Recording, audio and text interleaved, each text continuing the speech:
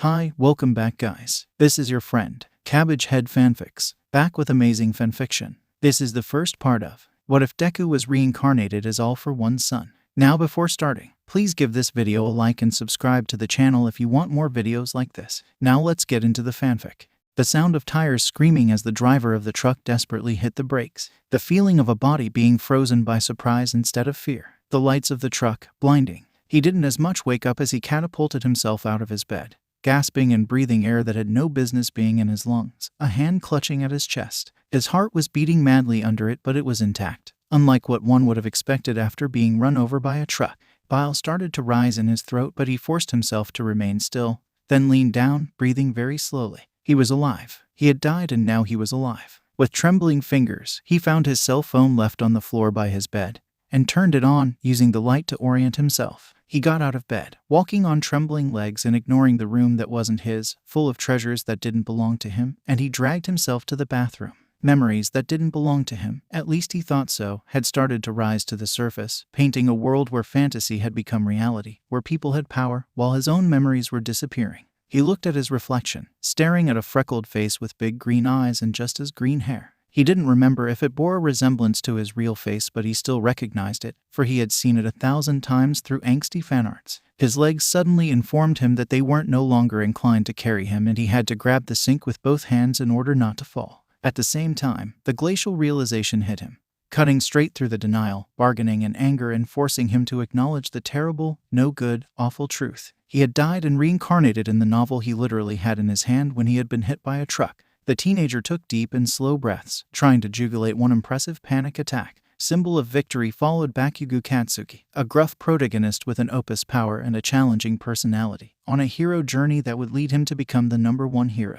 The first book, My Hero Academia, followed the usual shounen recipe in the first chapters, only to stand out by becoming darker and showing a realistic tale about how dangerous being a hero really was. The story was a massive phenomenon that had swiped over the internet, and even people who didn't read it at least knew about it, bringing it to a lot of content and a fandom that welcomed those who had read the source material and the wanderers who only knew the story through fics, fanarts, and Tumblr posts. He passed a hand over the freckled face he had seen in thousands of angsty fanarts about Bakugo Katsuki's backstory. Breaking every law of Isekais, he hadn't reincarnated as an overpowered antagonist trying to avoid the doom flags in an action series, or as a villainess born in a noble family and who had to take revenge over the female lead in a romance series. Instead, he had managed to get reincarnated as a side character whose death was inevitable and who also happened to be the only person in the entire series not to have a quirk. Words were uttered inside this bathroom that decency didn't allow to reveal. He dragged himself back to his room and let himself fall on the bed, his hands clutching his face. Midoriya Izuku wasn't even a side character. He was barely a background character designed to be pitiful, and to give main pain to the protagonist, Bakugo Katsuki, the memory of the quirkless, worthless childhood friend who had dreamed too big and whose life had been cut short. His death was a constant reminder that Katsuki needed to be better and not let anything affect him. In the web novel, Midoriya Izuku died in Katsuki's backstory, after he had told him to take a swan dive from the roof and to hope for a quirk in his next life, a sentence that had marked the entire fandom forever and which had started many flame wars. Thus, the author had changed Midoriya Izuku's death in the light novel to happen at Kamino, in a futile attempt to save his former best friend, only to be crushed by a building in front of his very eyes. It certainly made for an incredible scene, but he wasn't keen on sharing this fate. I suppose that even if I don't know which version I am in, I can at least avoid my canon fates by never setting foot in Kamino and avoiding rooftops for the rest of my life. However, there was an apocalypse arc in Book 5 or 6 after All Might's death, Japan going to hell as the hero system collapsed, thousands dying as collateral damages, then even more killed in the panic. He doubted that he could survive it without a quirk. He brought his legs to his chest and hugged himself, his fingers digging in his knee and his calf. He didn't want to die again. He didn't want to have died and to be here, already forgetting his past life. But the idea of going through all of this in barely a couple of years looked like a cruel joke. The teenager was considering his options when he noticed the notebook at the end of his bed. The title, Hero Analysis for the Future number 13, was written on the cover. His hand moved on its own, picking it up and exposing the rambles and drawings made by a fan. He knew what was written in it before even reading it. After all, he had access to all the memories of this body. And yet, wonder washed over him as he immersed himself in the analysis, a work done out of a love. His panic, his fear, his despair, all of it subsided, drowned by fascination. In his own world, he did the same, though all the powers he analyzed came from works of fiction. He soon reached the end of the notebook. It was all right, though. He still had 12 left. Izuku, since it was his name now, spent the first night of his new life rediscovering something he loved. Morning came too quickly, and with it, the social obligation of leaving the safety of his All Might-themed bedroom to interact with people. Fortunately, Izuku had a plan. He would pretend to be sick so his mother would allow him to skip school, and he would have one additional day to wrap his mind around the fact that he had been Isekai. Alas, most plans didn't survive their first encounter with reality. And this one was no exception. The delicious smell of coffee floated in the air. Izuku's body moved on its own. The next thing he knew, he was in the kitchen, enjoying a cup with his mom. Breakfasts in the Midoriya household were enjoyed in silence, as neither the mother nor the son enjoyed mornings or forced socialization without an adequate amount of caffeine and sugar running in their veins. It left Izuku all the time to scrutinize Midoriya Izuku. Even thinking about her name felt wrong. She ought to be Mom. But it was important because it was a name that Izuku had never fallen across, no matter how many fanfictions or headcanons had crossed his dash. At the time, he only had one toe in the fandom, so he might have missed it altogether, but he suspected that she wasn't mentioned in Symbol of Victory. Midoriya Izuku was always depicted as alone, a pitiful existence that Katsuki was the only one to mourn. But his mother had been the one to live with his death. His fist clenched on his own, his knuckles becoming white around his cup. "Maybe you're reaching out," a little voice whispered at him. The truth was that Izuku had never read the source material. His meager knowledge came from the fact this series was impossible to avoid on Tumblr, from people sending him messages with snippets because he had a knack to analyze power sets, and thanks to his best friend who could talk about it forever. He realized that he didn't remember her name. He didn't remember her face or her voice either. He just remembered that she had loved Symbol of Victory and that he was happy to listen to her rants. It should have made him sad, but instead, he only felt warmth. "Are you sick?" his mother suddenly asked. "You look pale." "Lie," an instinct that didn't fully belong to him whispered. He could have ignored it with ease. But one look at her frown and the worry on his face made him change his mind. "Oh no, don't worry," Izuku awkwardly said. "I just didn't sleep well." She put her hand on his forehead, making him blink in surprise. Her palm was warm. "You don't have a fever, but you look really tired. Maybe you should stay home today." This was a golden opportunity to do what he had planned, brought to him on a silver platter, and yet Izuku managed to stutter his way out of it. He couldn't even blame it on the love for someone he had technically met this morning trying to breach his mental defense and to overwhelm him. It was entirely on him and his awkwardness. Izuku grabbed the cups, washed them in the sink, got ready for school, and hugged his mother and told her he loved her before he left. It was important. He was well placed to know that one didn't always have the luxury of a goodbye. However, he didn't look back when he left the apartment. It was time to meet the protagonist of this world, the man who would become the symbol of victory. The unflinching hero of Japan, the one who sees triumph with both hands. And yes, he had a challenging personality, but Izuku had nothing against a morally ambiguous character. "I'm the only one here with the potential to go to UA. I will even surpass All Might and become the best out here. Not to mention I will become one of the richest people in the world." Bakugo Katsuki was an asshole. What had been interesting character flaws designed to make him different from the generic shounen protagonist were far less charming for someone inside the story, making him instead look like a one-of-a-kind case of long-lived rabies carrier. Izuku had made the mistake of making eye contact with him this morning, and he hadn't liked that. Then had liked even less when Izuku had just nodded and sat down, sending his desk flying with a kick. He ignored the protagonist standing on his desk and doing what suspiciously sounded like a villain monologue. His classmates using their quirks, even he was fairly certain that this was illegal and completely sure that it was dangerous as the building didn't seem up to code, and focused back to what he had been writing in his notebook. How to survive the plot. Current time of the story. Symbol of Victory. Volume 1, My Hero Academia. Countermeasures to avoid the doom flags. Avoid rooftops. Pretend to have fear of heights if necessary. Do not go on any kind of roof even if the most exclusive of All Might merch is waiting for you. Yes, even the 10-year anniversary banner, the one for which you have to kill someone just to get your hands on it. Never go to Camino. You don't need anything over there. This place is now radioactive to you. Make sure to set alternative ways to travel if the train makes you pass through this city. Countermeasures to survive the apocalypse. Train like crazy for 1 or 2 years and become a quirkless badass able to survive anything. If it was so easy, many more people would be buff and everyone would use their gym memberships. And from my quick internet research, getting any kind of cool support item is impossible without a hero license. Get a quirk. Pretty sure that the only guy in the business of offering quirk happens to be a mass murderer who will be more willing to use me as a science project gone very wrong than to listen to me. Get a gun. Where? Gain medical knowledge in order to be someone essential that others will protect. Since I have 3 years at most instead of the 10 years I would need to be somewhat competent. This doesn't seem to be a good solution. Also, I'm 14. You're also going to UA, aren't you, Midoriya? Izuku froze as the entire class went quiet, feeling dozens of eyes on him. The silence was so oppressive that for a moment, he was convinced that it would remain forever, smothering everything it had in his snare, only to shatter as every student in his classes laughed at him. Even his homeroom teacher smiled. Part of him wanted to crawl under his desk and never been seen again. Ashamed that he had been stupid enough not to take precautions in order not to be found out. Ashamed that he couldn't defend his dream and ashamed to always put himself in those kind of situations. Another part of him, hidden deep beneath this absence of self-esteem, was made of pure rage. No reader would have ever suspected such anger from a character that was most of the time depicted in flashbacks. But all of those belonged to a body he had crashed into this morning, and what presided over all of it was Izuku's own annoyance. Izuku didn't appreciate being mocked by his entire class in what had to count for a case of blatant quirk discrimination.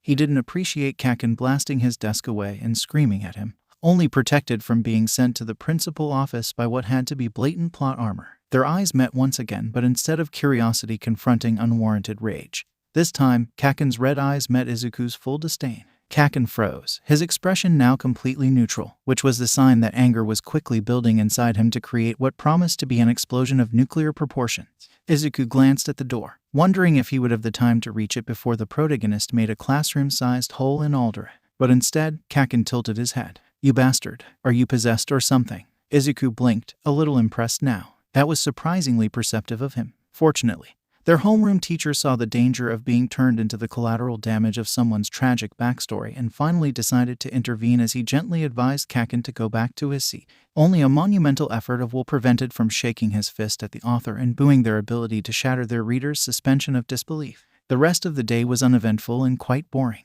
Izuku was counting minutes at this point, eager to leave school and to have several hours to himself so he could start making real plans.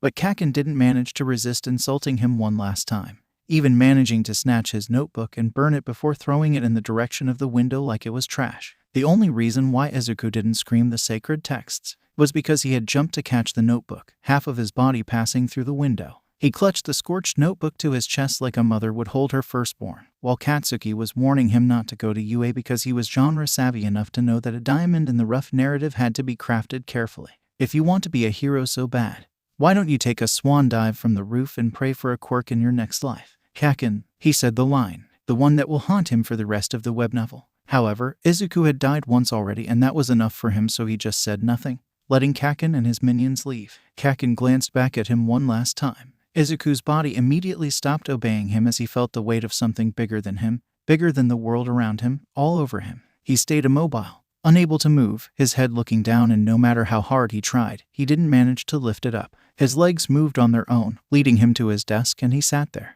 If someone had drawn him at this moment, it would have made the perfect depiction of someone who couldn't take it anymore. Minutes passed until they turned into hours. His shoulders and the back of his neck were hurting because he had been in the same position for too long. His mind was twisting and turning, trying to understand what was happening. But eventually, he got out of his chair and started moving again, to the stairs leading to the roof. Oh no, Shinichi Iate, carrying her kendo sword on her back, hurried through the hallways of Aldera. At this time of the day, the school was empty, turning the entire thing into a vaguely disturbing liminal space, but it also allowed her to use the gymnasium to her heart's content instead of paying to have access to a dojo. She had figured out that even if her wind quirk was nothing to write home about, her career as a pro hero would be easier if she had the ability to hit people on the head with a big stick. I almost missed Midoriya in the stairs and would have pretended not to have seen him if it wasn't for the way he was unnaturally still. She paused, seeing that he was gripping the rail hand so hard that his knuckles were completely white and every muscle in his body seemed clenched, as if he was fighting his own body.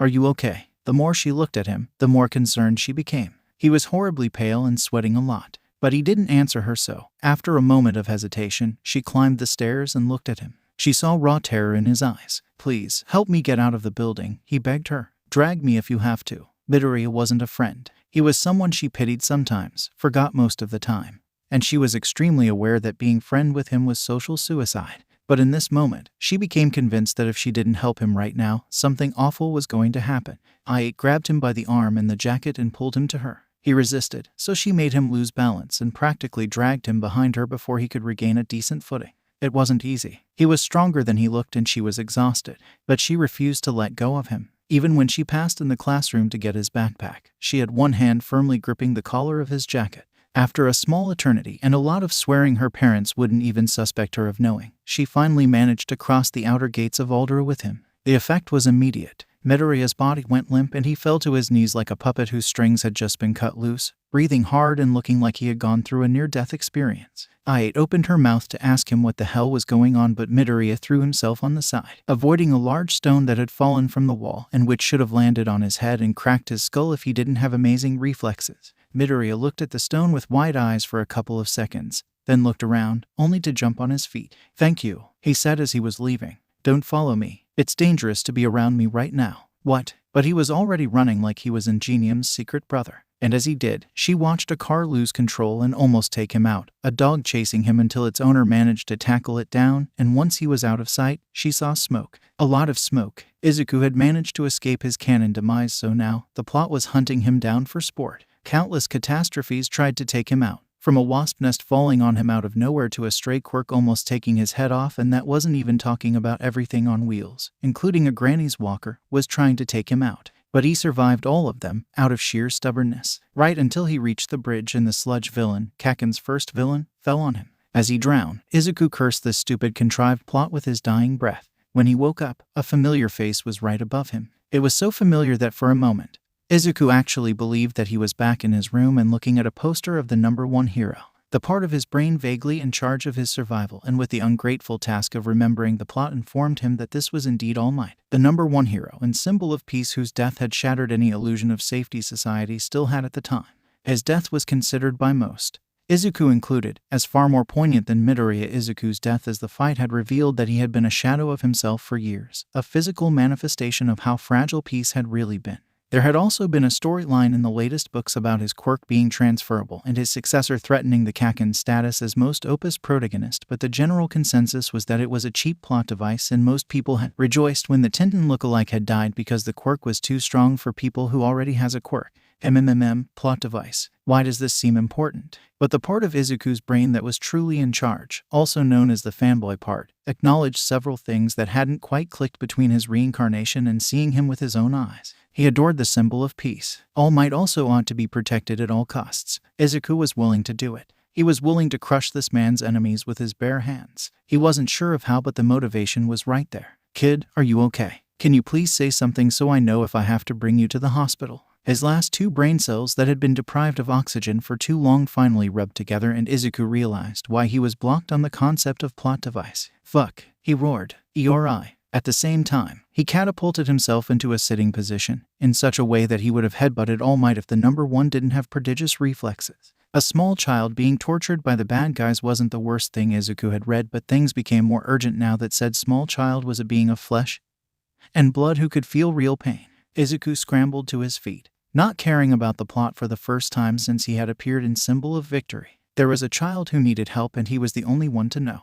If he didn't intervene, she would be experimented on until she died. The police and pro-heroes alike wouldn't believe him. They would ask him how he knew that, and he wouldn't be able to explain, or worse, they would lock him up in a mental ward as soon as the words light novel would escape his mouth. And if he died today, he wouldn't have any other occasion to do something for her. "Thank you for saving my life," he told a very confused All Might who was holding two bottles containing the sludge villain that had tried to use Izuku's as a meat suit. The villain was obviously uncomfortable and squirming in pain, but since he had tried to crush Izuku's internal organs into a fine paste so he would have more room, Izuku couldn't find much mercy in him. "I am a huge fan. Young man, I don't think you should." But Izuku was already leaving. "I'm fine. I promise. Thank you for being the best." Later, Izuku would blame the lack of oxygen his brain had been through on his horrible skills at problem solving. Every day, Eri was allowed to leave the inside of the compound and to play in the grass for an hour. The grown-ups had said that it was necessary for a child to breathe fresh air and to get some sunlight. They hadn't told her, of course. Eri was just used to grown-ups talking in front of her like she couldn't understand them.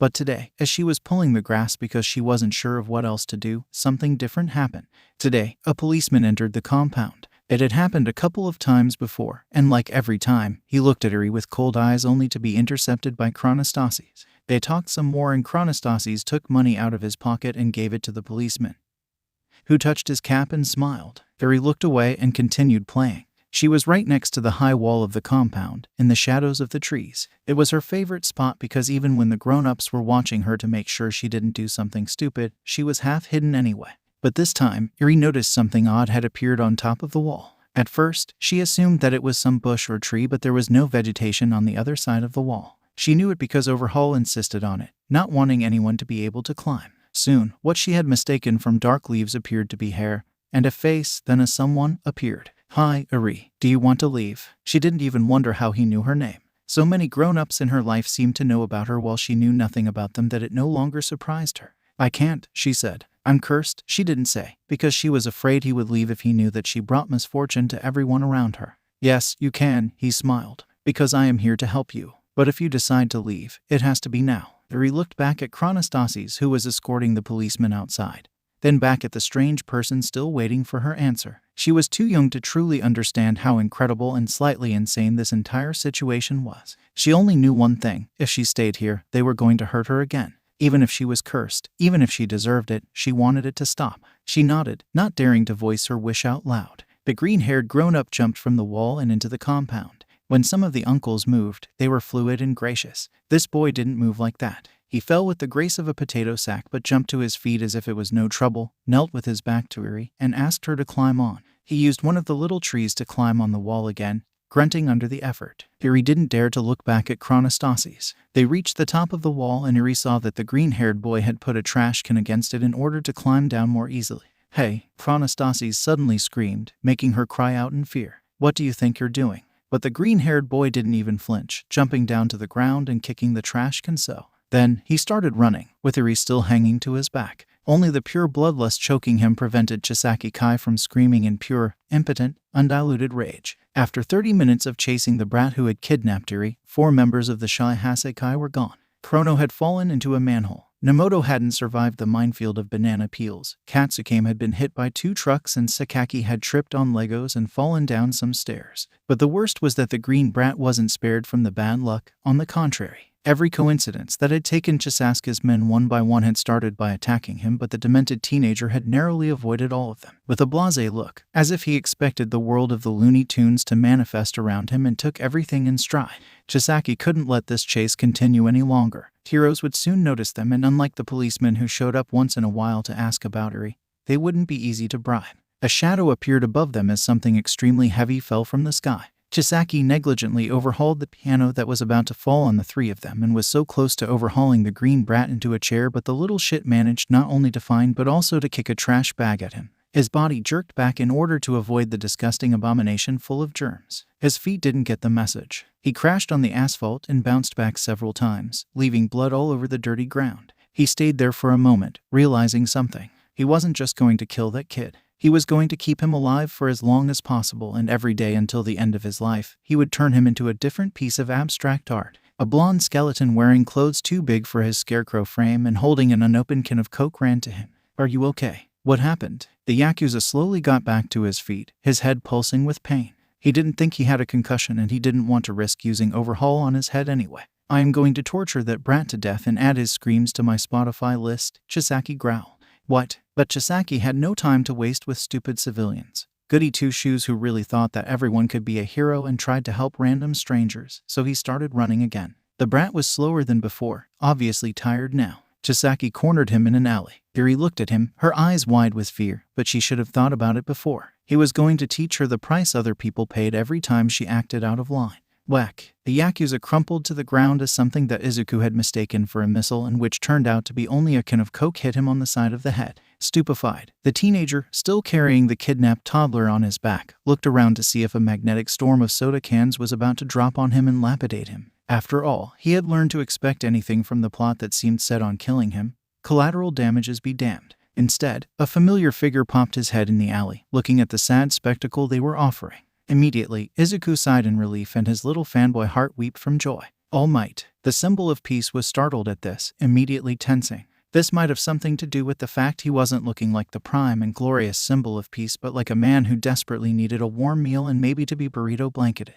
"How? This is Eri." Izuku changed the subject. "She is the granddaughter of a Yakuza boss, but when he fell into a coma because of him." With his chin, he designated the limp form of the trash toucan who had filled Japan with anti-quirk bullets, which had killed several fan favorites, and he experimented on her. The last words were neutral, for Eri's benefit, but All Might's eyes narrowed as he saw the bandages all over Eri's body. And that wasn't even talking about the scent of blood and antiseptic that Izuku could smell because of how close she was to him. He realized that giving Eri to All Might was the safest option for her, as the plot would soon try to bury him again. It had stopped on his way to Eri, but he suspected that it was only because this world had counted on the Yakuza to shape Kaken's tragic backstory. He knelt down and stopped holding her, leaving her the room to get off him on her own. Instead, Eri Koala clung to him, putting all of her strength in her frail limbs and compromising his ability to breathe painlessly. "Eri, this is All Might, the greatest hero in the world," Izuku said softly, not sure that the child even knew who All Might was. "He is the one who punished Overhaul. If you go with him,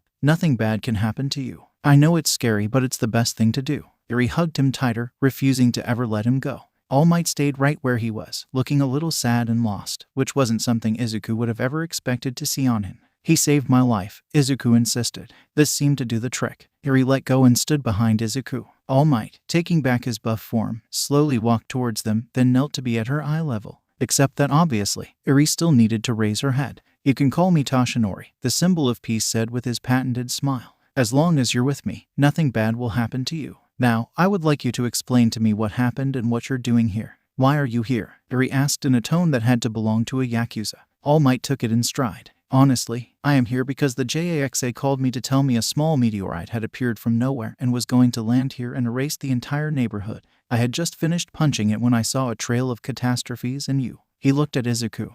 "In the middle of it." At this point, Izuku admired the world's determination to kill him. "It's a long story that I don't really have the time to explain right now. I have to go." Eri immediately went back to holding on to him while the laughter of the symbol of peace cut him off. "Ha. No you don't," All Might informed him. "Yes, I do," an hysterical part of Izuku screamed back. All Might be the strongest and able to protect Eri, but Izuku was all too aware that he was mortal. The plot intended to kill All Might in a gruesome way in the future. Izuku would not be responsible for his premature demise. Eri's quirk allows her to rewind living beings, Izuku explained. Eraserhead could help train her, but in the meantime, I don't think it will be a problem if you keep her with you. Because in the worst-case scenario, Eri would make some of All Might's internal organs grow back. He looked at the child who was clutching his jacket, her big eyes looking at him with fear and whatever cats had that made humans do whatever they wanted. It broke Izuku's heart to leave, but he needed to put distance between his current curse and her. He knelt in front of her and held her hands. "I am sorry. I wish I could stay. But if we want to see each other again, I have to leave now. But before I go, you're not cursed. He lied to you. Everything he said was a lie. None of this is your fault. Adults are supposed to protect children and instead, they hurt you and used you. They are the ones who are wrong, not you." Eri started crying. She didn't bawl her eyes out like one would expect of a child, but cried in silence, tears flowing on her face without even a sob. All Might immediately intervened. "He's right," Izuku heard him say before he left. Toshinori looked away from the strangest boy he had ever seen for 2 seconds at most. It was long enough for him to disappear. At some point, the near-death experiences started to blend in together, which didn't do much to alleviate Izuku's terror at the idea of being brutally erased from the census, but it did allow him to level up when it came to repressing such feelings. He finally arrived home, in one piece, though his bag was missing in action and the jacket of his Gakurin was burned. "Izuku," his mother called, horrified. But the teenager's momentum didn't allow him to slow down, let alone stop, and he rushed into his room, only to be greeted by the numerous and heavy All Might merch. He could trip on the smaller ones and break his skull. The shelves were promises of death from above. His life-sized statue of All Might could easily crush him. Even his figurines looked awfully sharp. He couldn't seek refuge in his room. Emptying it of everything would take forever. His mom arrived running and slipped on the wooden floor. Izuku moved on his own, arms raised to catch her before she fell, but she threw her shoulders back, regaining her balance through pure will. She looked at him, radiating worry. Izuku opened his mouth to lie and tell her not to worry. "Mom, I'm in trouble," he said instead. "I need help." His mom changed under his very eyes. Not physically, but her nervousness, her anxiety, all of it was gone, replaced by determination and something cold that was only born when people became parents and they considered for the first time the idea of their child being in danger. "What happened?" she asked, her voice calm, to Izuku's benefit. At this moment, Izuku had no doubt that if he told his mother that he had snapped and killed someone, her mom would grab a shovel and make all the proof disappear. And if said someone wasn't completely dead, she would finish the job. "I was hit by a quirk that will kill me today through freak accidents." Izuku arranged the truth. "I need to lock myself somewhere safe. I need to borrow your room and I need your help to put all the furniture out so I'm safe. And I think I need to seal the window too." His mom raised a finger. Izuku stayed quiet. She took exactly 3 seconds to think, and when she talked again, she didn't ask any questions or implied that Izuku had lost his mind. "I have better," she said instead. Izuku's mom led him one floor down, to an apartment he had never seen but which apparently still belonged to them.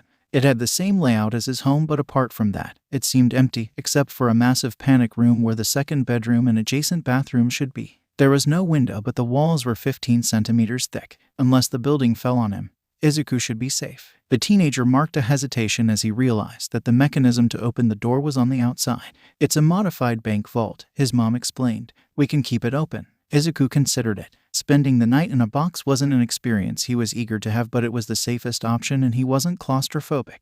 "If I can breathe in here, I would prefer to be locked for the night before you go." "I am staying," his mom informed him matter-of-factly. "Mom, you could become a collateral damage." "I am staying." Despite that, she did lock him in, but only the time to go back home. Judging by how quickly she came back, she had been running, and when she opened the door again, she was carrying 2 All Might sleeping bags, varied snacks, and juice boxes. Izuku thanked her but didn't drink and didn't eat anything. He couldn't take the risk of getting any kind of food poisoning. He also opened the sleeping bag so he could sit on it comfortably, but he wouldn't get inside. He wouldn't sleep either. His mom got in her own sleeping bag, her back propped against the wall, but she hadn't zipped the bag. She had finished one juice box, the mango one, and was now slowly and methodically ripping the packaging into small pieces. "She shouldn't be here," Izuku kept thinking. "She is in danger just by being near me." He didn't want to die, but if he had to choose between someone else and him, the answer was limpid. The feeling of doom got stronger at some point, and he asked his mom to lock him in. He once again asked her to go back home, and she once again refused. Things were quiet in the panic room that wasn't a panic room. "Izuku, can we talk?" His mom called from the other side. "I need to hear your voice. What do you want to talk about?" Izuku wasn't thrilled at the idea of talking about any events happening before today. Not when the mom who was so worried for a son who, in some way, had met her this morning. "Anything you want." "Why did you believe me?" Izuku asked. "Everything I said sounds insane. To tell you the truth, I didn't even consider if I should believe you or not. The priority was to ensure your safety. Anything else could be dealt with later." Izuku smiled. This kind of declaration necessitated an answer, but he had to find the right words. "Izuku," she called him when he stayed quiet a little too long. "I am happy and relieved that you're my mom."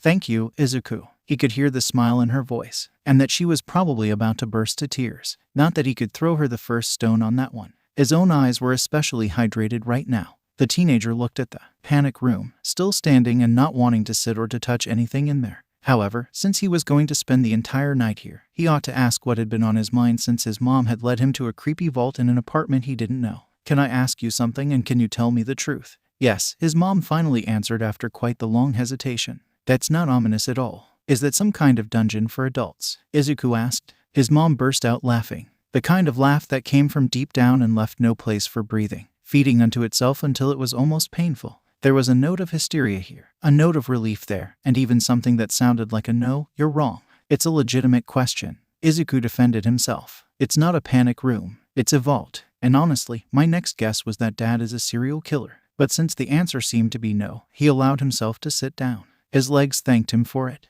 The laughter eventually subsided, but when his mom talked again, it was still audible in her trembling voice. Anything Izuku said could send it flaring again. "I think that if Hisashi was a serial killer, he wouldn't have shown me the place where he brings his victims. And before you ask, I'm not a serial killer either. At least, I think so. But I will admit that I keep fabric samples in the main room of this apartment." When the weight of the world had fallen on him and turned him into a puppet, Izuku had felt it acutely. This was why it was no surprise that he felt the moment where it was lifted from him. He checked his phone, confirming that it was morning. More specifically, it was the time on which the sun rose. Once Izuku got out of the vault and confirmed that the universe didn't want him dead anymore. Though his mom hadn't been pleased when she had seen him playing with that knife to prove his point, the 2 members of the Midoriya family decided that they had earned a day off. After calling school to warn them that Izuku was sick and couldn't call in, and hanging on when the teacher started to make noises on how it would be in Izuku's file, his mom grabbed a giant cup of coffee, drank it, then directly went to bed. Since she was face down and not moving, Izuku passed ahead through the doorway to make sure she was sleeping and closed the door when he was reassured. She had more than earned her rest. Izuku took a shower, changed into comfortable clothes, but was a little too alert to sleep, so he made his way to the couch, putting on a movie and scrolling down on his phone. He was surprised to see that no one was talking about an attack from the Sludge villain, which was Katsuki's starter villain, and the Sludge incident had cemented his admiration for All Might and his ardent desire to surpass him. Izuku wasn't sure he was the one who had managed to change one of the plot points, or if it had only happened because the plot was the one who had sixed the sludge villain on him. He would have to keep an eye on that. At exactly 8 a.m., someone rang at the door, drawing the ire of the mother and son duo, but Izuku still went and opened the door, ready to jump back in case the plot had sent him someone with a hockey mask and a large knife. Instead, Izuku saw All Might, wearing civilian clothes but in his heroic form. The tall man was holding the yellow backpack Izuku had lost between 2 near-death experiences. The same backpack that was containing his wallet and various IDs with his address. "I think this belongs to you," All Might said with his patented smile. Izuku, who was wearing an All Might t-shirt, an All Might hoodie, All Might shorts, and All Might socks, noped out of the situation, and before he even realized what he was doing, he slammed the door on the number 1 hero. The sane part of his brain slowly caught up with the part of his brain in charge of the problem-solving skills and informed it that they had mastered the concept of object permanence years ago and that they couldn't afford to regress. It wasn't because the door was hiding the symbol of peace from his eyes that it meant he was gone. "I'm sorry, I panicked," the teenager admitted. "It's okay." All Might graciously accepted his apology. "I get that a lot." "Izuku," his mom called from her room, with the groggy voice of a Midoriya family member who didn't have enough caffeine running through their veins. "Who is at the door?" All Might, the symbol of peace, braced himself at the idea of meeting Izuku's mom, which proved that he was a wise man.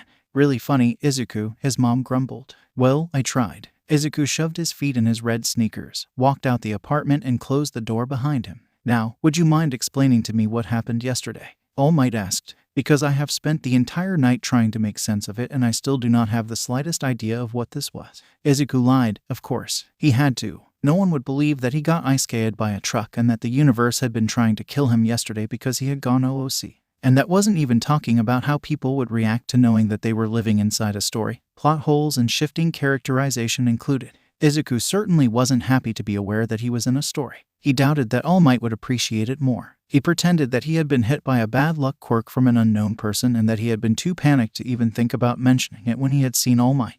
Then, of course, had to explain how he knew that Eri was in danger, in a rational and believable way. "Because I have a quirk that allows me to know stuff." Nailed it. All Might stared at him and stayed silent for a while, during which Izuku's sweat glands worked overtime. Unfortunately, since they were sitting on a wooden bench right next to a vending machine, there was no safe spot for him to crawl under. "The quirk database says you're quirkless," the symbol of peace finally said. "It's one of those quirks that are hard to prove because sometimes I'm completely wrong," Izuku kept lying. "Or I just get details wrong. But I knew that Eri was being abused. I also knew that the Yakuza with a bird mask was experimenting on her quirk to create quirk-erasing bullets that would have flooded the market and caused many deaths among the heroes." All Might leaned back, an elbow on the back of the bench, and he looked at the little park. When Izuku and his mom had moved into their apartment, it had been an entire kingdom to explore as far as 10-year-old him was concerned.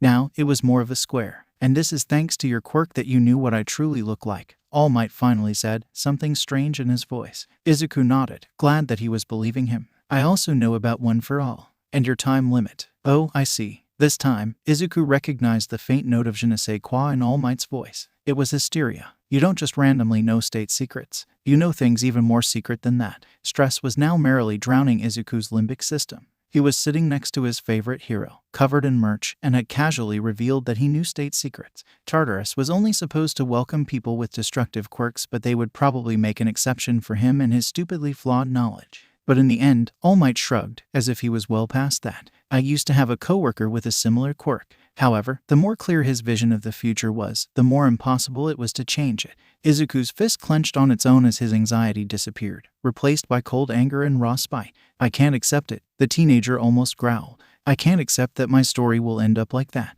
He felt All Might's gaze on him, but he couldn't meet it. Not when the memories of what the plot had put him through were so vivid. "I was supposed to die yesterday, or in little less than 2 years. But even though it's hard, even though I wouldn't have survived if so many people hadn't saved me, you, a classmate, and my mother, I have to believe that it's possible." Toshinori's master had believed in fate. Gran Torino used to call her an inveterate romantic, and maybe he had been right, because she had once told Toshinori that she had never looked for a successor. Instead, she had been convinced that her successor would find her. She had ruffled his hair when she had added that Toshinori certainly hadn't proved her wrong.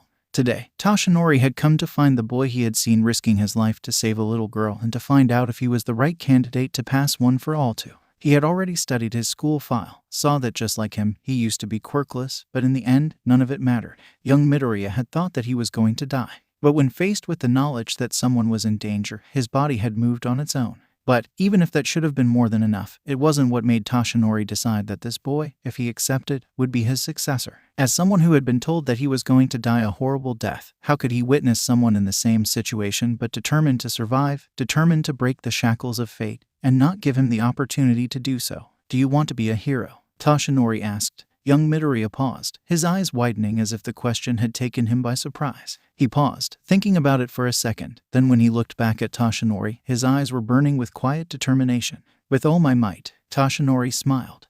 Not the smile of the symbol of peace or the smile he conjured as Yagi Toshinori, but an almost wolfish grin. "I have been looking for a successor. Will you accept my quirk?" Young Midoriya didn't hesitate for a second. Yes. It took 5 seconds for young Midoriya to realize what he had agreed to and to panic, which was, in Toshinori's experience, the usual way to react to this kind of news. Of course, at the time, Toshinori had been surprised to know a transferable quirk existed, while it was old news for young Midoriya. I think that I am legally obligated to inform you that you're supposed to give one for all to someone else, though," the boy said with a tiny voice. A blonde UA student with an intangibility quirk. It wasn't the first time Toshinori heard something similar. "Nah, it's my quirk," he shrugged. "I do whatever I want with it, no matter what ex-psychics, who had predicted his death and resigned in protest when he had refused to retire, could think." "Do you want to know the circumstances of your death?" Young Midoriya later asked him, long after they had exchanged contact numbers and after Toshinori had given him Eraserhead's phone number so a little girl could be pleasantly surprised by a call from his savior. Toshinori took the time to note that all prophets had the same look in their eyes, a weariness allied with something quite blasé, as surprise really touched them anymore. But he marked no hesitation when it came to answering the boy's question.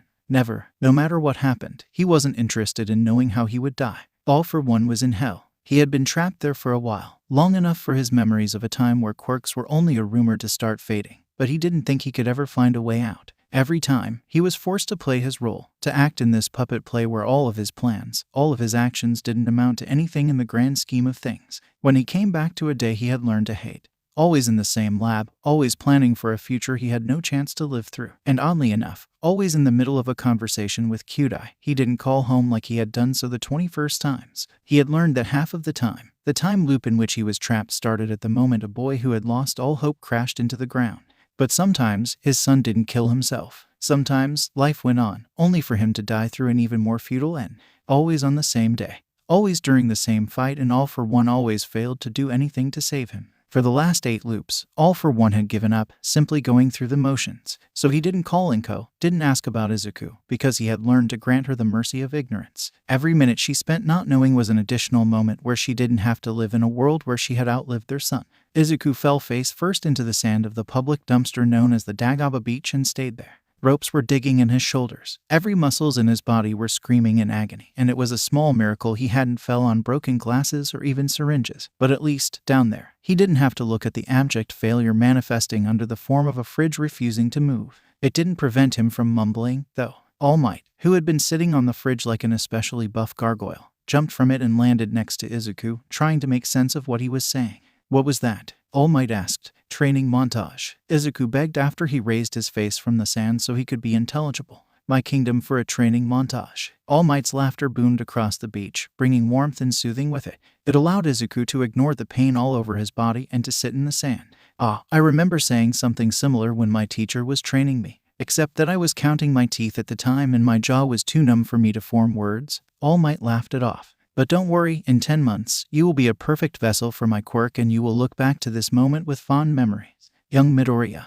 what's wrong? Izuku wasn't sure of what he looked like, but if he had to hazard a guess, he could have been the lost twin of the screaming man from Munch. 10 months. Izuku stuttered. "Yes, you need to put on some muscles before receiving One for All or your limbs will blow up." "What?" Izuku's eyebrows reached the root of his hair. "You know about One for All, you know about my time limit, but you don't know about the limb problem." All Might asked. Izuku opened his mouth to assure that he would remember if his fake quirk had informed him of the possibility of losing a couple of limbs, because he refused to believe Tumblr wouldn't have made a myriad of jokes about bone-breaking juice. 10 months, he repeated instead. Apparently, now that it had been informed that there was a real chance he wasn't going to have a quirk, his brain had started to make Gollum noises. "We really should work more on our communication," All Might thought out loud. 10 months. "I see that you need a minute." Izuku took a deep breath, trying to think. When he had seen the American Dream plan to clean the beach, he hadn't realized that he would only get one for all at the end of those 10 months. It was his fault. He should have asked for more details. But if all went according to plan, Izuku would receive one for all right before the entrance exam and he would have no training with it.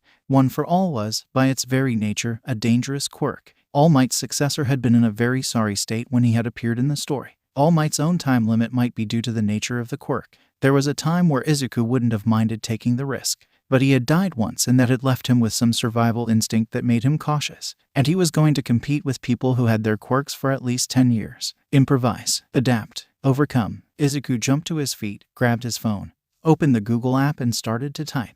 How to set a meeting with cryptid, supervillain to get a quirk. Young Midoriya. You cannot seriously consider making a deal with the devil. All Might obviously underestimated his will to live but was excellent at reading over someone's shoulder. Why not? Izuku asked as he scrolled down, bookmarking forums. He would have to search through them once he was home. I can pretend that I want to be a mole in UA and he will just try to kill me once he realizes that I betrayed him. All Might started to turn a color that wasn't found in nature, opening and closing his mouth, until he finally managed to push one word out. No, well, technically speaking, it wouldn't be the first one Izuku accepted a quirk from a man he didn't know. He will want to kill me anyway when I get one for all. Izuku argued. It's not like it will make our future interactions any worse. All Might looked at him, his eyes burning with blue flames and generating an intensity that made Izuku hold his breath. Young Midoriya, all for one is dead. Every piece of a puzzle Izuku hadn't tried to solve but which had been under his eyes all along clicked together. I killed him 5 years ago. All Might was the greatest hero in the world. All Might, despite all of his intelligence and his experience, had been left completely blindsided by All for One. For a reader, it was simply a contrived way to make the plot work so Bakugo Katsuki would have to fight a terrifying enemy, one whose strength had been established from the moment he defeated the symbol of peace. We nearly killed each other but in the end, I defeated him. All Might believed that All for One, the symbol of evil, the antagonist of the entire plot, was dead, so he had stopped looking for him. And now, Izuku had the unpleasant task of announcing to him that he was wrong. Oh boy. Izuku took a deep breath, less to give himself courage than to give himself time. After all Might was waiting, knowing that something was wrong with his previous statement, knowing that Izuku was about to deliver some very bad news. And yet, the teenager still had to say it. Did you kill him between the time we met and today? He couldn't help the note of genuine hope that slipped in his question. No, All Might said in the tone of someone who didn't want to hear his interlocutor's next word. Then he, probably, isn't dead. Smoke rose from All Might as he deflated, regaining his true form, his eyes glaring into a distant point in the horizon to the point that Izuku was convinced that if All for One had been there, he would have caught on fire and been reduced to ashes. All Might didn't say anything. He didn't move. He didn't even seem to be thinking anything, just feeling a mix of grief and unholy rage at the injustice of the whole situation. I'm sorry, Izuku added, because he could perfectly empathize with such feelings. All Might held out one finger and the teenager's mouth clamped shut. I will be right back, the number one hero finally said with a voice devoid of any intonation. All Might could have disappeared by using a speed that even Izuku's fanboy eyes couldn't follow, but instead, he calmly walked away from Izuku and left the Dagaba beach. The teenager remained where he was for about 20 minutes, not keen on moving and flat out refusing to follow him. There were times where a man was alone. Izuku had started to slowly but surely drag the fridge near the entrance of the beach when he heard an extremely distant scream, saturated with rage and frustration. Deku, Kaken greeted him the next day. Where the hell were you yesterday? I thought you were dead or something. Izuku looked up from his burned notebook, signed by All Might, and the plan written in it in case the symbol of peace didn't change his mind about giving him one for all. You care? The green-haired teenager asked, genuinely surprised. Of course not, you moron, Kaken assured him half a second later. Izuku didn't fail to notice that even if he hadn't thought about it for long, he had taken the time to consider the question. I wouldn't have offered you one for all if I had known All for One was still alive, All Might later told him. They were sitting in a little restaurant and none of them had touched their plates. All Might looked calmer than the day before, but the revelation had obviously taken its toll on him.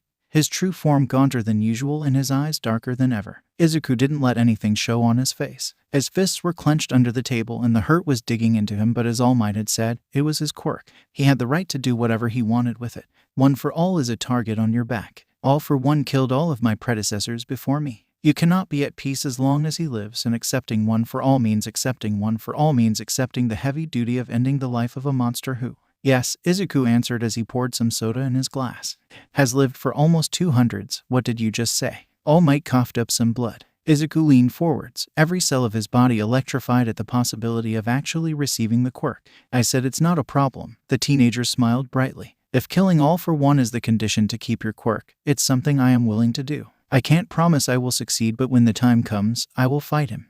Don't you want to take 5 minutes to think about it?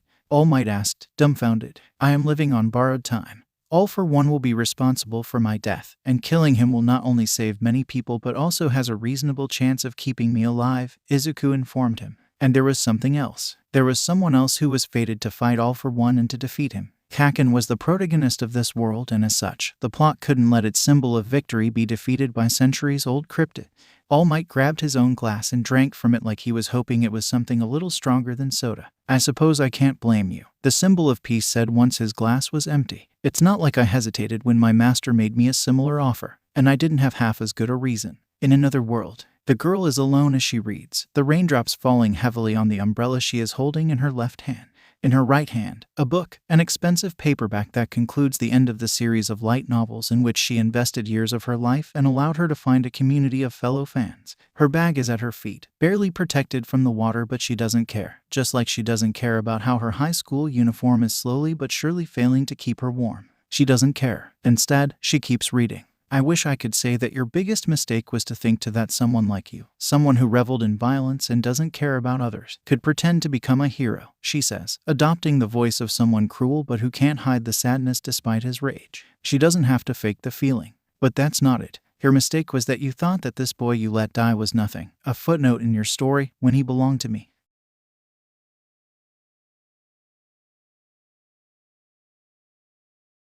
She might have mixed feelings about symbol of victory, but she couldn't bear to see books damaged. It drove her crazy when her best friend folded the corner of a page instead of using one of the dozen of bookmarks she always had at disposition. At least, that's what her best friend used to do. I know you don't like being read to, but the quote was a little too good for me not to do it, she says to the tombstone she is standing in front of, forcing her voice back to her usual cheerful self. She slings her yellow backpack over one shoulder. Her umbrella moved with the movement and rain touched her hair, but she couldn't pay attention to it.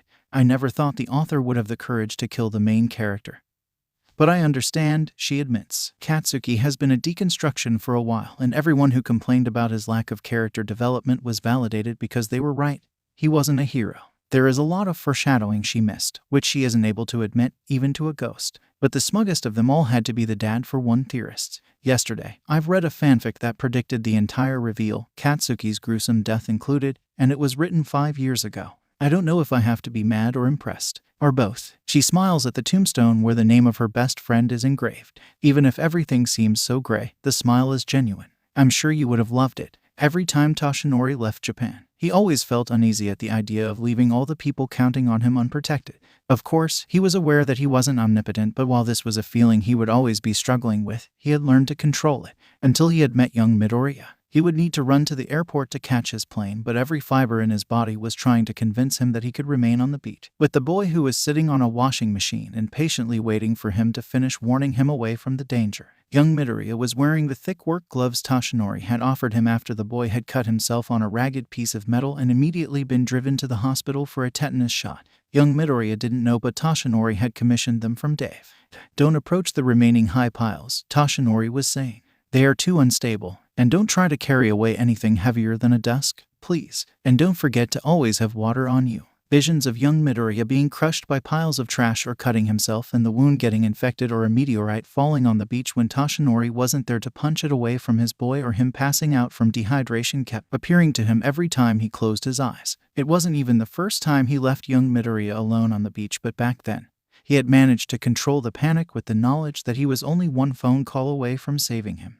Or you could take a 3 days break, Toshinori concluded. Resting is an important part of training. The boy looked sharply at him, the light hitting his eyes in such a way that made the green in them strangely cold, and he tilted his head, confusion all over his face. But I already have a schedule, and I might not finish cleaning the beach in time if I rest for 3 days, he reminded Toshinori, uncertainty in his voice. Honestly, this was a legitimate worry, and Toshinori didn't want to tell him not to worry, mainly because he knew young Midoriya enough to be aware that such reassurances tended to have the opposite effect on him. Don't worry, All Might. Young Midoriya smiled brightly. I will be careful. Once All Might was gone, Izuku looked at the beach and at everything left on it. He had removed the worst of it in the past 5 months, but there was still quite a lot of trash to take care of. Most of them only needed some cleaning to be in good condition again, and the others could be broken down into salvageable material parts. The teenager cracked his knuckles. Plus ultra. So many stuff in this beach bazaar is stupid cheap. You just have to haul it home yourself. Some of it is heavy but totally worth it. I'm not mad. The symbol of peace lied to Izuku 3 days later as he looked at the completely clean beach. The teenager was shifting his weight from one foot to another, the sand creaking under his red sneakers. Of course All Might was mad. Izuku had cheated. He had even waited for All Might to be gone to post a message online so people could get cheap stuff from the beach. Worse, he had gained money from it, which was even more problematic. The funds were untouched, safe in his backpack. Some old instinct that didn't belong to this life whispered to him to keep this money for rainy days, but even if his first thought had been that it would be useful if he needed specialized, he was also aware that his family had no money problems. He wasn't sure of what his father was doing for a living, but Izuku never felt bad throwing large amounts of money at merch, and his mom certainly didn't keel over at the idea of wasting money. Yes, he would have to give away that money, if only to feel better. He would have to make research about associations later. You did clean the beach, which means that you did earn my quirk. All Might admitted. But your muscles aren't as prepared as they should be. Did Hunch tell you that you would be alright with only 5 months of training? Izuku considered lying to a man he worshipped and decided against it, not because he couldn't but because he didn't want to. His low chance of survival made him more willing to use cheap tricks and subterfuges, but he wouldn't compromise All Might's ability to make informed choices about his own quirk. No, but considering what I know, I think the best option would be for me to receive one for all now and to train the rest of the year, the teenager admitted. It was vague, but he wasn't lying. After one amazing coughing fit, the conviction that All Might's hair would stay in Izuku's throat for the rest of his life, and the worst pain of his life as every bone in his arm turned to confetti. Izuku admitted that maybe, just maybe, he had miscalculated. Oh no, don't worry, All Might disabused him as he was carrying Izuku to the car. It's what I expected for your first time using my quirk. What? And you didn't warn me, was left unsaid but still perfectly audible in the high-pitched indignation his shriek created. Well, I hardly could tell you, the number 1 hero said in a sheepish note. I don't think anyone would dare to throw a punch if they expect to break bones. The bad news was that Izuku broke his arm twice in one day. The good news was that he got an exclusive visit of UA long before the entrance exam, an autograph from Recovery Girl, and got to Huggery, who was hanging out on the campus because her foster dad was a teacher. There was something strangely satisfying about having a quirk, even without being able to use it. Izuku would have expected to become antsy about his inability to use one for all because every fanfic author in the Symbol of Victory fandom had felt the urge to describe what quirk urges were in their fics, but instead, he felt a quiet feeling of contentment. It's probably the advantage of being born quirkless. The teenager was sitting at the kitchen table, the hand he had broken yesterday working so fast that the words he was writing in his notebook would be undecipherable to everyone but him, thoughts freely spilling out of his mouth. One lifetime ago, he had made himself a nice niche on Tumblr as the blog who was good at analyzing powers. His mind had been trained through 2 lifetimes into picking quirks apart and seeing what made them tick.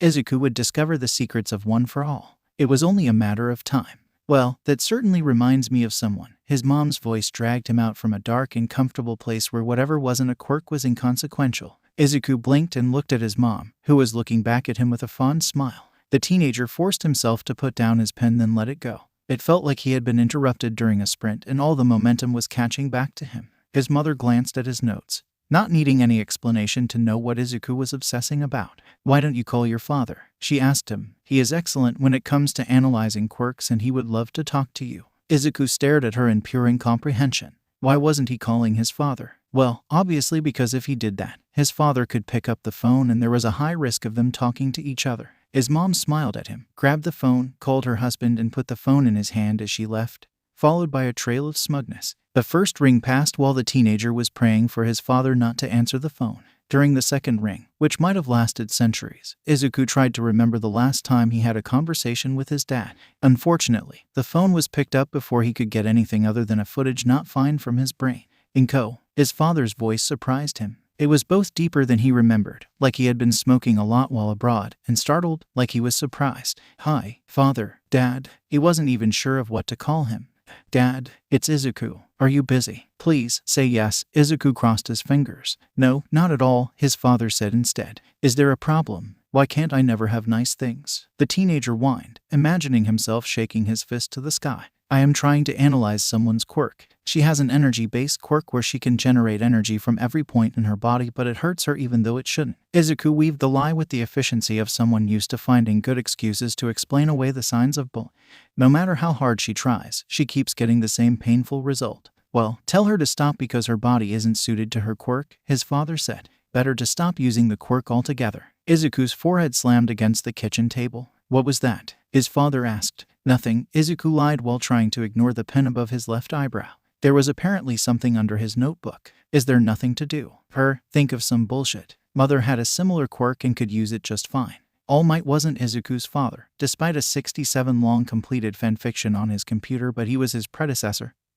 And he had been just as quirkless as Izuku. Why isn't the mother explaining it to her? The only way to have decent quirk education in this country is to have a parent explain to you how the power works. Izuku's father grumbled, which was a sure sign that he needed to be stopped before he started a rant, including the words "back in my days." She's dead. Sorry, All Might. What's her father's quirk? None. As quirkless as I am. A long silence ensued, where Izuku's father probably regretted ever picking up the phone. Maybe he would block Izuku's number so he would never have to get quirk questions out of the blue again. Tell me about this quirk again, his father finally said. There was something strange in his voice. Anyone who wasn't Izuku would have recognized the same feverish intensity that took the teenager over when a quirk problem was close from being solved. Energy beams that can be fired from anywhere in the body. Powerful, but burns ensue when she tries to fire it from her fingers, like her mother used to. I don't have many details, but I know the energy isn't electricity-based like plasma. A neophyte would think it had nothing to do with One for All, but the problem was equivalent enough for the solutions to be the same.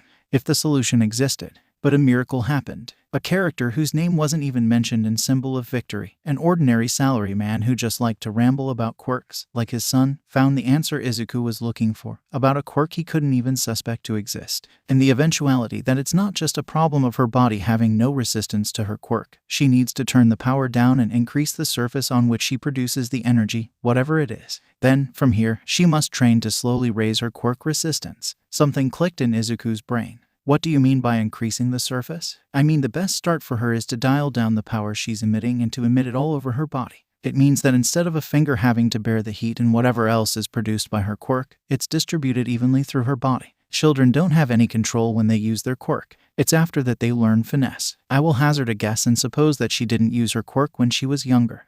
Maybe. In Izuku's defense, he wasn't aware that he would have to craft a detailed backstory about his fictional character. Her resistance to her own quirk and her firepower are out of balance. Izuku could somehow hear that the salaryman was nodding as if it was obvious. Her firepower grew with her, but since she was rarely using her quirk, her body had no resistance to it. It's like trying to lift too much weight out of the blue. Trying to push through it is always the worst thing to do. Izuku was very happy to be told that because his plan B was to keep breaking his bones until he figured it out. His father continued. That's why, and it's only an example, of course, you should never tell someone with a fire quirk not quite suited to their body to focus on making their flames as hot as possible unless you're prepared for them to impersonate an especially loud bonfire. That was an oddly specific situation which would have made most people pause at it and wonder if this was something Midoriya Hisashi had witnessed. Unfortunately, Izuku's brain was wired differently and immediately pointed out the fact that, despite his father's claim, someone in this terrible, awful, no good situation wouldn't have been screaming for long between the shock and the high-temperature fire incinerating the nerves responsible for transmitting pain signals. Since that was a little too morbid,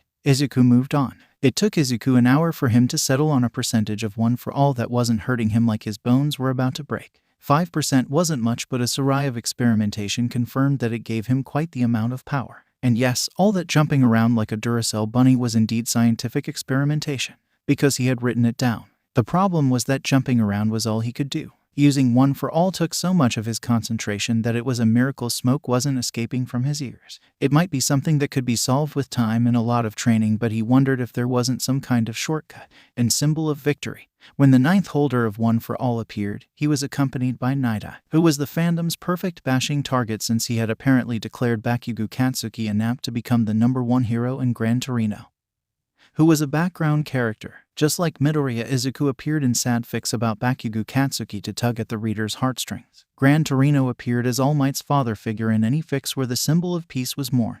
Gran Torino was the one who had trained All Might, and unless all of the fandom was agreeing on the same headcanon, He had known All Might's predecessor. He was the perfect source of information to know how One for All evolved and changed depending on its users. Izuku grabbed his phone, called All Might, and almost didn't freak out over the fact he had All Might's number. Young Midoriya. All Might. I would like to talk to Gran Torino. Do you think it's possible?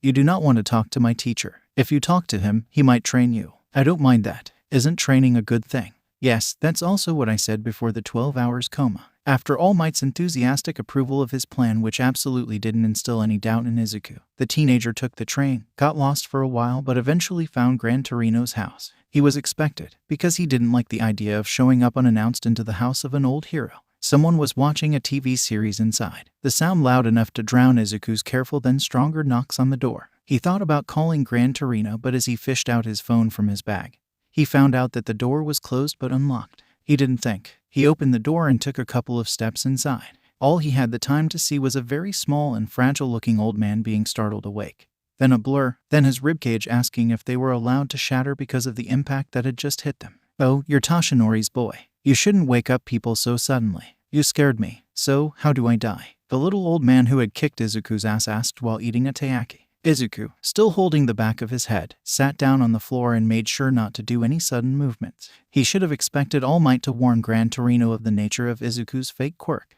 "I didn't see your death and I am not sure of what happened to you," he admitted. "How convenient," Gran Torino mocked. "Well, it wasn't Izuku's fault if the author had forgotten about him. You survived All Might's at Kamino, but you lost an arm to All for One," the teenager explained because he could at least prepare for it and avoid it. "After that, I believe you went into hiding to train his successor, who wasn't me but someone with an intangibility quirk." Tagata Mirio, Gran Torino nodded.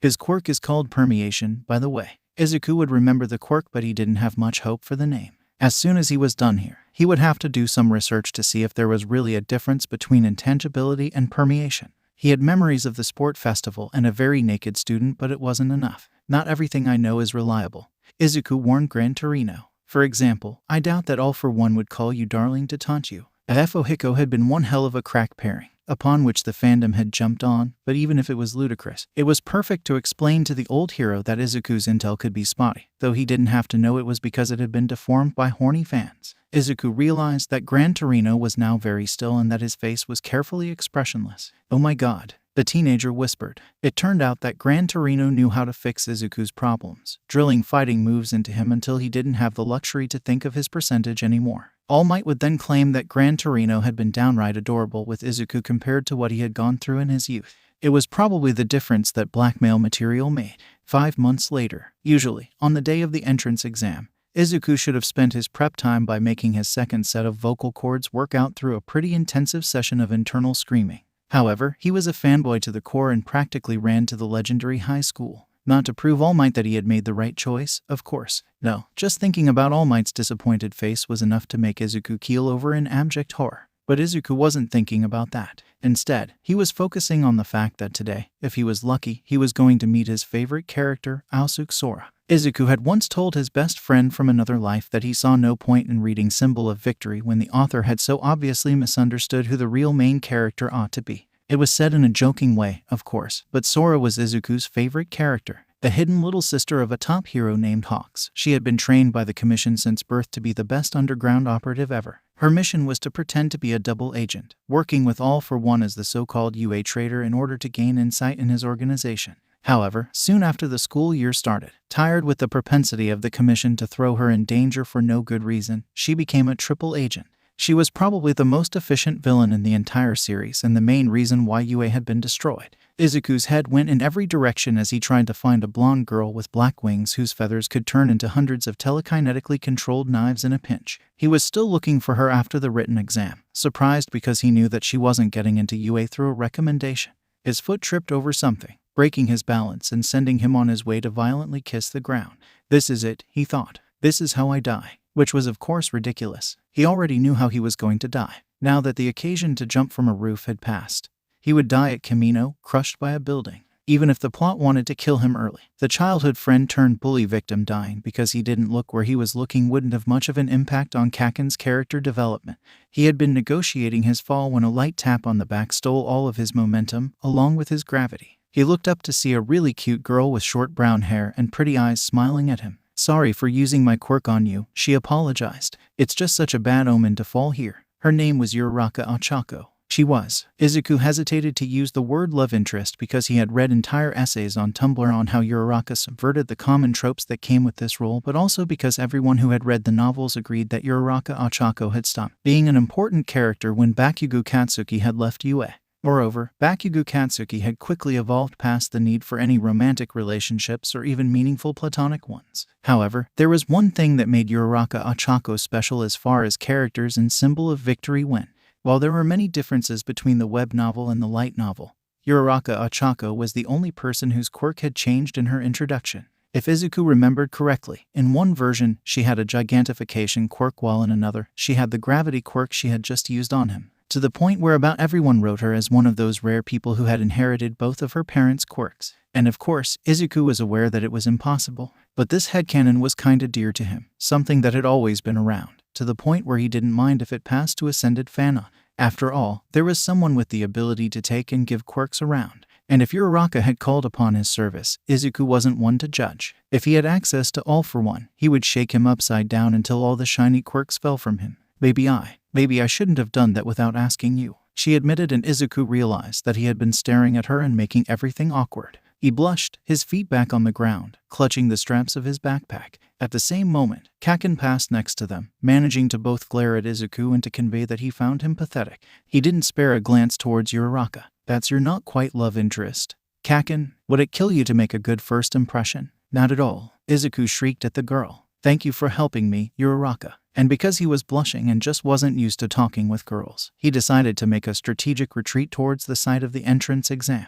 If he had looked back, he would have seen the surprised look on the face of a girl who was perfectly aware that she had never introduced herself. Izuku never noticed, his expression now somber. Uraraka Ochako died during the siege of UA. She fought until the very end to defend the other students but got the dubious honor of being personally killed by All for One. He stole her quirk before throwing her through a window. You, with the curly hair, Tenya called after asking his necessary question to present Mike. You have been muttering this whole time. It's distracting. If this exam is nothing but a game to you, then please immediately. The green-haired boy who had been gawking at present Mike paused as people quietly laughed around him. Tenya couldn't help but to be annoyed at their attitude because this was no laughing matter. They were here to become heroes. The green-haired boy looked at Tenya, his green eyes gazing into his very soul, somehow forcing him to fully focus on him. A shiver ran down Tenya's spine. Ida Tenya, I presume, the boy said, his head tilted, a touch of wonder in his voice, as if he had known him for a long time even though it was their first meeting. Tenya went through all of his memories, wondering if there were any unsavory rumors following him. He couldn't remember anything he had done wrong and that could have spread to other schools. Was it because of that time where he had thrown his plastic water bottle into the recycling bin at school instead of the bin for water bottles? He had tried to fish it out, but his arm wasn't long enough, and if he had stayed a moment longer, he wouldn't have been 10 minutes early to class, which was already 5 minutes unforgivably late. He thought that no one had seen him. He had carried this dark secret with him all this time. Those are bold words from someone who will throw the rulebook out of the window if someone hurt a member of your family. It was said with such certitude that, for a brief moment, he made Tenya doubt. For the briefest moment, Tenya was almost ready to believe him. He is insane, he decided, and there is no point arguing with someone insane. You're wrong, he simply said before sitting down, now unnerved. Mizo was standing on top of a building when he saw the candidate who had been dashing around, breaking robots left and right and helping other candidates become a blur of green energy. A moment before he reduced the zero-pointer to spare parts, additional arms sprouted all over his limbs, ready to shield him from any impact, but not only did no piece of metal rain on him, but the boy also somehow landed on the same roof, hunching over like he was in pain. The sure sign that he had overdone it with his quirk. Mizo held out a couple of hands, ready to catch him if he fell, but he didn't even seem to notice him. Well, I suppose that she didn't have a gigantification quirk, then. If she had used it, the zero-pointer couldn't have hurt her, Mizo heard him mumble. She would just need to. The boy with a quirk that could rival All Might had been looking around and seen Mizo. He was about to greet him or talk to him when he realized something else. Whatever it was, it made him freeze and his skin instantly became 3 shades paler. In the next second, the green-haired boy was lying on the roof, on his back, arms and legs spread, every muscle locked in place. Mizo did not panic. He simply gave the situation the urgency it needed as he rushed towards someone who was obviously in distress. What's happening? A dozen of mouths that had appeared on their own asked, is that because of your quirk? I'm not a fan of roofs, the boy admitted through gritted teeth. Mizo blinked. It didn't make much sense since, from what he had observed, with that kind of quirk, the curly-haired boy could survive a fall from his height. However, fear didn't have to make sense, and that kind of panic, as unfounded as it was, couldn't be mocked in any way. "All right," Mizo said in what he hoped to be a soothing voice. "You sound like you have some pretty serious phobia, so I am going to carry you down the building, if that is all right with you." "It's so nice of you, but you really don't have to," he answered Mizo as he carried him anyway. He was heavier than he looked, and immediately Koala hugged him. "And it's not a phobia, just some reasonable concern about what gravity and a brutal stop could do to me." 1 week later, Izuku's mom was looking at him with what could only be called a tired look on her face. Izuku, who had to find a convincing excuse as to how he had somehow acquired a quirk, was sweating so much that only his Midoriya genes were preventing him from dying of dehydration. "So," his mom repeated, "you manifested a quirk out of the blue, and thanks to that, you managed to pass the entrance exam and get into UA." Izuku nodded.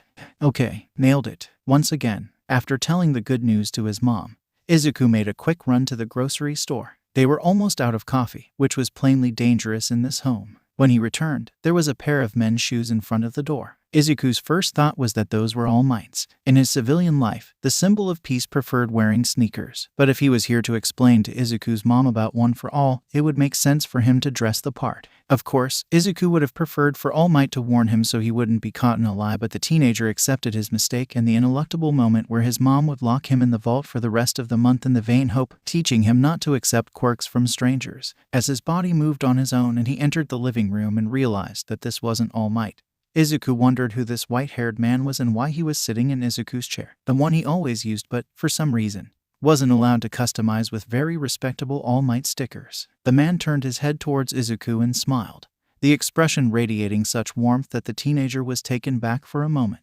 It left the not-quite-stranger the time to stand. He was tall, extremely so, but luckily for him, the entire apartment was made for tall people and All Might himself could have walked around without fearing for his head. It was also why, every time Izuku and his mom needed something, they had to climb on a chair to get to the higher shelves and cupboards. Izuku, the man who had somehow managed to sneak on him despite being right in front of him, said a moment before he grabbed Izuku and pulled him in a very tight hug. At this point, Izuku had a slight suspicion of who this strange man was, but he still looked at his mom. Their eyes met and some mother-son communication ensued, the same way any family member or two people who had known each other for too long could communicate without being heard by the other people in the room. "Yep, that's your dad," she confirmed with a glance. Only then did Izuku hug his father back. Aizawa Shouta had gone through many surprises since Eri had entered his life. He had discovered that he could make time for something that wasn't a cat. He had forced himself to read through children's psychology books, and he had started watching cartoons again while taking his breakfast. He had fantasized several times about killing a certain Yakuza, but had started the habit of reminding himself that life in Tartarus was worse than being beaten to death.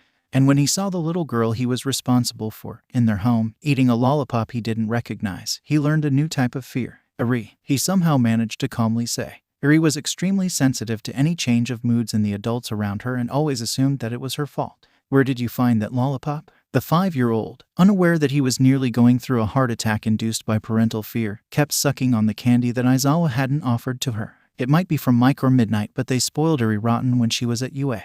There was a slight chance that Eri had manifested some patience that no small child should have when it came to sweets and waited until she was home to eat it. A very slight chance. Eri didn't hesitate to destroy all his hopes. "It was on my pillow when I woke up."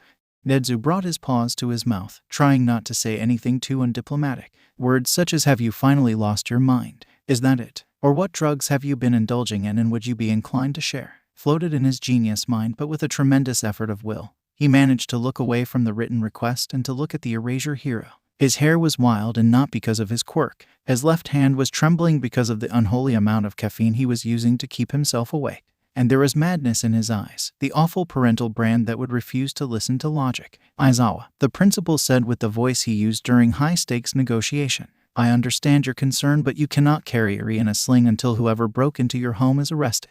Or shot," Aizawa offered, his smile the stuff of nightmares. "I am open to compromises. And yes, I can." Nedzu sighed and looked at Eri, who was curled asleep on the second comfiest chair in his office. The colors of the kitty blanket covering her were so flashy that it was bringing tears to Nedzu's sensitive eyes. Only one thing could soothe Aizawa's frayed parental nerves, and that would be the arrest of the one who had broken into his home and borrowed his daughter's quirk. However, All for One wouldn't let himself be known so early in the story, and Nedzu doubted that watching the Kamino massacre would make Aizawa calm down.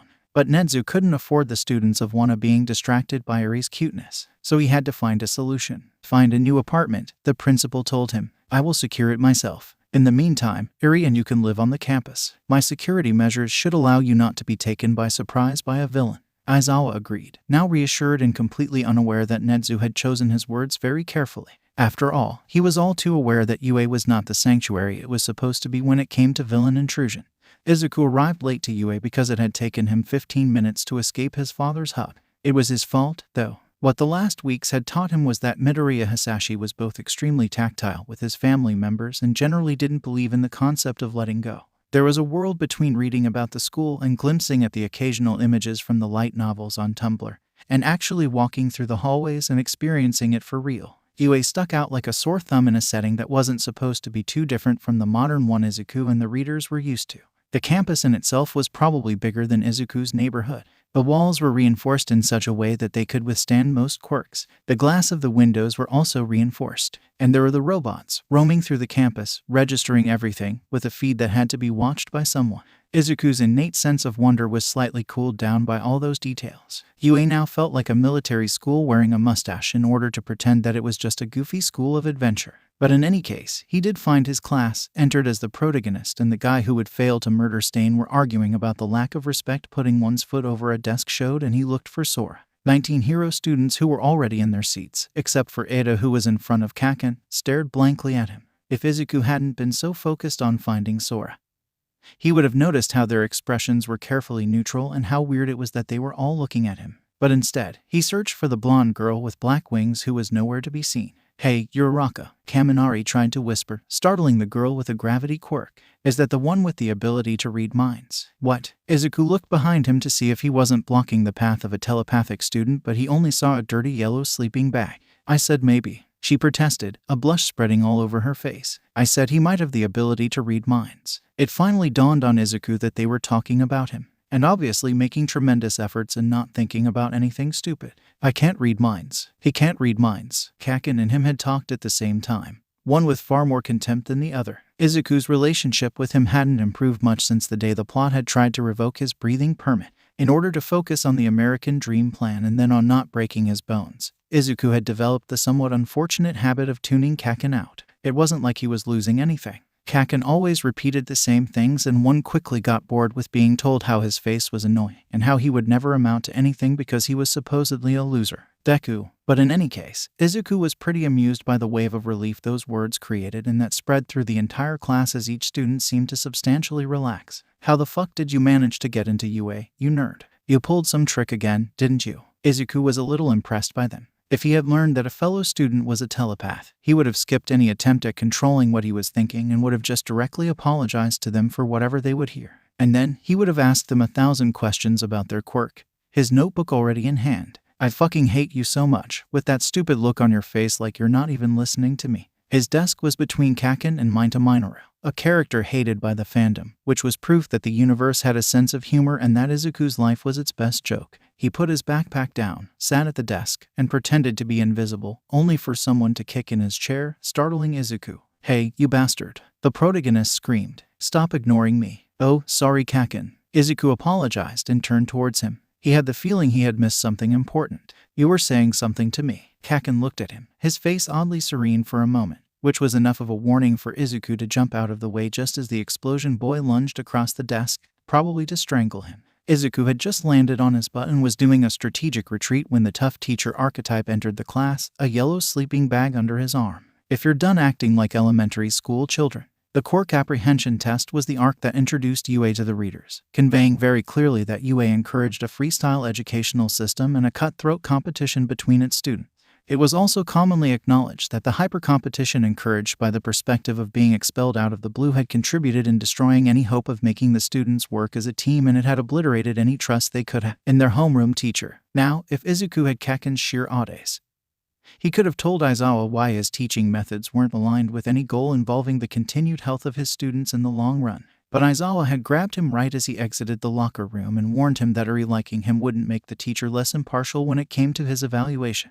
Izuku wasn't putting it past him to try and expel him just for disagreeing with him. The other reason was Mainta Minoru. In one version, Minta was indeed expelled and kicked out of UA, not because of his conduct every time he saw a girl but because he was dead last in the ranking. In another, he was saved from expulsion through a loophole, only to die in the USJ. He tried to protect the girl with the frog quirk and Shigaraki Tamura decayed his entire face. If it meant he would avoid his death, Izuku was willing to let Minta Minoru be expelled. The end of the quirk apprehension test came too soon, the class dividing themselves between those confident in their abilities and those who were praying not to get the last place. And surprisingly enough, Izuku, despite his distrust towards the universe and his own luck, was among the former. He wasn't calm because he was aware that he literally had a cheat power that improved his physical abilities, and that ranking last would break some laws of probability. He was calm because while he didn't especially believe in himself, he believed in All Might and in his quirk. The results were displayed on the board. Izuku's lower jaw asked for permission to drop to the ground. First, Midoriya Izuku. Second, Yaoyorozu Momo. Third, Todoroki Shoto. Fourth, Ida Tenya. Fifth, Bakugo Katsuki. Izuku could hear his heartbeat, deafening and terribly slow at the same time. Unease rose within him, threatening to drown him. But 2 lives dealing with anxiety had taught him how to automatically push it back, just enough not to be overwhelmed. Kaken dropped in the ranking. Izuku turned towards Kaken and distantly noted that he looked equally as stunned. All anger was gone from the blonde boy's face and his body language as he now bore a striking resemblance to a surprised and vaguely outraged cat. Not a chill cat, though. One of those cats who gave a bad reputation to all the other cats. Then, Kaken quickly regained his composure and gave Izuku a glare filled with hatred. Izuku could feel that he was currently being blamed for everything wrong that had ever happened in Kaken's life, and that the main character of this world wished for nothing more than for him to disappear. But this animosity that made the students around Kaken take a couple of steps back bounced on Izuku without leaving any trace, as the green-haired teenager had far more pressing concerns. He should be ranked first, Izuku fiercely thought. In symbol of victory, Bakugo Katsuki is always number 1. Kaken was weaker than he should be at this stage of the story. To say that Izuku's plan to get Kaken's help to end All for One, and incidentally saving his own life by avoiding Kamino altogether, was compromised. Well, that was now an understatement. Minta's cry of despair brought Izuku back to reality, and he glanced at the bottom of the ranking. 19. Hagakure Toru. 20. Minta Minoru. Please, Minta begged, tears in his eyes. I can do better. Izuku looked at him and his perspective shifted just like that. Minta Minoru was not a likable character by any means. He was perverted, he wasn't funny, and he was plainly distasteful. But that was the problem. Minta wasn't a character. He was a teenager who had just integrated his dream school and who was about to be expelled because on the first day, without benefiting from any additional training, he was deemed the one with the least potential among his class. Through a test that favored those who had strong physical abilities, he was a person who was seeing his dream be crushed for arbitrary reasons, and watching this was intolerable for Izuku. He took a step towards Aizawa, oddly calm and angry at the same time, angry at Aizawa for following the storyline and for forcing him to care. But before he could say something, Aizawa shook his head, his lips pressed in a thin line. I suppose you're not that worse than the rest, the homeroom teacher declared. If you don't show signs of improvement, there are plenty of occasions to get rid of you. Minta almost keeled over from sheer relief and the mood immediately lightened up, some students even stating that it was obvious from the start that no one was going to get expelled. Izuku didn't offer his opinion. During his brief moment of annoyance at how the plot treated people, the pieces had clicked in the right way and he had realized why Kaken was weaker than in canon. The sludge villain incident had never happened to him. When the plot had tried to kill Izuku, it had sent a vicious killer after him, which had then been stopped by All Might. Kaken had never tasted the humiliation of being powerless and of having to wait to be rescued. In canon, his injured pride and realizing his limits had pushed him to train even harder, to the point where he could outmatch students coming from heroic families like Todoroki Shoto and Ida Tenya. The plot, in its attempt to get rid of Izuku, had nerfed its main character. Izuku was making his way towards Shoji Mizo to greet him and thank him for being so nice during the entrance exam when Aizawa called him, making him freeze mid-step. Midoriya, there is no mention of your quirk in your file. It's not information I can go without. Every student stopped talking and listened at once, because knowing the nature of a quirk was a huge advantage during a fight. If popularity wasn't so important for the hero ranking, and if hero society wasn't slightly obsessed with quirks, pro heroes would probably never reveal details about their quirks. His own classmates were especially interested as Izuku had been accused of having a mind-reading quirk and had shown that he had super strength during the quirk apprehension test. My quirk. Oh, that's really simple, Izuku considered saying. It's actually a very old stockpiling quirk that has absorbed the strength of its 8 previous holders, All Might, and it comes with a giant target on my back. I also have a completely different target on my back, with the universe wanting my cessation of existence because I was supposed to die almost a year ago to give motivation to my best friend turned bully. I also happen to know a couple of strategic spoilers. For example, your dead best friend is actually a bartender, babysitter. He isn't supposed to have one, Kaken positively growled, still glaring at Izuku. Kaken was breathing hard, his body tense as if he was physically restraining himself from charging at him. Izuku ignored him and focused back on the serial expeller. "Ah yes, my quirk is called Hunch," Izuku said. "You know, like a liar. It allows me to get some measure of precognition and through some fascinating process I won't talk about. It also allows me to use super strength in the right circumstances."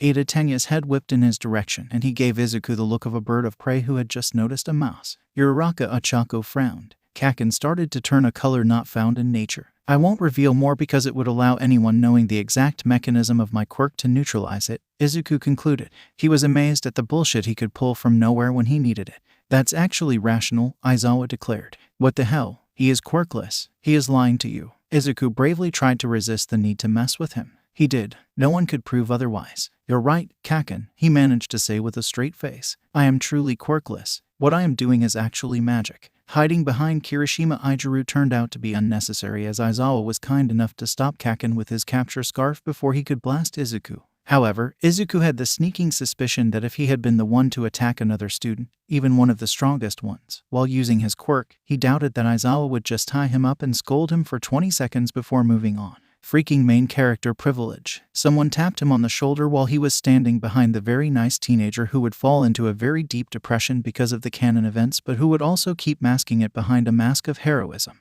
He thanked Kirishima, who had been willing to defend Izuku with his body, and turned towards a pink girl with a very intense look on her face. "Will I get a cute boyfriend?" she asked, unknowingly reminding Izuku of all the ship wars he had witnessed in the Symbol of Victory tag. Then, he remembered that he had read fics involving several of his classmates and even his teachers. "Well, I've got no idea," Izuku admitted after he was done with dealing with the sheer psychic damage. Not remembering much about the pink demon except for the "guess who is the main character" jokes where she was always unanimously chosen. "Will I get a harem?" Minta asked. Izuku considered telling the guy who was hated by the fandom that his fate was to have his face decayed by Shigaraki at the USJ, but ultimately decided to be diplomatic.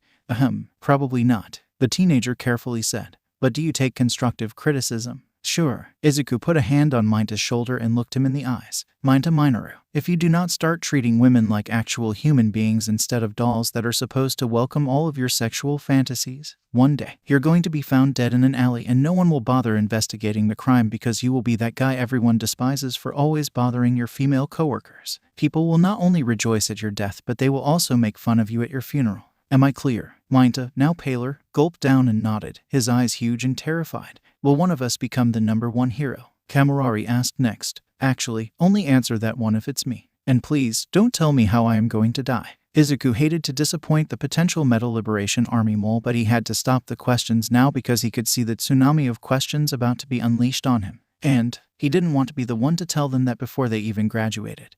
The hero ranking would be a vague memory because no one counted the votes after the first Apocalypse arc. "I can't see that far," he hurried to admit. "I only know things that will happen in the next couple of years, and it's not precise. Or telling people you can see the future when you can't is a good way to obfuscate what your quirk can really do while tricking your opponent into thinking they can't win against you," Todoroki Shoto coldly noted. He was the son of the number 2 hero and has followed his father's footstep by constantly grabbing the second place of the popularity contest, even long after his death. He had a fire and ice quirk, the training that made him the only student able to rival with Kaken's firepower and combat instinct, and he was killed by his older brother, Dabai, right in front of their father. It was usually rare for an entire fandom to agree on something, and yet Todoroki Shoto's demise had made the impossible become true, as everyone agreed that his death so soon in Symbol of Victory was the worst waste of potential that had ever happened. Ironically enough, while Todoroki Shoto was a character Izuku knew a lot about, there was nothing he could tell him right now to prove it. Talking about Endeavor's abuse and the fact he was the product of a quirk marriage would be difficult enough if they were alone, but right now, the entire class was listening, eager to know what Izuku would answer. Mentioning that his dead brother was actually alive, a villain, and wanted to kill him might earn him a punch to the face. "Oh, that's right, there is something not too horribly personal I can say. Todoroki, I understand that you made an oath not to fight using your left side, but you should stop. You can't fight at half strength forever. One day, you are going to need your flames, but you won't know how to use them anymore." That was how he died. During the fight with Dabai, as a last resort, he was forced to use his flames, but while he had power, he had no finesse, no move other than what someone wielding a flamethrower could use. And faced with Dabai, who was even better than Endeavor at using his fire, he simply haven't survived it. A nice execution of the honor before reason trope that had driven the fandom mad and into a phase of mourning. If Izuku closed his eyes, he could still see the mad posts about how Dabai was half dead and should have been coughing up his lungs 5 minutes into the fight, and all the memes mocking or raging on Endeavor. Todoroki gave him a cold look. Literally, Izuku could feel the drop in temperature. That looks like a couple of guesses and some cold reading to me, he argued, not remotely aware that even if he was right about Izuku lying, he was giving him too much credit, for he didn't even put the effort to cold read people to fake his quirk. It's true that I can be wrong sometimes, Izuku shrugged. It's not an exact science. Speaking of which, has anyone seen a girl with blonde hair and black wings in the entrance exam? She might be in 1B. Her name is Sora. I need to talk to her. Aizawa Shouta looked up from his tablet when he focused his attention back on the boy who had saved his foster daughter from what All Might had told him. Unlike Todoroki and the rest of the students, he didn't bother doubting his claims about his quirk. After all, Midoriya had found her while she was in a Yakuza stronghold, and he had known what her quirk was even though she had assured Shouta that she had never told him about it. No student with this name or this quirk passed the entrance exam or was recommended, Shouta informed him. Midoriya's reaction was immediate. His face shifted into a blank mask, but his fists were now clenched so tightly that his knuckles were white. I need to go to the infirmary, the boy said calmly. I'll be right back. Recovery Girl seemed suspicious when she saw Izuku, but on the other hand, she was not surprised to see a student from the hero course already visiting her on the first day. Could I borrow a pillow, please? Izuku said, his voice sounding like something read by a program. A flash of recognition passed on Recovery Girl's face and she nodded. To sleep on, to sit on, or to scream in. Izuku should have expected that a place like UA would have the best of the best when it came to healing the students' injuries, be they physical or emotional. To scream in, please. Recovery Girl pushed on her desk with her feet, propelling her chair towards a large metal closet, and she opened it, revealing lines and lines of pillows. Little tags had been printed and put on the shelves in order to indicate their uses, such as sleeping, injuries in delicate places, screaming catharsis, just got dumped, Aizawa expelled another student, to smother Nedzu with, and so on. The heroine threw a screaming catharsis pillow, with the UA logo embroidered on it, at Izuku and showed him to a little soundproof room behind the bed. Izuku thanked her, closed the door, and brought the pillow to his face. They retconned my girl. I am in the version where they retconned the best character of the entire Sarai. What the hell were they scared of? Sora eclipsing the main character? That was already the freaking case in the web novel and people continued reading anyway. Why can't I ever have nice things? What else is going to be taken away from me? Will All For One lose his cool coat? Will Kakin not get the blue All Might varsity jacket? Fucking light novels. Can't have anything nice in those. Once Izuku had a nice calming and relaxing cry. He left the infirmary and saw that Ida Tenya and Uraraka Ochako were waiting right outside of it. Unlike him, they had changed out of their gym uniform. They also happened to look extremely disturbed. Midoriya, Ida called, his hand movement almost taking out Uraraka. Did you hear that blood-curdling sound? Like all the demons of hell screaming in rage at once. No, I can't say I did. Izuku coughed, his throat a little raw. Whatever it was, it gave me visions of my own death. Uraraka shuddered. Izuku was about to weave a lie about how that strange scream of deep loss might come from the support department when the girl with a gravity quirk looked at him, nerves erasing her previous concern. He braced himself. I wanted to thank you for saving me during the entrance exam, she said a little too loudly, before recovering some of her cool. It was you, wasn't it? I only saw green lightning. Blushing, Izuku raised a hand to the back of his neck. He was not equipped to handle girls being grateful to him. You don't have to thank me, he muttered. I am sure you would have done the same for me. Of course I have to thank you, she declared. And then, she bowed, almost making Izuku spontaneously combust out of embarrassment. And I am sorry that I made people think that you had a mind-reading quirk. There is nothing wrong with that, but I shouldn't have talked about your quirk in your back. It was rude. At this point, Izuku's hand waving could have rivaled Ida's. He didn't know what to say to make her understand that it was okay, that she really shouldn't have to apologize. He had just managed to say a please, don't worry about it. It's okay. When Ida cut through his mumble. And I am here to tell you that I understand your concern, but I assure you I would never be emotionally compromised enough to break the law. But I hear your warning for what it is. Izuku had no idea of what that even meant and finally realized that he just sucked at handling any kind of social interactions between classmates.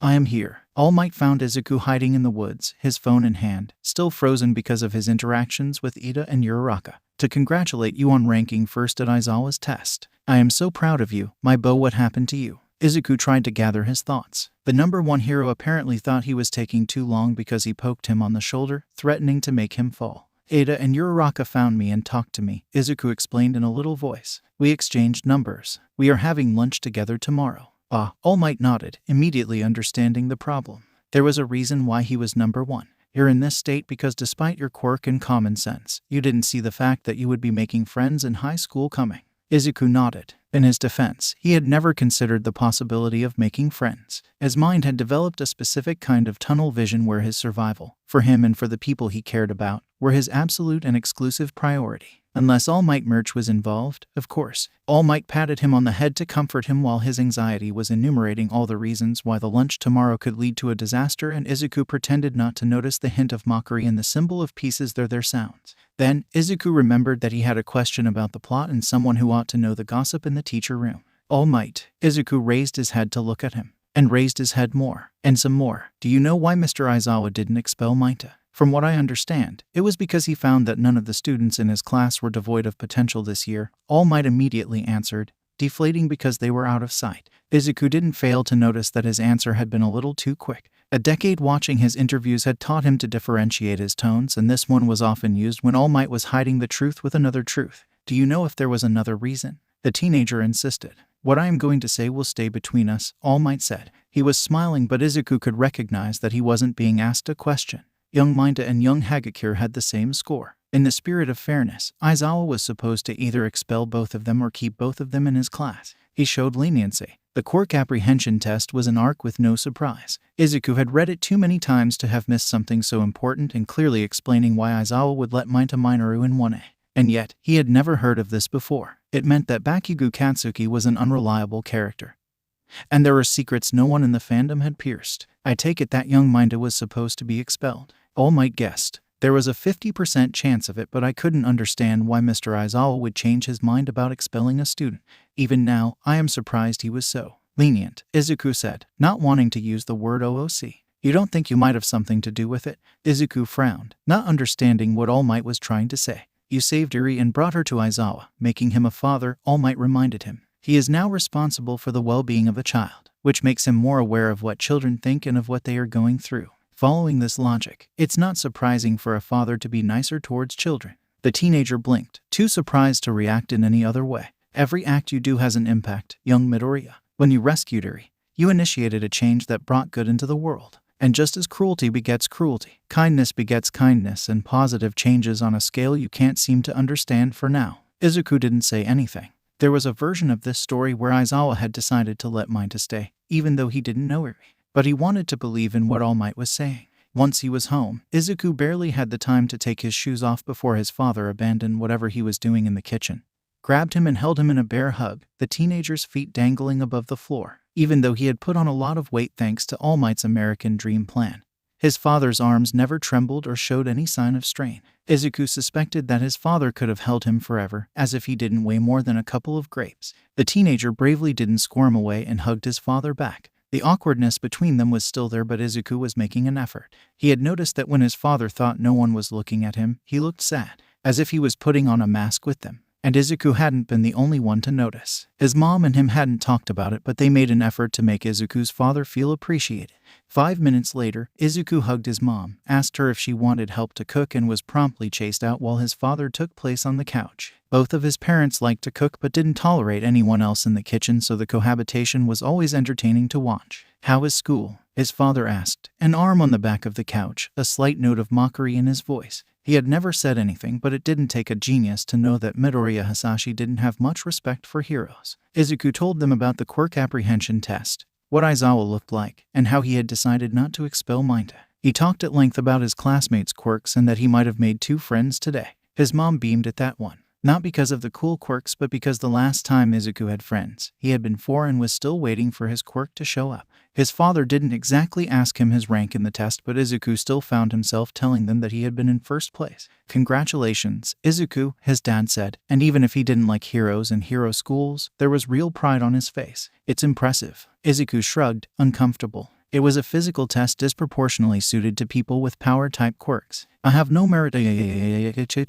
His dad had grabbed his face and was pinching his cheeks. You have to force yourself to enjoy the good things in life until it comes naturally to you, he declared, his voice so deep that it resonated in Izuku's soul. You have to live your life to the fullest instead of simply existing. I can assure you that the latter is not worth going through. Izuku tried to say something, but his father's slightly creepy green eyes were staring into his soul, forcing him to fully focus on him. He didn't wish that on anyone. Every breath you take is a victory, his dad fervently declared. Every day you live through must matter. Everything susceptible to bring you joy must be seized and appreciated.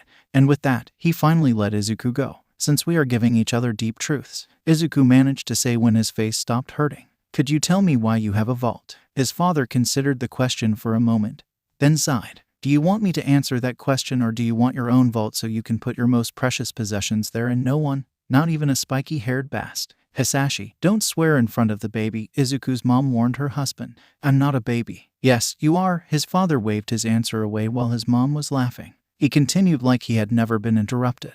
And not even a spiky-haired moron could break into it, steal them, and swagger with them in front of you. Izuku wasn't stupid. He was both aware that this was a really weird thing to offer and a trap to distract him. But he remembered that All Might card that Kaken had stolen from him 5 years ago. It was a Wednesday. It was raining. It wouldn't have happened if he had a nice vault at his disposal. Slowly, Izuku nodded. All Might's hand was trembling as he explained what the first hero training lesson was going to be about. He might be able to face the worst villains and the worst crisis without ever flinching, but apparently, facing 20 teenagers for the first time was enough to give the symbol of peace the nerves, and Izuku was excited to have noticed it. All Might was like him. Sometimes, he freaked out. And yet, he still managed to be perfect under all circumstances, proving that Izuku's case wasn't desperate. The first pairs were decided, Uraraka and Izuku versus Ida and Kaken. Sora should have been the one in his place. She would have been the first person to give Kaken some real challenge, and he would have suspected that there was more to her quirk than just feathers flying around. Izuku gritted his teeth, still pissed that Sora had been retconned in this world. Not only was his little fanboy heart mourning her, but now he didn't know who the traitor was anymore. The usual suspects were Hagakure, Aoyama, and Kaminari, but Izuku had also seen long metas about Vlad King, Uraraka, and Ajaru. One of his favorite fics had been a traitor Momo-1. He looked at Ajaru, who was talking with Kaminari, his tail flicking back and forth. He had always been Izuku's favorite when it came to this theory, but now that he was inside Symbol of Victory, he couldn't afford to accuse someone just because of a gut feeling. If the traitor was anything like Sora, they would hide their true self behind a mask. They would be ruthlessly efficient when cornered. They would be someone good at manipulating people, and they would completely believe in their cause. Aoyama Yuga's life was a nightmare, and he was seeing no way out. It wasn't enough that his parents had signed him off for one hell of a student debt when he was 4, and that the devil himself had told him 1 year before the entrance exam to get into the best hero school of the country, which just happened to be the one to refuse the most candidates, or else his entire family would be killed. To add insult to injury, the supervillain Yuga was having night terrors about his phone number, and he was texting him 5 times a day to make sure he was a good little spy. On the screen, the green-haired boy who didn't have a mind-reading quirk broke the exploding boy's gauntlet with a kick. The two teenagers considered the brand new support item, weapon of mass destruction that was now useless. In the next moment, he was running like a madman while dragging the blonde boy by his ankle. Yuga could hear him screaming bloody murder from where he was standing. He had to clench his teeth in order not to scream. It was now obvious that he wasn't the only one who had received a quirk from All for One. Super strength and the ability to see in the future were 2 quirks masquerading as one. I received a quirk that hurts me even when I am not using it, and I must spy on my classmates. What kind of dedication does it take to have a semi-okay quirk from that enfoir? Whatever it was, All for One didn't completely trust the Green Menace. After all, why else would All for One ask him so many questions about him? Yuga laughed nervously at this idea. There was a note of hysteria in this sound. Izuku didn't flee the classroom after the first hero training lesson. He absolutely wasn't intimidated by all those classmates with beautiful quirks who were nice to him. It was just that All Might had offered to drive him home, and it seemed rude to make him wait too long, so Izuku didn't hang out after class. He hadn't noticed that Kaken had also left early before he saw him walking towards the exit. His head was held high. He was looking in front of him, and his hands were in his pockets. Nothing indicated any sign of a turmoil or that he felt bad, except for how quiet he was. Stillness went against Kaken's very nature. He was loud even when he wasn't saying anything, his presence spreading far around him, his emotions always raw and unfettered. Izuku knew how to recognize a landmine, and he wasn't going to step on that one, so he started making a strategic retreat. "Have you come to gloat?" Kaken said without looking back. Izuku hadn't made any noise. Nothing should have indicated his presence, but Kaken's instinct was positively otherworldly. He had probably been some kind of jungle predator in another life. Kaken turned towards him, his face blank, which was a bad enough omen in itself, but there were also dark circles under his eyes. They hadn't been there this morning. He looked drained. "You," Kaken said, a hint of a snarl in his voice, and suddenly, he looked better, as if anger was the only thing keeping him afloat. Yes, Kaken was aflame. He needed to burn constantly in order to be himself, and if he didn't use his anger and his pride as a fuel, he found himself with nothing left. All those years you didn't have a quirk, and now that. Izuku realized that Kaken was crying. Izuku hadn't seen him cry since he discovered he had explosion. "You were always worthless, just a stupid Deku. But I have lost to you today." And as if that wasn't enough, that icy bastard. No way I can measure up to him either. Izuku's heart broke for him. Kaken had his faults, but those were the products of his environment. He had been praised since he had come into his quirk and put on a pedestal. He had been failed by the adults around him, and he didn't have the necessary tools to deal with that kind of emotional upheaval. Kaken, something strange happened. One part of him could completely understand the sheer anguish Kaken was going through, and he was deeply aware that he was a teenager who had room to grow and who had flaws that had grown out of proportion because no one had done the right thing and put limits on him. Another part dope slapped the first one, pretty violently, and screamed, "What is wrong with you? Why are you telling me this?" Kaken blinked, but Izuku was just as surprised as him. "We're not friends, Kaken." Izuku reminded him anyway, because it needed to be said. 2 months ago, you were still bullying me. I am the last person you should talk about your feelings with." For a moment, the protagonist of this world didn't say anything. Even though his tears remained, he wasn't crying anymore, his sorrow due to the knowledge of discovering that he wasn't as strong as he needed to be to live with himself now gone, replaced by something else. Kaken advanced, his hands out of his pocket and slightly raised away from his body, so he would be free to use his quirk. But he wasn't considering attacking Izuku. It was instinct at work, because he felt the situation could degenerate. Izuku's former childhood friend stopped right in front of him, close enough for Izuku to sense the tension in his body, close enough to see that his pupils were dilated and that something was failing to hide in them. "What happened to you?" Izuku realized what he was seeing in Kaken's eyes. One day, it was like you had become someone completely different. You start acting all high and mighty, you get a quirk. What happened to you? What did you do? It was fear. Izuku looked at him, feeling a cold sweat running down his back. Kaken had noticed that he wasn't the same. Part of him was relieved to be seen in such a way. Maybe he should have felt grateful that Kaken could see what most people couldn't suspect. But another part of him was angry. Why was Kaken only seeing him now? Why had he waited for him to have a quirk and to somewhat heal from what he had gone through before actually paying attention to who Izuku really was? Years spent being bullied, being hated, being broken down piece by piece. Because Kaken was convinced Izuku was looking down on him, and it was only now that Kaken was seeing what was hidden inside his heart. "I died," Izuku wanted to say. "I died. And the memories of my old world, of the people I love and who loved me, they're all gone. This world and this life is all I have left, and I am not even sure I get to keep the latter for long. I have never been worthless," he said instead. All the anger that should have died with a quirkless boy who was nothing more than fuel for someone else's pain saturating his every word. "I have never been useless, and I have never deserved all the shit you put me through." For a long moment, neither of the two boys moved, simply staring at each other. Izuku couldn't tell what Kaken was thinking. Maybe, just like him, he was remembering a time where they were friends, real friends who shared everything, and wondering how their relationship had managed to implode. Kaken opened his mouth, about to say something. Nothing came out as he saw something out of Izuku's field of vision. The green-haired boy turned away to see All Might, in his thin form, watching them, a somber expression on his face. He was close enough to have heard their conversation. Kaken left without looking back, angry now, because this was his go-to-go response to anything, while Izuku stayed where he was. He wasn't frozen in place. Instead, he was tired. Tired and acutely aware that he had just been caught kicking someone down, which was already bad enough, but All Might was the one who had watched this sorry scene. Taking one for all had come with a set of obligations that went beyond simply killing all for one. Izuku had accepted that he had to become a good hero,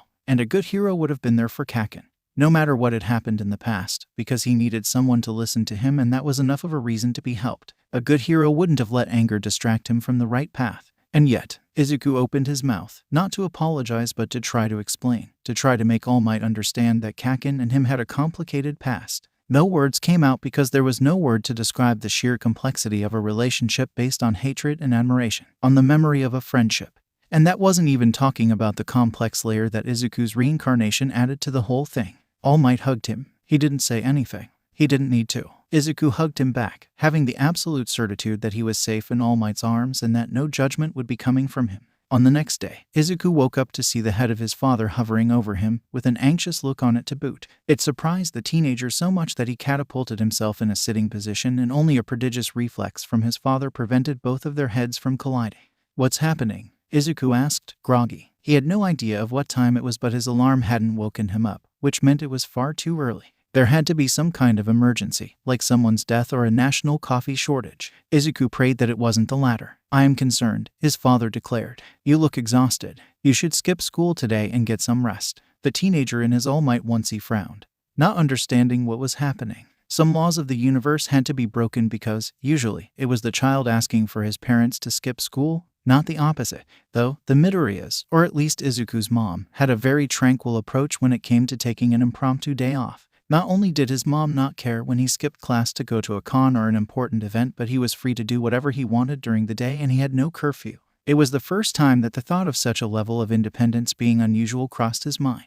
His father put a hand on his forehead. His fingers were warm. "You feel feverish to me. Are you sure you don't want to stay home today?" "I am certain." His father sighed. Like Izuku was a horrible child who enjoyed playing with his father's poor nerves, and Izuku sympathized by going back to sleep for the next 20 minutes. There was a weight on Nezu's chest as he picked up the phone. Today was the day Class 1 would go to the USJ. Today was Shigaraki Tamura's debut as a villain. 2 students and 1 teacher would die. Aizawa would be seriously injured. Aizawa answered the call after 2 rings and with an agonized noise due to the early hour. Nezu opened his mouth to warn him to cancel today, to take a day off, whatever he wanted, really. A weight that defied reason fell on him, intangible but crushing his will the same way the weight of the world was crushing Atlas. And if it was really the will of the world, it was too big, too alien to understand. But if a mortal, though brilliant, mind had tried to translate the order his very being was given, it would have been something like this: "You cannot change fate." But Nezu was no man to surrender without a fight to the whim of fate, and he fought,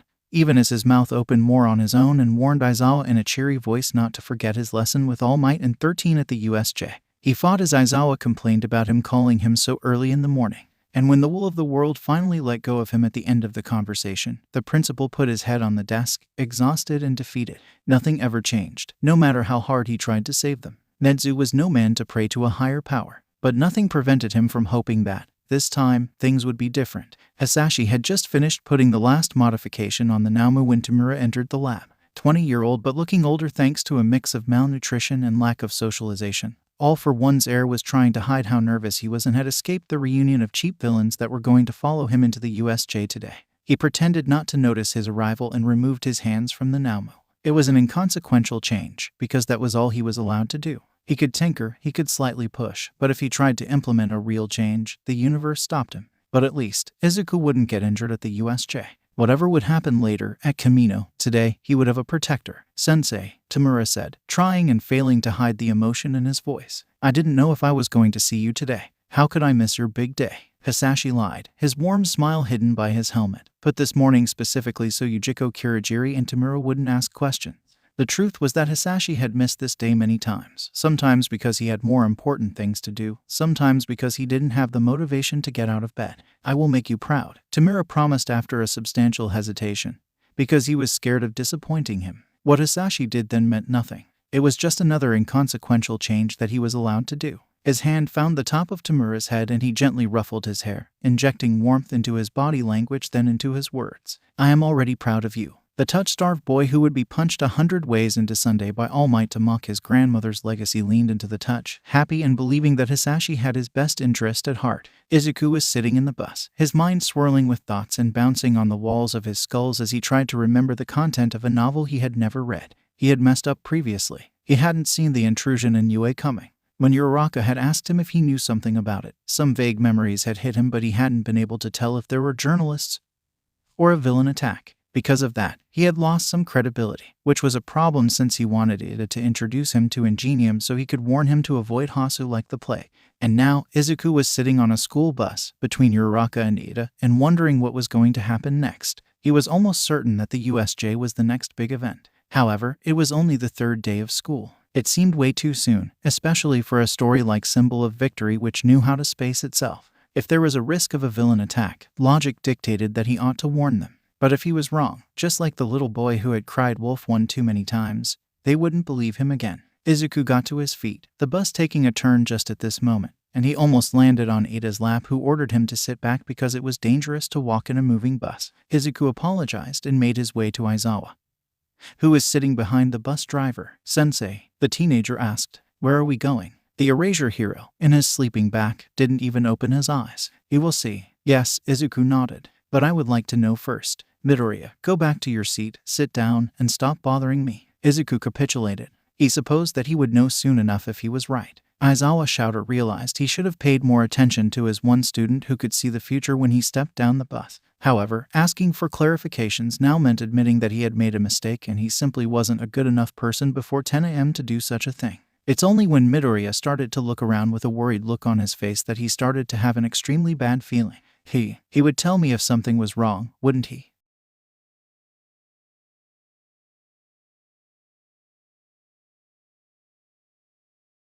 "Oh, that's not good," the teenager said as he looked at the large door of the USJ like a monster was going to break through them from one moment to another. While not all students were convinced that Midoriya could indeed see the future, they had enough sense to heed such obvious warning signs, and everyone except Bakugo and Todoroki took a step back. "Midoriya, what have you seen?" Shouta said, but the teenager, his phone in hand, held out a finger to warn him to wait. As he did, he walked to position himself right behind Bakugo, obviously using him as a human shield. "You bastard," the blonde boy predictably exploded. "Why are you hiding behind me?" "Because some of us do not have plot armor," Shouta thought he heard Midoriya say, but obviously he had to be wrong. "What did you say?" "Because you're so awesome," Midoriya said in the fakest voice Shouta had ever heard. "I believe in you, Kaken. You're so strong. Stop making fun of me." The boy looked like he was about to say something else, and Shouta suspected that it would be a stern no. But whoever he was calling finally picked up their phone. "All Might," a teenager who had the phone number of the symbol of peace,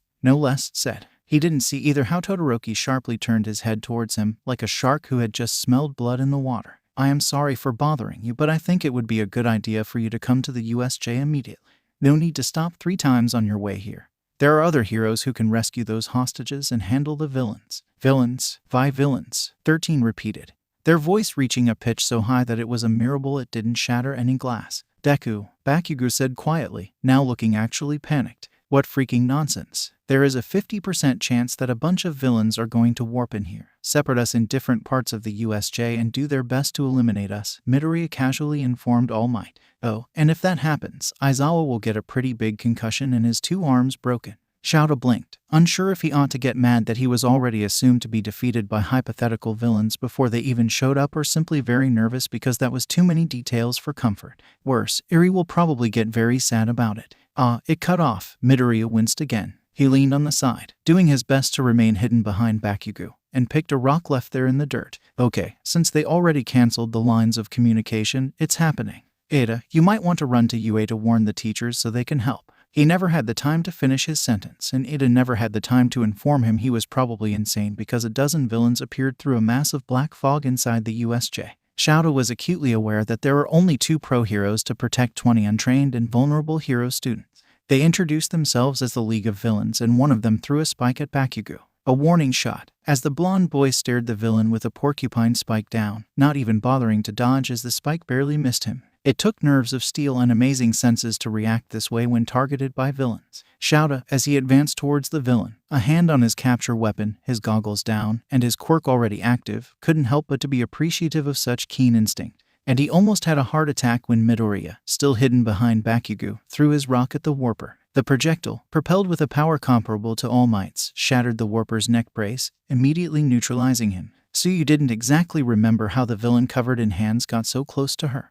She just knew that she had been focused on other villains, and in the next moment, he was there, his hand reaching for her. She saw the moment the boy who kept talking about a harem jumped in front of her, between the villain and her. She had a hand on the back of his hero costume, trying to drag him back, but she hadn't reacted quickly enough. Suyu realized she was going to watch a classmate die in front of her, and then she felt something that shouldn't belong to this world. Pure energy passing too close from her, like a lightning barely contained inside something furious. Later, she would realize that the villain had been kicked with so much strength that he came close to breaking the sound barrier, and only the strange villain with his brain exposed catching him and somehow cushioning him prevented him from turning into bloody salsa. Midoriya Izuku, the boy who could see the future, was standing in front of Tsuyu and Mainta, and he didn't look human anymore.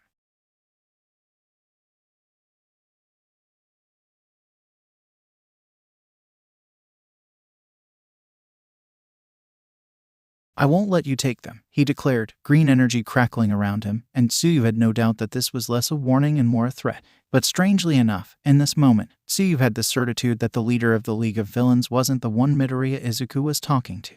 I am here, All Might said a moment later as he burst through the USJ reinforced doors. The fight ended quickly after All Might arrived.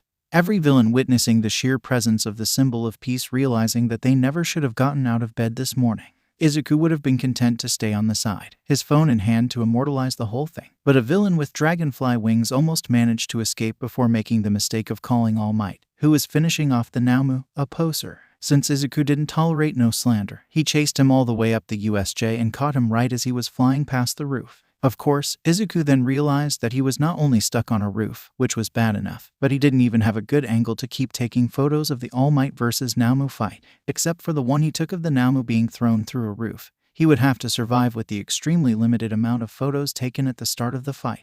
Uraraka, Yaoyorozu and Takoyami, called to the rescue by Shoji, this beautiful soul, were kind to help him get down from the very bad, horrible, awful, no good roof. The USJ attack had ended with no student nor teacher injured. Every villain, except for Shigaraki Tamura and Kurogiri, had been apprehended.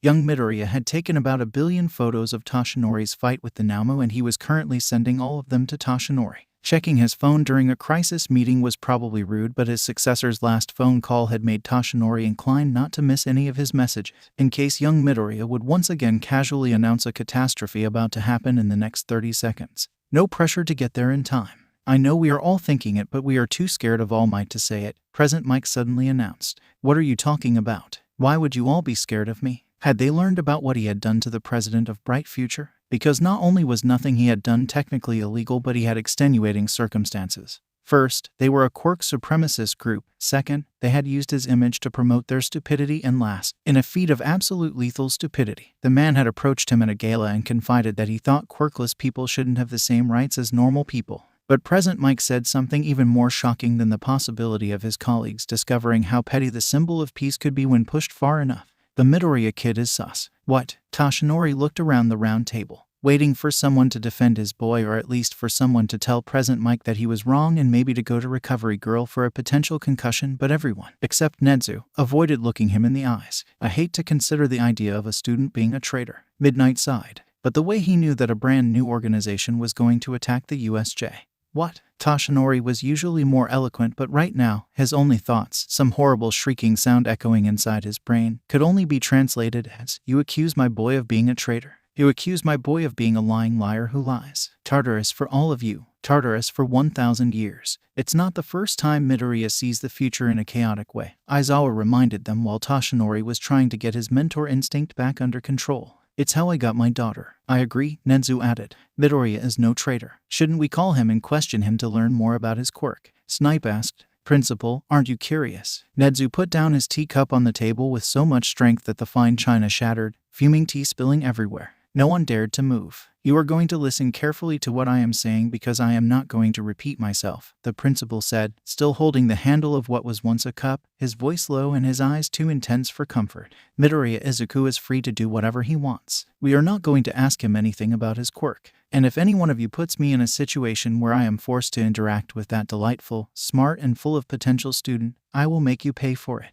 Toshinori had no idea of what this was about, but he believed in Nezu's ability to follow through with threats. When Izuku came back home, he lasted about 15 minutes before he abandoned his worried parents. He went straight to his room, collapsed on the nap, and took a nap as the adrenaline wore off. He didn't know how long he slept, but one thing was certain. Whatever woke him up was awful, like someone had the audacity of trying to steal something that belonged to him. Mine. When he opened his eyes, he was growling and he had his teeth sunk in his father's forearm. His father stared at him, frozen. Izuku looked back and slowly let him go, his mouth tasting like expensive fabric. His teeth had managed to rip through the sleeve, but they hadn't drawn blood. "I was checking if you wanted a snack," his father said. Izuku, feeling vaguely embarrassed, apologized and never realized that despite what he had said, his father's hands were empty despite the fact no helicopter parent worth the name would have come inside their child's room without the snack ready. In a way, it was Hisashi's fault. When Inko had called him to tell him that Izuku had stolen a hero-worthy quirk, he had taken her word for it. He hadn't wanted to check because his time with his son was limited, and he didn't want it to be complicated with awkward questions such as how come we have the same quirk as the dashing emperor of the underworld? Where did you get your own quirks? And so on. But no, despite what he was thinking, Izuku hadn't manifested all for one. He should have known something was strange since it would have been a first, but it had seemed more plausible than any other explanation. Another plate broke between Hisashi's fingers. Annoyed, the Emperor of the Underworld glared at the sink full of soapy water, threw the remains of the plates in the trash, and grabbed another. After Tamura had talked about his quirk, directly comparing it to All Might's, Hisashi had his suspicion confirmed when he hadn't managed to examine Izuku's quirk once he was home. Izuku had one for all. Hisashi, Inko called from the chair. We have a dishwasher. I will buy a new set. He mumbled as his sponge went through another plate. Just give me a reference. I have several. His wife smiled. You deserve them all. He supposed it made sense. To God Mirio, that joke was often All Might's successor, but that wasn't always the case. There were about a dozen of other times where All Might had chosen someone else, such as Hawks, Mirko, and once Sorahiko. It had been a very long time, though, since the loop had allowed a successor that wasn't All Might 2.0. He supposed that at least the quirk would be back in the family for this loop, and Izuku deserves to have the best All Might merch. Tensei offered the two boys something to drink and some snacks, but they both refused, offending his big brother instinct. However, since he was a hero, he bravely let go of it and tried to communicate an aura of friendliness and competency. After all, while it was obviously not the first time Tensei's little brother visited him at Edaten, but it was the first time he brought a friend with him. Whatever happened during this meeting, it was Tensei's duty to act as the perfect big brother so Tenya's friends would be envious.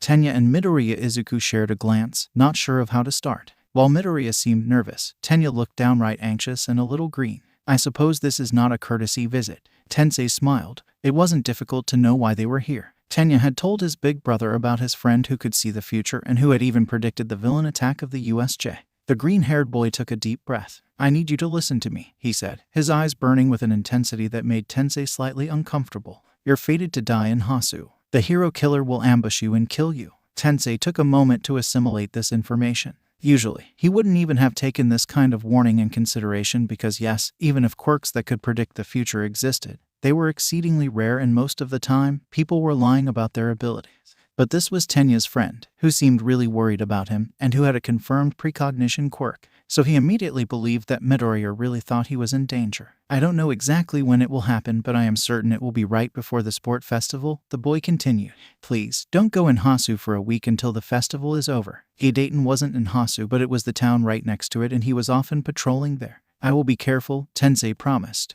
Thank you for warning me. Tenya and Midoriya immediately looked relieved and they completely failed to notice that Tensei hadn't said he wouldn't avoid Hasu.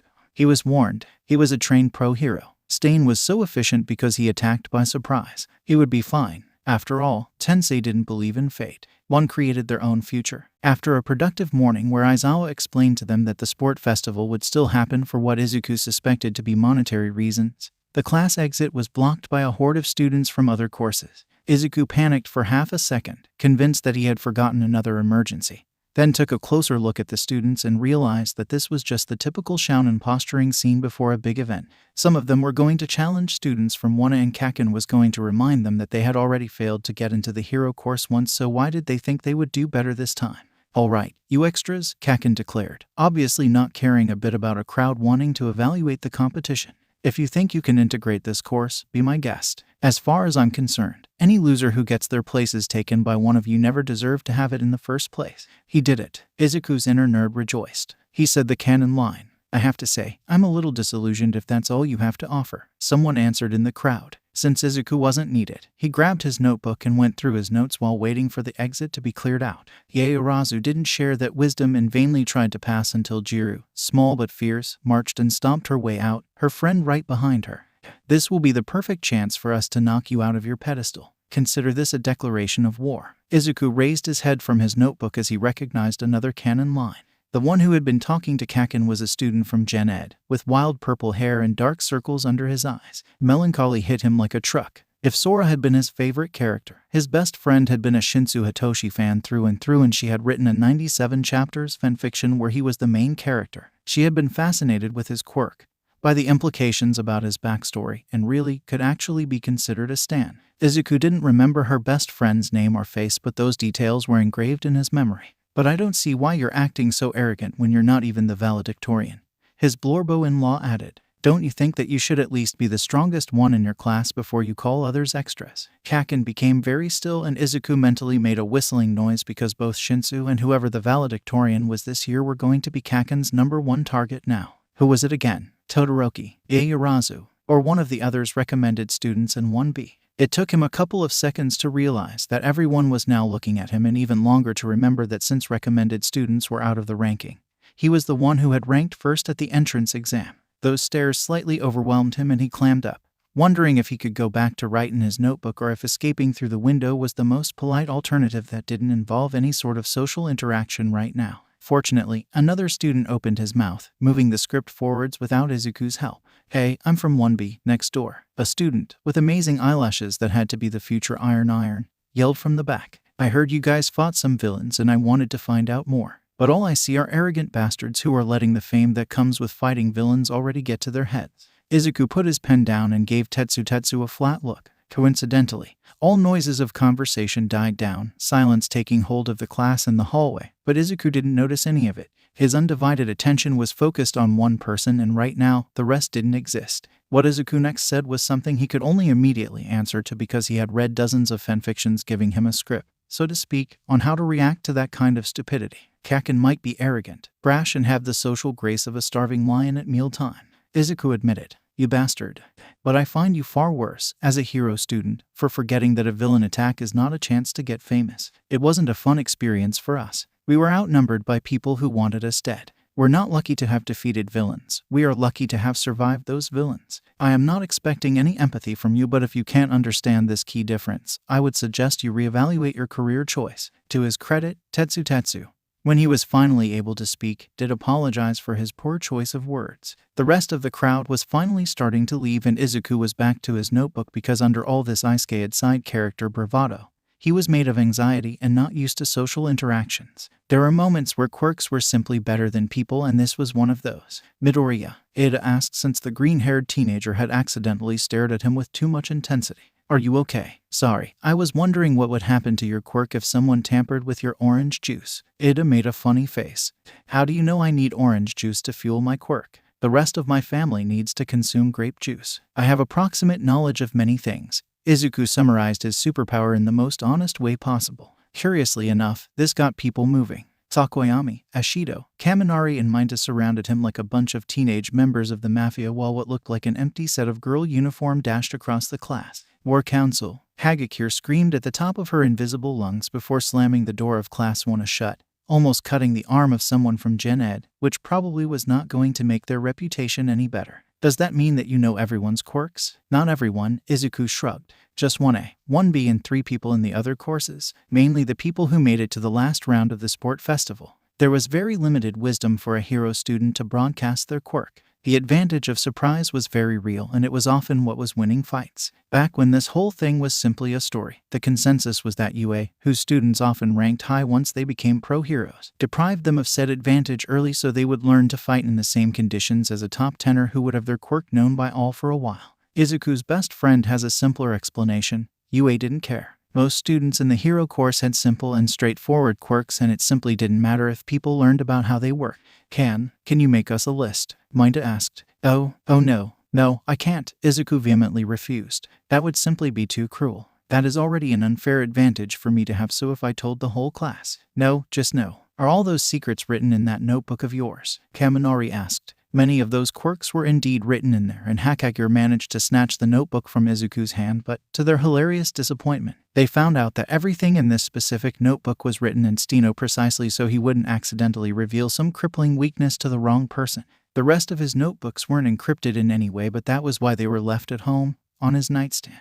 Yes, he was aware that it would be better to put them in his vault, but it wasn't like any villain would ever get access to his room. Takoyami almost managed to turn the tides of the impressive free-for-all when he declared he could read Steno, but once he got the notebook in his hand, he admitted there might be a second layer of encryption, until Izuku disabused him and informed him that his handwriting was just a mess. In the end, Izuku stole his notebook back and escaped through the window. It was simpler, and Ada was kind enough to inform the horrified students that his quirk allowed him to survive a fall from the 3rd floor. right before he chased Izuku down and gave him a talk about how recklessly jumping from windows was no hero behavior. Izuku was willing to admit that between the training to get better with One for All, keeping up with the lessons in UA, discovering a YouTuber with extremely good hero analysis content, and watching every video in his channel in an IT and the latest pressure that came with the sport festival, he was quite a bit tired. But he didn't want to be rude, so at lunch, around a table that he was sharing with Ida, Uraraka, Yaoyorozu, and Jiru, he did his best to follow the conversation and to make the right noises at the right time. Jiru was explaining that after they had managed to leave the classroom, other students had still decided to make snide remarks about one and that she had lost her cool when one of them had, albeit accidentally, pushed Yaoyorozu. It's already not easy to keep your cool when someone bothers your classmate, but I can't imagine the challenge it suddenly represents when that classmate is your girlfriend. Izuku absent-mindedly nodded along. He didn't expect for Jiru's glass to crack in her hand. Neither did he expect Uraraka to loudly gasp, hands in front of her mouth, horror all over her face. Meanwhile, Ida paled while Yaoyorozu blushed until her face was lobster red. We're not together, Yaoyorozu managed to say, even though it sounded like her soul was trying to escape her body every time she opened her mouth. Oh no, he had seen so many fanarts, and now that he thought about it, he didn't know if this was a confirmed ship or if they just weren't together yet. I meant girlfriend as in a friend who also happens to be a girl. He desperately tried to backpedal. Midoriya, Jiru growled. He didn't know that a human and non-mutated throat could make this kind of sound charged with pure menace. Did you just spoil me who my first significant other will be? I mean, I could be wrong.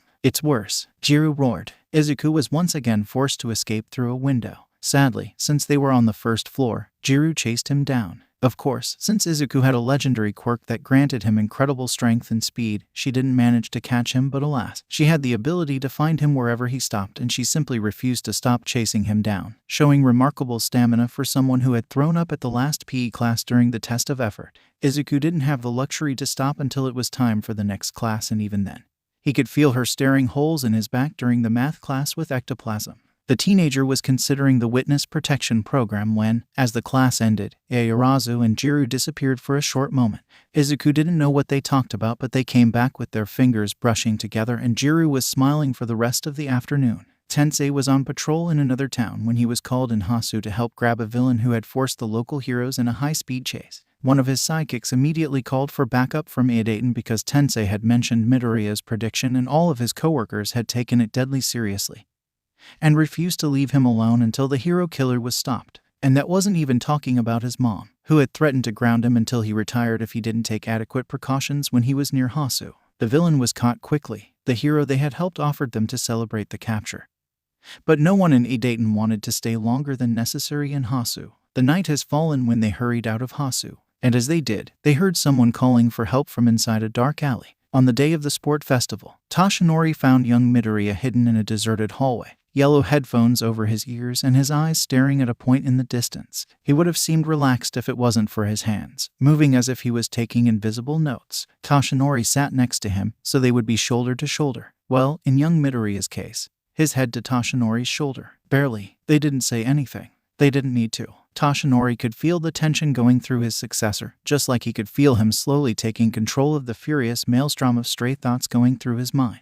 I cannot promise that I will win, young Midoriya finally said, like he was admitting a great sin. Toshinori smiled. No one among the teachers doubted that young Midoriya would be the one to win the sport festival. Not only did he have the most powerful quirk in the hero course, but he was becoming extremely good at controlling it. And yet, this boy was crushed by the expectations placed on him. It's all right if you don't win, Toshinori said. I just expect you to do the best you can. Midoriya, Shouto called the green-haired boy as soon as he tried to sneak back from what had to be a meeting with All Might. He paused, one foot still in the air and surprise all over his face. For someone who could see into the future, he often seemed taken aback when people talked to him out of the blue. You might be stronger than me, Shouto was willing to admit. And for all I know, you are already aware of who will win in the sport festival. But today, I still intend to beat you. He expected Midoriya to accept his challenge, to be humble or even embarrassed. Shouto didn't really care. All that mattered was that the boy was warned that Shouto would be going after him today. But instead, the boy tried to contain a smile and failed to do so, stunning Shouto for a moment. Midoriya's smile was unlike anything he had seen before. It wasn't fake, for there was joy in this expression and his eyes were sparkling, even greener than before. But there was something savage and slightly dangerous in his expression, turning an objectively cute face into a just as objectively beautiful one.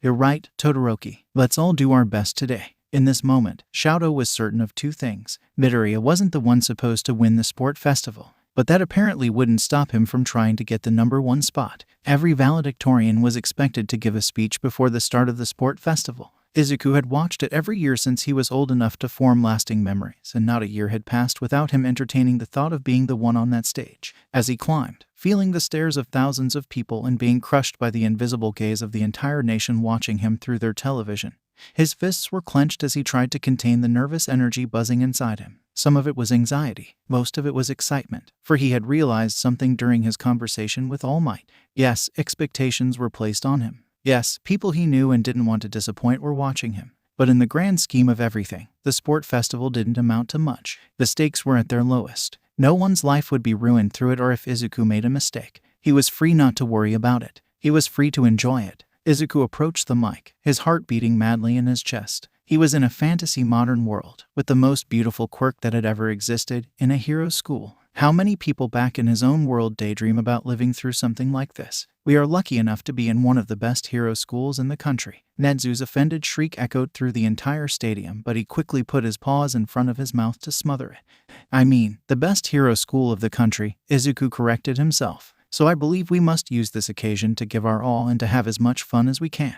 Inko whimpered and hid her face in her husband's shoulder as her son demonstrated that his idea of fun was to detonate as many bombs as he could gather in order to surf on the ensuing explosion. Her husband, unworthy father that he was, didn't stop eating popcorn. Inko, open your eyes. He is about to do something even more amusing. Inko pointedly did not open her eyes, but it didn't matter. The noise of a second explosion reached her anyway. Then a third. Is he alive? She asked between gritted teeth. He is, her husband confirmed a moment before President Mike's voice announced her son is the victor. I am slightly more impressed that the Todoroki boy and the rabid one survived it. I have rarely seen people so high in the sky without some sort of flying quirks. Good, Inko snarled. Because as soon as he gets back home, I am going to kill him myself for scaring me so much. Her husband laughed and kissed her on the top of the head, a devious and nefarious ploy to distract her from her rightful anger and to save that awful son who took after his father. She opened her eyes in time to see the son of Endeavor and Katsuki, slightly scorched and looking like they had just gone through hell, running past the finish line and after her son, with the obvious intent of strangling him.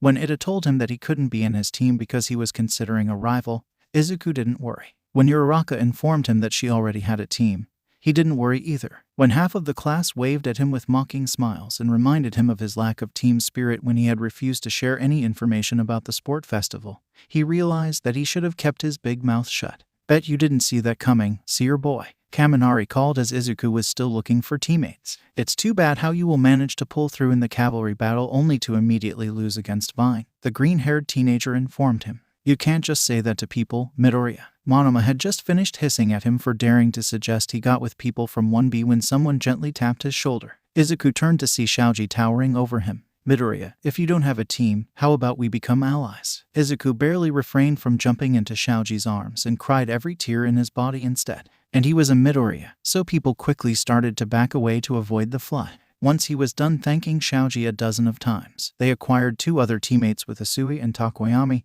They were ready to win. Now, for the results of the second event, I will let my favorite co-host speak. President Mike, for which a microphone was redundant, announced. In the first place, a little girl then said, unable to contain her sheer delight, Izuku, and Shaoji, and Tsuyu, and Fumikage. Izuku wasn't certain on how he found himself alone with Todoroki. Well, of course, he knew that Todoroki has wanted to talk and asked him to follow him to what amounted to a secondary location where no one would hear him scream if he got stabbed or something, and that Izuku had nervously followed him because didn't want to admit that he didn't know what Todoroki wanted. And since he was the one who had called him out on his quirk being a lie, he didn't want to give him additional ammo. But now, Izuku was just wondering why he hadn't just lied and said that he didn't have the time or something. You can indeed see the future, Todoroki said, his eyes staring into Izuku's very soul, and he apparently wasn't impressed with what he was seeing.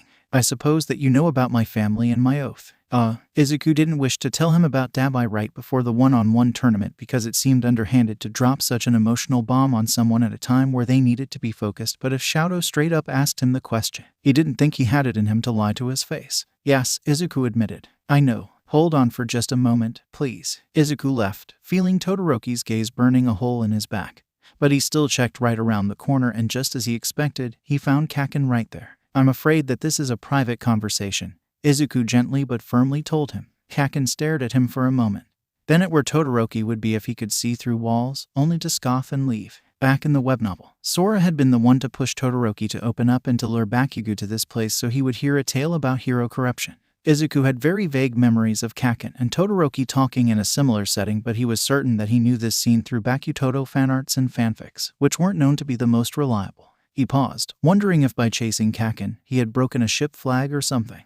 Bakutodo had been one of the most popular ships before Todoroki's death. There should be some kind of interaction between them to justify it, shouldn't it? Should he ask Kaken to come back? You aren't allowed to flee this conversation. Todoroki calmly called him from inside the tunnel. Well, that settles it. I know the general outlines of your situation but not the details, Izuku explained as he came back and put his back to the wall before looking at Todoroki. Yes, while he wasn't interested in any ships that weren't involving Sora, he understood why the Bakutodo shippers had been so powerful. If one was into beautiful faces and even more beautiful quirks, Izuku could hardly judge them for liking Todoroki. Is there something you want to know? Izuku asked him. The teenager braced himself to gently inform Todoroki that his big brother was alive and wanted him dead because of unresolved daddy issues. Are you All Might's secret love child or something? Todoroki said instead, making Izuku's brain implode in less than 8 words. Izuku didn't physically keel over under the impact of this question, but only because he was frozen in shock. Pure panic, astonishment, and just the need to run from this situation screamed inside him as the image of Todoroki as a stoic and serious character shattered inside him. Was that in the light novel too? No, impossible. I would have seen the memes from space. Any person with a somewhat sane brain would have laughed it off or pterodactyl screeched, but Izuku was a reincarnation with an approximate knowledge of what could be perceived as 2 parallel universes. His brain could be qualified with all the adjectives in the dictionary except for sane. So, in this moment, as Todoroki was looking at him with beautiful eyes that were trying to gaze into his very soul, and as he had the look of someone who thought to have connected the 2 dots, Izuku thought, what if? What a plot twist it would be for the side character fated to die to be All Might's bastard child. It would mean that not only had All Might died at Kamino, but he had also been unable to save his own son. What a way to twist the knife. But Izuku had 2 parents. He didn't think they had it in them to cheat on each other, but there were other explanations. Adoption, them not being together at the time of Izuku's birth, and so on. His father had spent a lot of time in America. Maybe All Might had given his friend, Midoriya Hisashi, an unexpected child, to be raised with love and in a safe place. His common sense gently dope-slapped him to get his attention, reminding him that he looked like his mom and he had his father's curls and hands. Funnily enough, he realized that Todoroki had been waving his hand in front of his face for a while, now looking very concerned. It's highly improbable and I am going to say no for now, unless you know something I don't, Izuku finally answered. It's not exactly far-fetched, Todoroki said, a little on the defensive now. Your quirks feel extremely similar. That pressure was enough to make me break my oath. Yes, about that oath. Izuku mentally winced. Todoroki, you have every right to hate your father, but you shouldn't hate your flames. The terrifying boy gave him what he probably intended to be a flat look, but which was definitely a glare. I thought you knew what he had done. I do. I know what he put your family through just for his obsession of surpassing All Might. But it's your quirk, and you're going to need it if you want to become stronger. The air around them lost 5 degrees at once, goosebumps breaking on Izuku's arms because of the abrupt loss of temperature. I don't need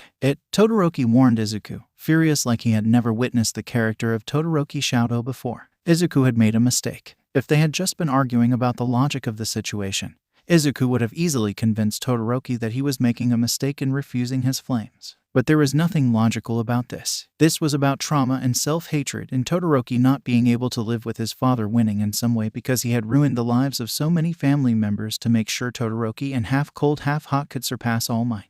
And now, Todoroki couldn't understand how Izuku, despite knowing what he had gone through, still wanted him to forego his determination and to let Endeavor win. I just wanted to say that no matter what your connection to All Might is, I will rise above you with just my right side. Todoroki positively snarled as he left without looking back. I will become the #1 hero without having to use his flames. But maybe it wasn't Izuku's role to make him understand. Maybe he was just supposed to warn him. Do you want to know your future, Todoroki Shoto? Todoroki paused but didn't look back, simply waiting for Izuku to say what he had to say. So Izuku obliged. You're going to die because you haven't mastered your flames. Someone with more will is going to fight you, someone you probably could have defeated, but by the time you accept to break your oath to survive, it will be too late. The flames that could have saved you won't be powerful enough and you will die. For a moment, the boy fated to die at the hands of his own brother stayed quiet. He never looked back at Izuku. And when he talked again, anger was saturating the 3 words that engraved themselves in Izuku's mind. So be it. Memory worked in a funny way. He was in UA and talking to Todoroki. He was on the stairs leading to the roof of Aldera, his entire body puppeteered by a force that couldn't be defeated, but only delayed. His feet were moving on their own, despite all of his efforts to just stop, to not take another step because he was all too aware of what was waiting for him. He was in Aldera and terror was saturating his every cell because he was about to kill himself. Not out of despair but because fate had decided that this was the path he had to take. Izuku was in UA, in a tunnel that was now showing a large crack all over the wall and a crater where his fist, helped by full cowl, had almost punched a hole through the reinforced concrete. He didn't remember summoning his quirk. He was, however, vaguely aware that he had chosen to move his hand, in the vain hope of destroying that memory, of preventing it from ever haunting him again. Todoroki was looking at him, now, shock showing on his face. "How dare you?" When Izuku talked again, his voice was unrecognizable. "How dare you just accept your fate? How dare you just shrug at the idea of fate ending you on a whim? This morning, you told me that you didn't care what the future had in hold and that you would fight anyway.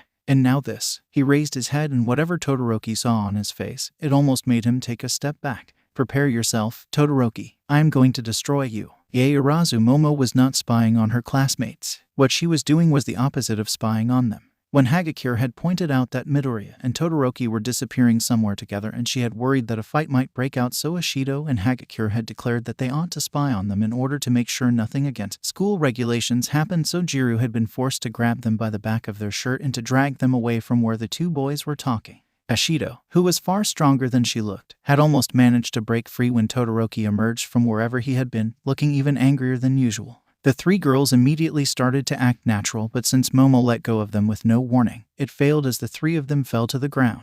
Todoroki didn't even seem to notice them and left, which was for the best because Momo's pride was wounded enough as it was. "What happened?" Ishido asked, a hound who had smelled some potential juicy gossip. "Why is he so pissed?" Momo didn't have to hazard a guess as Midoriya appeared at this moment, and all air left her lungs as the pressure in the air was now saturated with pure rage. Todoroki being angry wasn't surprising since he wasn't the most serene person from the beginning, but Midoriya, except for his occasional moments where he casually exposed groundbreaking revelations, was a sweetheart at his core. Ishido and Hagakure were frozen solid, not even daring to interrogate him on what had happened, while Momo kept thinking about how, in half an hour, Midoriya was going to have his first match. Momo had seen Midoriya slap a villain through a wall during the USJ. No one knew the setup of the match yet, but Midoriya's first opponent was at a very real risk of ending in the hospital now. So, true hero that she was, she took the remedy that every member of the Yaoyorozu family had on them when they were about to succumb to hypoglycemic rage. "Midoriya." She ran to him, showing the candy bar. "You look weak. Why don't you take a Snicker?" Midoriya, his voice choked in anger, thanked her and angrily ate the Snicker, then another. As soon as he saw who he was going to be fighting in his first match, Shinsu Hitoshi crossed the crowd and reached the green-haired boy,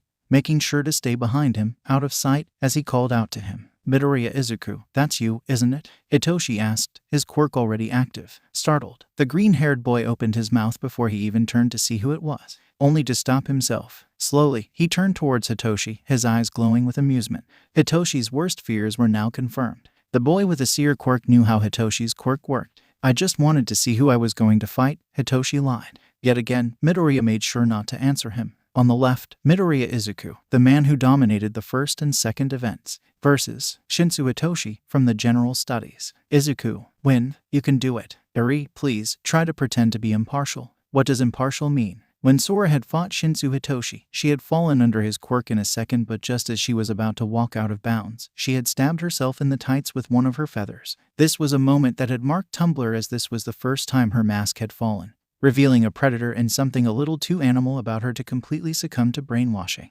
Izuku simply had knowledge of a fascinating quirk that only activated once the target answered the holder. "I guess you're friends with the monkeys, so why don't you explain to me what kind of dumbass throws away a chance like that?" Izuku calmly walked towards Shinsu. "I'm jealous of your quirk. Not only can you see into the future, but you have super strength. You were born to walk the heroic path while people like me can't even hope to walk through the golden gates." Shinsu should have run while Izuku was still giving him the opportunity to. He never should have allowed him to close the distance between them so easily, and he seemed to realize his mistake as he raised his arm, but Izuku easily grabbed him by the front of his shirt. That was sturdy UA fabric that held on as Izuku lifted Shinsu from the ground with ease. Izuku started moving towards the border of the arena and Shinsu went ballistic. He tried to punch him and kick him, clawing at Izuku's arm because it was the only thing he could reach, obviously hoping to make him cry out from the pain. At no point did Izuku use his quirk. "Say something," Shinsu roared. At the same time, Izuku delicately put him down, just out of bounds. As soon as the purple sneakers touched the ground again, it was like all energy was drained from the teenager. Even though Izuku hadn't used any strength to make him lose his balance, Shinsu fell to his knees, his face slack and a haunted look in his eyes as something inside him was being crushed. Warm blood was flowing on Izuku's arm and Shinsu's fingers were covered in it. "I am going to tell you something and I would like you to hear me out with an open mind. And while keeping in mind that my quirk gives me some very weird knowledge," Izuku implored. Shinsu didn't say anything. It didn't even look like he was listening to him, but Izuku didn't need a quirk to know that he would hear every word. One couldn't escape the crushing agony of remembering every agonizing details of the worst day of their life. Izuku would know. "You cannot fathom the number of people who are rooting for you," he told Shinsu. "You cannot imagine the number of people for who you are incredibly important." The purple-haired boy slowly raised his head, incomprehension all over his face, and Izuku could hardly blame it for it. How do you explain to someone that he is loved by so many people from another universe? How does one begin to describe the fervent emotion that was born out of Shinsu's very existence, making people create things out of love just to include him in them? Also, your quirk is incredible. Would be so useful both in rescue and used against villains. But please, start working out," Izuku awkwardly added. "You need stamina and physical strength to be a hero student, and by the time you will be admitted to the hero course, it will be too late to work on that." It was a mistake Izuku himself would have made without All Might. He had assumed that UA, after seeing its students' potential, would put them into shape, but he had been surprised to discover that while the students had access to state-of-the-art facilities, there was no focus on any physical training. If he still had his old Tumblr account, he would have dropped a message into a big fandom name and waited to have a long meta detailing exactly why UA was a hell school. For some reason, Izuku's advice had made Shinsu flinch but his eyes. Now, there was something between hope and awe in them. Izuku outstretched his hand. After a moment of hesitation, Shinsu took it, his fingers smearing Izuku's own blood on the back of his hand, and Izuku helped him get back to his feet. Hitoshi walked out of the arena in a daze, not sure if Midoriya realized what he had told him. "By the time you will be admitted to the hero course, it will be too late to work on that." This man had just casually admitted that despite his fuck-up, he would become a hero student. He would have walked straight into a wall if his classmates hadn't called out to him, congratulating for lasting so long against the same man who had almost ended Bakugo and Todoroki during the obstacle race. It slowly brought him back to reality, allowing him to hear his classmates' encouragement and the actual heroes impressed that a student from Jeded had managed to last so long. "You cannot fathom the number of people who are rooting for you." Yes, Hitoshi thought he was starting to see what Midoriya was talking about. Todoroki Shoto was still reeling over his conversation with Midoriya when he had the unpleasant surprise of seeing his old man waiting for him on his way to his first match. His fist clenched on its own, the fire in his left side wanting to rise, but he was used to smothering it. Endeavor spouted his usual nonsense, and Shoto's thoughts went back to Midoriya. Either he didn't really know what he had gone through or Shoto had completely misjudged him, as no one in their right mind could expect him to just accept doing what Endeavor wanted for him. "I will win this with Mom's power," he warned the number 2 hero. "I will never use your power in battle. That may be good enough while you're still in school, but you will reach your limit soon enough." Those words, echoing what Midoriya had told Shoto, made his anger burn ever stronger. Then, he had no choice but to show them. Midoriya might be more powerful than him, but he had more training and more skills when it came to using his quirk. He would annihilate him during their match, and he would only use his ice to do so. He emerged into the arena, swearing to himself that the next person to talk to him about his flames would sorely regret it. Seeing the intense look on Todoroki's face, Zero Hanta couldn't help an attempt at lightening the mood. "Well, don't you look fired up? Midoriya, are we friends?" Zero, sitting under an extraordinary amount of blankets, asked, while Izuku still remembered how Zero had laughed at him when he had asked if he could join his team. He wasn't petty enough to kick a frozen man down. "Yeah." The mass of blankets that Zero had become pointed at the arena with a shivering finger. "Then you go there and you beat his ass." "Will do," Izuku nodded. Izuku was stopped on his way to put Todoroki into the ground by another Todoroki who appeared in front of him in all his fire hazard glory and in what the teenager suspected to be a plot-contrived coincidence. "Ah, there you are," Endeavor greeted him. The flames coming from him didn't give off much heat, which was good for people like Izuku who weren't fireproof, but the teenager wondered why someone whose main weakness was overheating insisted on using them for his costume. It might be a way to increase his heat resistance, or it might be something else entirely. If his best friend had been next to him, she would have guessed that it was a pitiful attempt to hide that he couldn't grow a decent beard. "I have my eyes on you," Endeavor told him. "Your quirk is remarkable, maybe even on par with All Might's, and I was told that you can look into the future." Izuku braced himself for being asked once again if he was All Might's secret love child. "My boy, Shoto, has a duty to surpass All Might. His match against you will be a valuable test." so give it your all. Put up a good fight against him. Izuku's eyes narrowed, suddenly empathizing far more with Todoroki's oath. There was a part of him that wanted to forfeit just to spite Endeavor, and he wasn't living under the same roof as this man. That's all I had to say, Endeavor declared as he left. Sorry for my bluntness. Endeavor was truly a fascinating character, and his redemption arc had made the tragedy of what had happened to his family even more poignant. Just as he was taking the steps to make things better, just as he was proving himself worthy of the position of number one and sacrificing himself in order to stop All for One, all of his efforts had been literally incinerated. Izuku had enjoyed reading fics and metas about him. It didn't change the fact that he was the man responsible for the tragedy that would befall his entire family. The same fics that Izuku had read gave him the perfect script to call Endeavor and all the harm he had caused out.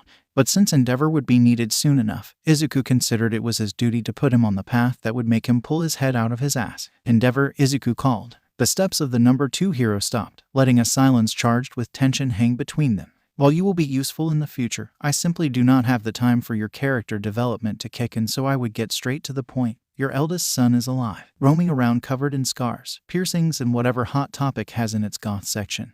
And his greatest ambition in life is to kill your youngest in front of you in order to make you suffer. Endeavor made a noise like he had just been punched in the chest. I don't know where he lives, but your safest bet to find him is probably to go looking around cheap hair salons, Izuku added as he left. That's all I had to say. Sorry for my bluntness. Endeavor made a sizzling sound, which was all the warning Izuku got before heat touched his back. He made one incredible jump in order to get the hell out of the way, but he would find out later that he didn't need to, as the heat source was very localized and wouldn't have hurt him. It probably said a lot about his life that he panicked not because of the raging inferno behind him, but because he was scared that if anyone saw that he was surprised by it, people would doubt his fake prophetic powers and would stop listening to him when he tried to prevent them from getting killed. However, despite what the lizard living in his brain had claimed, it turned out that Endeavor hadn't tried to kill him for sassing him. Instead, the incandescent hero, obviously in a state of shock, was accidentally generating a restrained but focused circle of fire that was starting to melt the ground, until it completely melted said ground and Endeavor fell underground, in what had to be Nezu's secret tunnels. He showed no sign of getting out of his fiery shocked state, not even when the fire alarm started to ring and Izuku was promptly drenched by the sprinklers. Fuck. Izuku panicked, his hands on his skull in a vain attempt to keep the sheer chaos of the situation contained inside his head. I broke the number 2 hero. A moment later, All Might, in all of his symbol of peace glory, burst through a wall. Young Midoriya. I am here. He looked around, saw the hole that Endeavor's flames had made, and the sheer confusion on his face almost made Izuku weep as he had left his phone and the camera on it in his locker, preventing him from immortalizing All Might's expression to add it to his collection. Todoroki, who should have been waiting in the arena for Izuku, found his way there about 3 seconds later at full speed. He somehow managed to throw a glance at All Might where he somehow clearly communicated that he was onto them and stopped right before falling into the Endeavor-shaped crater. Unlike All Might, who was obviously wondering what the hell was going on, Todoroki's face indicated that he had understood what had happened, and he was now looking at his father with an expression that all teenagers were forced to make several times in their life and which could be roughly translated as "Godam. Dad, you're so fucking embarrassing." Izuku was actually feeling guilty now. The match was delayed long enough to bring the number 2 hero to the infirmary, where Recovery Girl immediately clocked his state as a case of Midoriya-related shock, which was absolutely unfair because it wasn't like Izuku was at the source of some kind of outbreak. If people can't handle a couple of spoilers, they probably should retire from the pro-hero life. By the time Izuku assured a very worried Todoroki that he knew he hadn't sent his father to intimidate him, the green-haired teenager was finally able to admit that he had let his anger get the better of him. There was a slight possibility that dying, being ice-gagged, and living in a constant state of near-death experience had left him slightly on edge. However, since he was a man of his word, he was still going to fold Todoroki in half like Sunday's laundry. Todoroki Shadow gripped his anger tight as he walked onto the arena because that was an excellent way of not feeling the sheer embarrassment that had followed him since he had seen Endeavor at the bottom of this hole. His old man was a monster, a piece of shit and maddeningly annoying on his best days. But second-hand embarrassment was a whole new consequence of having him as a father that Shadow could have lived without. At the other end of the arena, Midoriya was waiting, deceptively calm, but Shadow could see the anger still burning within him just from the way he was holding himself. All in all, Midoriya's quirk was stronger than Shadow's. There was no point denying it. However, it wasn't what made him dangerous. People with the strongest quirks were often defeated by people weaker than them because what mattered the most was training, versatility, and control. Those were things Shadow had in spades, while Midoriya had a tendency to rely on his brute strength to get the job done. not because he was lazy or because he relied too much on his quirk, but because, from the conversations with Ida and Uraraka that had reached Shadow's ears, he didn't have much opportunity to train his quirk growing up, and he had to contend with some serious backlash if he wasn't careful. However, there was a hunger in Midoriya's eyes, something avid but also full of something warmer, like the delight children showed when they received a new toy. It had put Shadow on edge the first time he had seen it, during the quirk assessment test. A hunger that only showed when Midoriya was exposed to quirks. That fascination meant that Midoriya wasn't only used to analyze quirks, but he also took personally the fact that Shadow wasn't using his flames. Shadow ought to be able to use it against him. When President Mike announced the start of the match, Shadow didn't waste time, sending an iceberg, then a second. Midoriya burst through both of them, his power surrounding him in a way that gave Shadow goosebumps. But he was slower than before, for the cold was an insidious enemy. Midoriya managed to get closer, but Shadow made him pay for that lack of distance. The air around them was ice cold, burning the inside of his lungs. Black ice threatened to make him slip at every step, and ice spread from the ground and onto him, forcing Midoriya to break it so it wouldn't steal all of its warmth.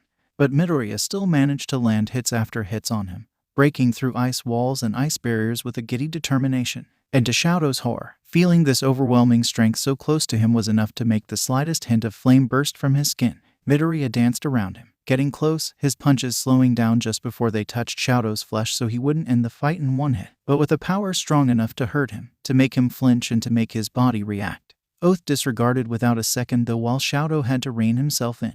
And Shadow made him pay for that too, using every move he had, things he actually wouldn't dare to use on another fellow student and that he hadn't used against the villains at the USJ. He focused his frost on specific points, making Midoriya flinch like he had been burned. Ice spikes threatened to cut him or even impale him. No strategy worked for long because Midoriya learned at a frightening speed. He started using only his fists. But soon into the fight, he was kicking both the ice that threatened to imprison him and Shadow himself. At first, he pushed through the ice, breaking it and wasting both energy and warmth. But he quickly started to dodge and climb and sometimes even hide. Shadow's hand found Midoriya's chest and he brought cold right through him, giving him thermic shock. The next thing he knew, he was punched with so much strength that his feet left the ground, all of his body going limp. But before he could summon an ice wall to prevent himself from being thrown out of bounds, Midoriya, still keeling over, grabbed him by the ankle and threw him right back into the ring. Because Midoriya wasn't trying to win, or at least, for him, winning didn't mean ending the match. No, his true victory would be to force Shadow to break his oath. "Why are you so obsessed with my fire?" Shadow snarled, his legs shaking as he got back to his feet, furious. What had started as merely sparks when Midoriya came too close to him had now graduated to full flames now that exhaustion prevented him from containing them. "Because your quirk is beautiful," Midoriya managed to say, and unlike Shadow, all of his anger was gone. He was smiling, like he was truly having fun.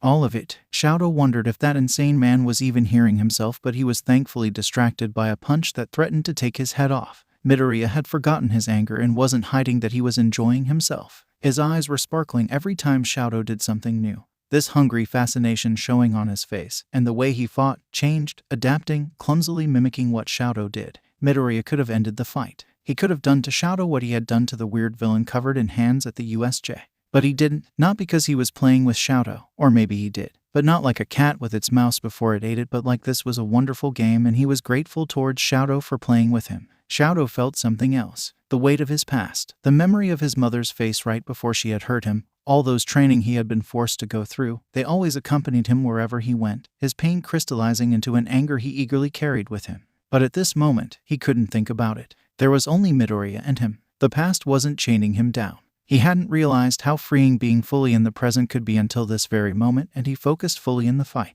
Shadow wasn't ready when it came to an end. For the first time since the match had started, he saw doubt spreading over Midoriya's face. The boy looked at the broken arena covered in ice. Mist was appearing in front of his mouth every time he breathed.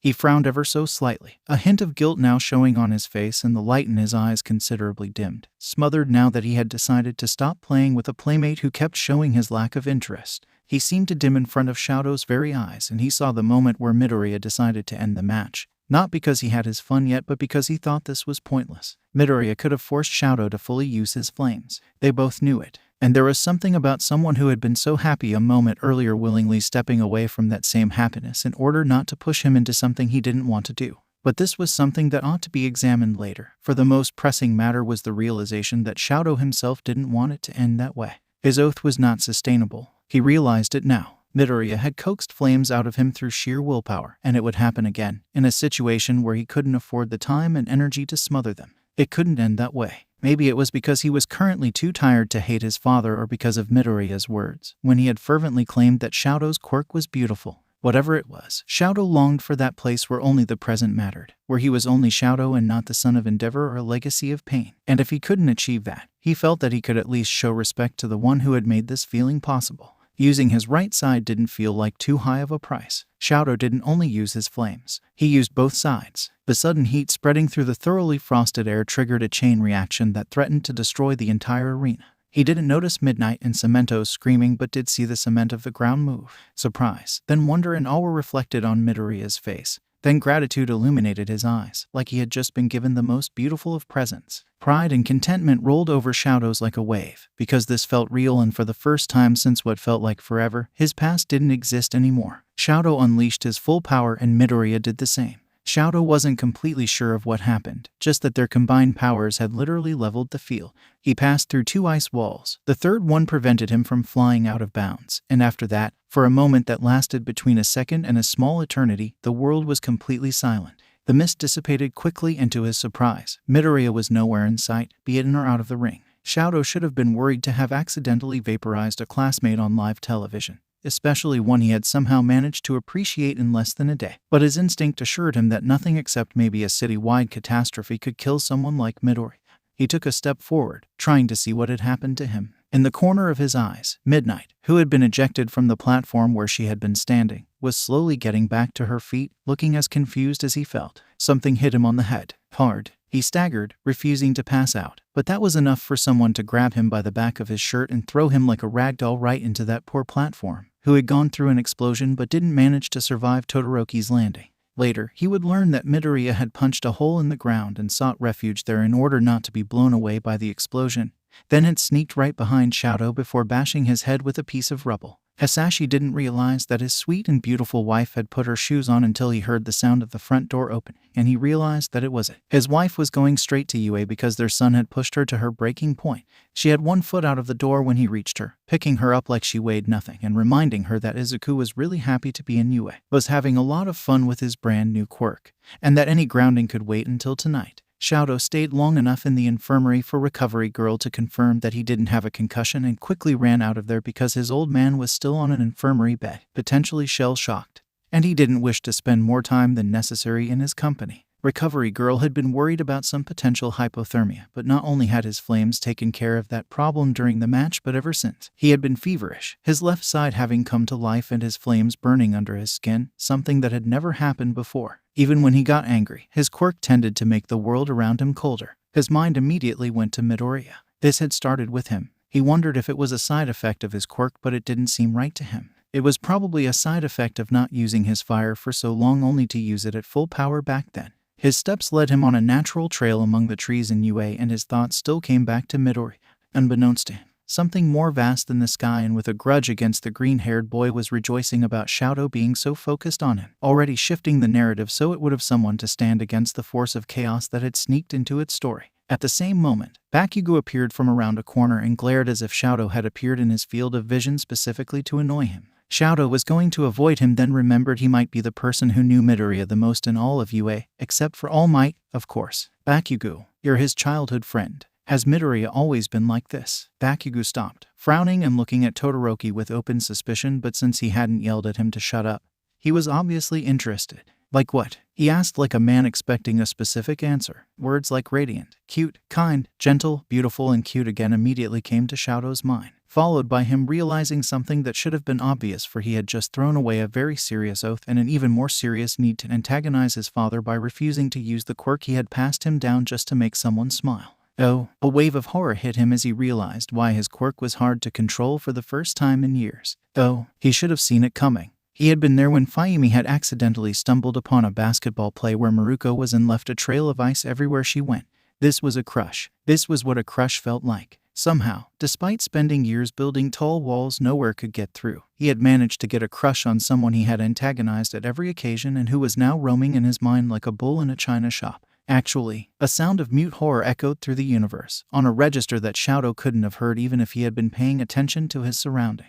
From what Shadow understood from those things, he now had to confess. He just wasn't sure if there was a protocol to follow. A letter seemed traditional. Bribes in the form of chocolate were also an option, from what he remembered from several mangas, but he had a feeling that All Might merch would serve him better. Of course, any other teenager on the planet would have been mortified and an absolute mess about just straight up admitting their feelings to someone, but Shadow benefited from an advantage over them. Being homeschooled for so long had left him unable to feel shame because of social situations.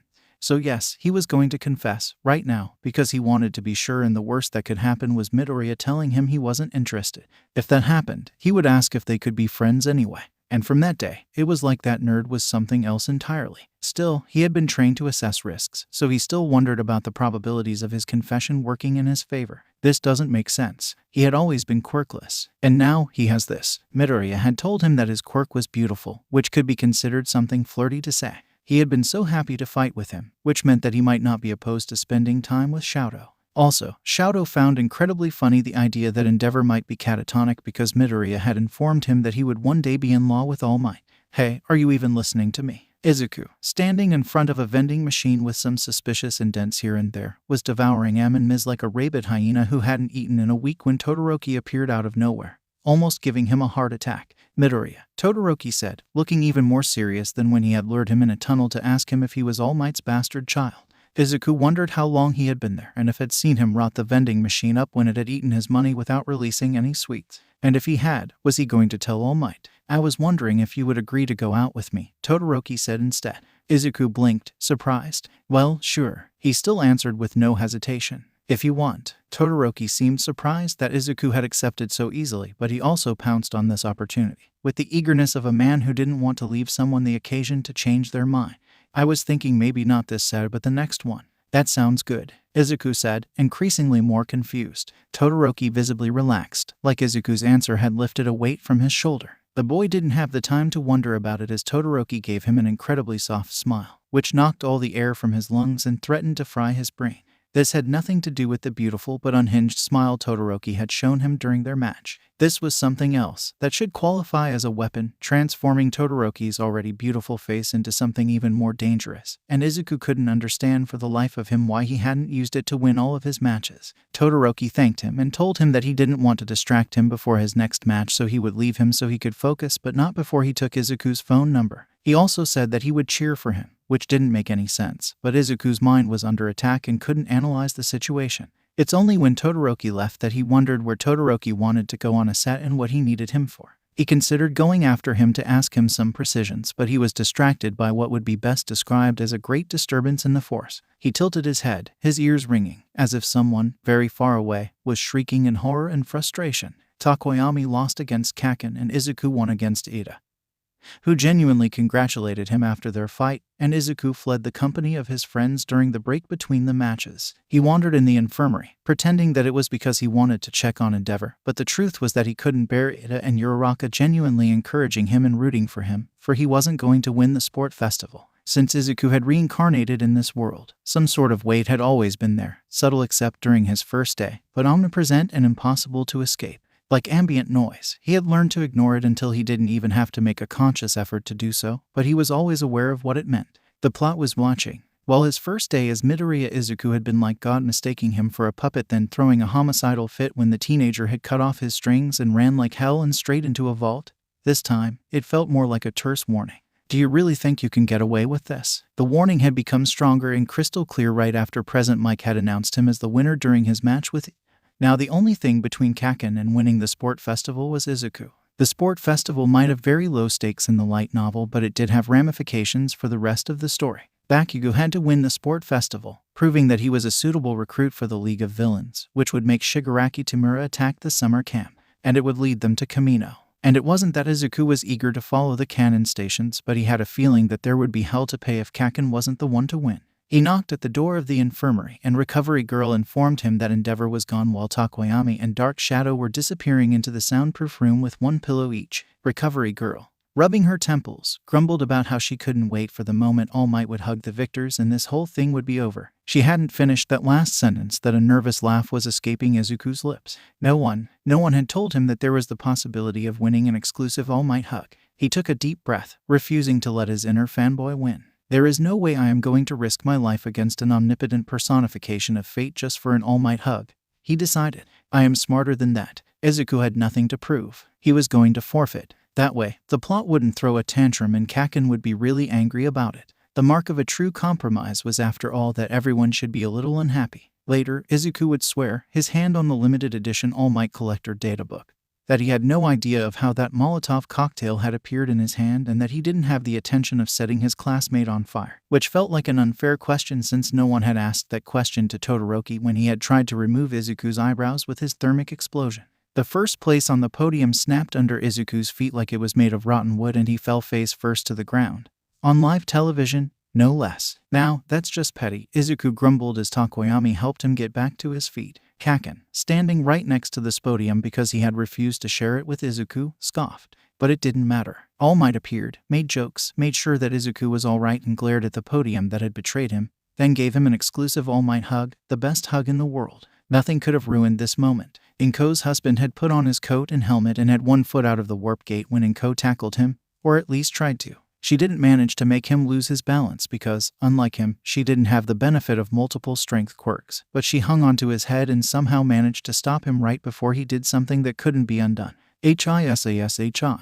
You will not ruin Izuku's big moment because you're jealous. I'm not jealous, Hisashi lied to her, his voice so cold that they could have used it as AC during the last canicule. I am just going to rip those stupid hair tufts from his giant head, break all of his limbs and flay all the skin that touched my son from his body. Hisashi. Izuku was floating on a cloud as he went back to the locker, his medal between his fingers. This had to be worth it. He didn't care what the plot would throw at him next. It was never going to spare him anyway. For the first time since he had reincarnated in this world, he was fully happy and wasn't afraid of the future. Midoriya, Ida called him. Izuku turned towards his friend, smiling. He had wondered where he had disappeared during the last part of the sport festival, but he was glad that he was back. He saw the expression on his friend's face too late. Ada's fingers sank into his shoulders with enough strength to hurt him, but the uncomfort was nothing next to the horror and the grief in his friend's eyes. He was watching his friend being destroyed from the inside, in a way that no light novel could have ever described. Izuku immediately realized what this was about. Hearing it was still horrifying. Did you know? Did you know about my brother? Izuku opened his mouth but no word came out. Did you know that it was today? Kenya had known he was making a mistake from the moment he hadn't immediately left UA to go to the hospital. He knew that he was being unfair and awful and wrong in every way possible, but the anger and the pain exploded out of him, seeking a target. Who else could it be when Stain was out of reach and his brother whom he loved so much was between life and death? So he screamed at his friend and all it did was to make him feel even worse. His eyes filled with tears and he had to clench his teeth in order not to howl like a wounded animal, in order not to lose his mind. He had been given a chance to prevent a tragedy and he hadn't taken it. He looked up to Midoriya, knowing he had to apologize, knowing that he knew that it wasn't his fault but that he was weak enough to vent his anger on him anyway. But instead, he saw the look of pure terror on Midoriya's face. He wasn't scared of Ida. No, instead, he looked like a man who had just witnessed his own death and the death of everyone he loved. Sparks of green and red lines of power spread on Midoriya's skin, his power coming to life, and Tenya was forced to take a step back. Midoriya ran at a speed even Tenya's brother couldn't have matched on his best day. He fled out of UA without looking back, no matter how much his classmates called after him. Izuku didn't remember how he arrived at the Dagaba beach, the sand now clean and pure, not showing any trace of the dumpster it had once been. One for all was screaming under his skin. His mind was made of statics, unable to deal with the situation. And around him, the universe was quiet, but he would have hurt less if it had directly taunted him. Izuku's scream reached the sky, so raw it sounded barely human. He wasn't coherent enough to threaten or to beg or to ask why. Instead, his despair saturated the air and he screamed until he tasted blood in his throat. Ada had left a dozen of messages on Izuku's phone by the time the teenager got home. He was apologizing for getting angry and for implying that what had happened was Izuku's fault. He even added that Izuku had done everything he could to prevent this catastrophe, and they were the one who had failed to take the necessary precautions. His voice broke at some point, but he didn't let Izuku hear that he was crying. Izuku could hear the hospital noises behind him and hear how choked up he was, but to be honest, the entire conversation was an afterthought. Nothing felt real right now. His medal, made of solid gold, was tossed on his bed. His notebooks were messily piled on the desk. Even the weight of his phone seemed off. Despite what Ada had said, Ingenium hadn't been attacked the day of the sport festival, but during the night that had preceded it. Izuku had believed that he would be safe by then, but the plot apparently didn't mind rush jobs. Ingenium had survived but was paralyzed. The two psychics that had been with him were dead. Ida Tensei had spent half of the night in this alley, surrounded by his co-workers' dead bodies. Those sidekicks' deaths had never been mentioned anywhere. Those two people should be alive. Not only Izuku's warning had failed to save Ingenium, not only had Sting, who was at best an ambush predator who should have his behind kicked when faced with a pro-hero from Ingenium's caliber ready for a fight, been somehow able to defeat both him and two of Idaten's sidekicks. But people who should have survived were now dead. Izuku turned on his phone during the weekend so he wouldn't get to see the well-meaning messages his friends were sending him. Their kindness wasn't something he could currently handle. He spent the entire weekend writing down everything he remembered from Symbol of Victory, tried to predict what would happen, and then tried to find ways to prevent the worst tragedies. It had worked for Mainta and Asui. Why hadn't it worked for Ingenium? He didn't go to school on Monday. He asked his parents if he could stay home, and even though they were obviously worried, they accepted and gave him the space he asked for. Even his father stayed outside the door, sometimes sitting against the wall but without getting in Izuku's domain. Izuku warned his friends and All Might not to worry about him. After all, going to UA had never been necessary to accomplish his goals. On Wednesday, his mom seemingly lost patience and knocked at the door of his working space. She could be differentiated from his father because he knocked carefully, curiously a little like Izuku when he was concerned about one for all leaving indents on an innocent door. While his mom had no such fears and knocked like the door owed her money, he put his marker down, wincing as he saw the ink staining his hands, and turned the wheel on the vault door. It turned out that his mother wasn't behind the door. Todoroki was. Your mom told me you would be down there. He was wearing his school uniform. Is that a bank vault? Izuku stayed quiet, not knowing how to react. He had spent most of his life compartmentalizing different aspects of his existence. Classmates belonged to school. His family belonged to his home. Heroes and strangers and other people belonged to the rest of the world. Todoroki, as he was standing here, didn't seem real. Yeah, Izuku finally said, answering on autopilot. I modified the door so I can lock myself in when I need some alone time. Todoroki nodded, but he wasn't really listening to him anymore. Instead, his gaze was drawn by something behind him. Izuku followed his eyes and panicked. Not because of the giant bank vault, but because he had spent the last 3 days working in there and hadn't noticed before this very moment that his environment looked like peak madness. All Might merch were neatly and lovingly put on one side of the vault, but a wall had been left free so Izuku could hang torn pages from his notebooks, demented doodles about future plot points, words written on the wall with a marker, words scratched on the wall with a Nagant survival knife, strings everywhere and on the ceiling, several pictures of All Might surrounding the words "do it for him." Was this a very efficient way for him to analyze the situation and to order his thoughts? Yes. Would anyone witnessing this scene be well within their rights to put him in a mental ward? Absolutely. Izuku stepped out of the vault and closed the door behind him. Todoroki, why aren't you at school? Why aren't you? Todoroki asked. Yeah, he got me there. I'm not here to bring you back to UA. Todoroki might have tried to reassure him, except it sounded like a warning.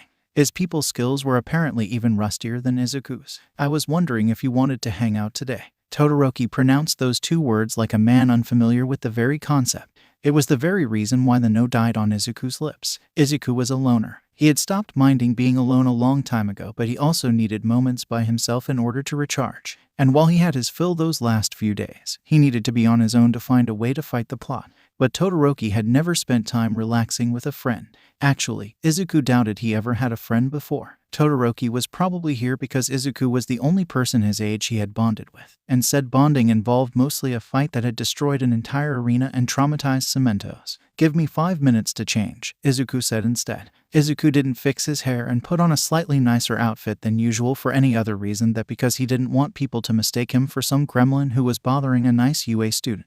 There was no other reason. Inko did what every good mother would do and spied at the window as her son, who had been depressed for the past few days, left with a classmate. He had changed out of his All Might-themed clothes, which were a known comfort outfit for him, and he was now looking better than he had ever seemed in the past week. Hisashi, look at that, he's got a friend. She smiled, almost moved to tears. A friend who was worried enough about him to come here and cheer him up. But her husband didn't answer. She looked back to see him standing away from the window, his eyes cold as he was radiating an aura of distrust. He looked like a standoffish cat who was outraged that someone had come into his house and touched one of his toys. I don't know what's happening, but I don't like it, he finally said. Inko could have told him about how Izuku had been miserable and friendless in middle school and how important it was that he had taken a fresh start in UA. That before he got a quirk. Izuku talking about classmates or just his day in general had been a rarity, and that he ought to be happy. But they were married, so all she had to do was to raise an eyebrow to communicate all of that in less than a second. What if he's pretending to be a friend but intends to mock Izuku? Hisashi argued. Kids are cruel. I would know, I've been one. Then I will kill him. They both blinked, surprised. The words had come out of Inko's mouth before she even had the time to think about them. The surprise was chased from her husband's face by sheer delight, and he grinned. The next thing Inko knew, he was lifting her in her arms, spinning her like she was barely heavier than a couple of grapes. A giggle escaped her lips. She had no choice but to kiss this silly and beautiful man. Despite what he had said, Izuku expected Todoroki to try to convince him to go back to UA anyway, or at least to talk with him about what had happened with Tenya, but instead, he offered to go and watch a movie. He told Izuku to pick one, and after Izuku asked him if he was okay with horror movies, he picked Speak of the Devil, a hilarious film where a bunch of high school students summoned a demon for fun and had to deal with the delightfully awful consequences. Todoroki didn't seem to appreciate it as much as Izuku, since he spent half of the movie with his face in Izuku's shoulder, which was an interesting experience. Once he regained the ability to think straight, Izuku offered for them to leave, but Todoroki fervently refused and kept sneaking curious and even fascinated glances before hiding again. After that, Todoroki offered for them to go to a new and incredibly expensive restaurant located on the roof of a building, but Izuku hysterically cackled and admitted that he didn't do well with roofs, so they went to the restaurant one floor below the first one. It made delicious soba and the view was simply amazing. Once they were done eating, they didn't want the day to be over just yet, so they went shopping, and Izuku discovered that everything Todoroki put on turned into something worthy of a fashion runway, and he indulged Izuku as he asked him to try half of what was in the 3 stores they visited. Todoroki left with brand new All Might t-shirts, All Might hoodies, and a leather jacket had insisted on offering him. As soon as he had seen Todoroki with it, he had realized it would be a crime for the world to be deprived of the vision of Todoroki wearing it. Izuku himself left with several new All Might figurines, and Todoroki offered him a leather bracelet which he tied himself to Izuku's wrist. It was beautiful and its weight was comforting. By the time they stopped to eat ice cream, Izuku realized that for the first time in a very long time, he had stopped feeling the weight of fate bearing down on him. Oh, technically, he knew it was still there, but it was like he could think clearly for the first time in days. Number 2 hero, SHOUTO. Your homeroom teacher called me. Why did you skip school today? Number 2 hero. Me. Number 2 hero. After he walked Todoroki home and thanked him for today, Izuku had the unexpected but lovely surprise of finding All Might wandering in his neighborhood, a large gift-wrapped package under his arm. Young Midoriya. He smiled. I am sorry to bother you here, but I couldn't reach you through your cell phone. Izuku winced. Oh yes, sorry, I turned off my phone because I was overwhelmed and obsessed about the laws of causality. And the concept of fate went without saying. Well, it's all right, All Might assured him. I wasn't worried, and I know that teenagers need their space, and I respect that. By the way, no need to check your phone. I just wanted to congratulate you for winning the sport festival. I have a gift for you. The package found its way to Izuku's hand, and the wrapping spontaneously evaporated under Izuku's trembling fingers. Oh, it's not necessary. Oh my god. Is that the blue jacket you were seen wearing in college in California? It was. It was the very same jacket. It was old and worn, and Izuku wasn't wearing it yet, but it felt like touching one of All Might's hugs. This old thing. All Might pretended to be surprised that Izuku was recognizing it, even though he knew that Izuku was his #1 fan. Well, yes, I suppose it is. I remembered I had it and I thought you might like it. The word like was an understatement. The word like was an insult to every true fan who knew about this jacket and would kill for it. The word like was derisory compared to the sheer greed burning in Izuku's heart and the love that pushed him forwards, and which had made him imagine many plans to steal it from Kaken once he would win it. Oh, Kaken would have fought him for it. But even if the plot itself had been on his side, he wouldn't have gotten that jacket back. Do you like it? All Might asked with a little voice. Izuku would have loved to answer that, but by that point, he was fully sobbing out of pure joy and a puddle had formed at their feet. So he simply nodded and tried to communicate through his body language that he would kill for All Might. Toshinori, teacher, you were right. He immediately felt better when I gave him some merch. Toshinori, me. Once Izuku stopped bouncing out of pure happiness, he realized that it was maybe time for him to turn on his phone again. It took him an hour to find it, and even though the battery hadn't been charged in days, it immediately started beeping as it came back to life, a flood of messages making his phone vibrate with so much strength that it almost escaped from Izuku's hand. Then smoke started to rise from it. Izuku barely had the time to take the SIM card out before the phone got hotter and hotter, smoke rising from it as the onslaught of messages threatened to make it implode. His mom, sensing the danger, used her cork on it so it would jump in her hand, and before it touched her skin, she batted it with a book right into the fridge, and she closed the fridge door. The sound of a small explosion reached them, but neither Izuku, his mom, or his father said a word. Instead, they decided that they didn't want to consider what had happened and silently agreed that Izuku's father would be the one to deal with this mess. Izuku was left without a phone, but when he commented about it out loud, His mom disappeared in her room and came back with a shoebox full of burner phones, which was highly suspicious, but Izuku's mom was entitled to her privacy, so he simply thanked her as he put his SIM card in a brand new phone. He quickly saw why his cell phone hadn't survived. All of his classmates had called him and sent him messages. Todoroki had sent him an impressive amount of messages Izuku was forced to skim through, and Ida had apologized about 1,000,000 times. As for All Might, he had sent Izuku more texts and phone calls than anyone else combined. Ida, Tenya, Midoriya, I must once again tell you how sorry I am. What I did was wrong. No one in my family blames you for what happened. On the contrary, you gave us a chance to prevent a tragedy and we squandered it. I am deeply ashamed of my behavior, and I do understand if you do not wish to ever talk to me again. Me, Izuku, wearing All Might's jacket, was sitting on the gazebo that had been put on the Dagaba beach after All Might and him had cleaned the beach. The night had fallen and stars were watching over the world, cold and distant. His feet were dangling in the emptiness and his heartbeat was slow and relaxed. I have been thinking about you lately, he said, his voice somehow both tranquil and sharp. I am not sure what you are. The world, the universe, the plot, God. I have been thinking about my place in all of this, and I have to admit I still don't see a way of how to survive, of how to change things to create a better future. He was at peace, the kind of peace that one could only achieve once they accepted what the future had in hold for them. But I have come to a realization. His parents' faces appeared in front of his eyes. All Might's followed. Then his friends. I am going to kill you, Izuku promised. He didn't know if he could protect them. He didn't know if he could spare them his death. I am going to kill you even if that's the last thing I do. I don't care what you are. I don't care if I am an intruder in your perfect little story. Izuku had never asked to come here, but he would be damned if he didn't take his would-be murderer down with him.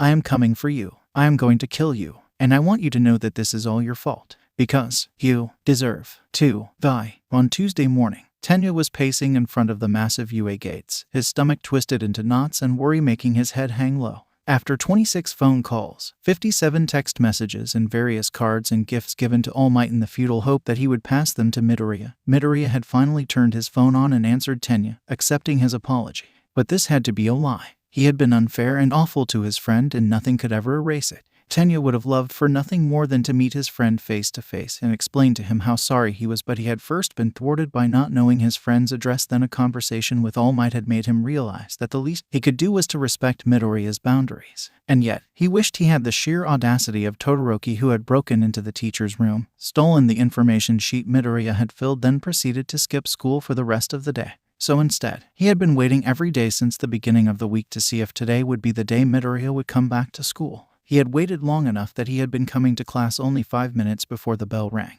which meant 20 minutes late, as every serious student knew. He looked at his phone, reading the 6 words Midoriya had sent him. When he looked up, Midoriya was there, walking towards him, then he stopped. Hi. The words Tenya had prepared died in his throat, choked on too many emotions at once. Guilt, anger at himself, sadness, grief, and many others he could never hope to name. I'm sorry, he whispered. His friend hugged him. He was smaller than Ada but felt more solid, a rock in an existence that had become uncertain and frightened.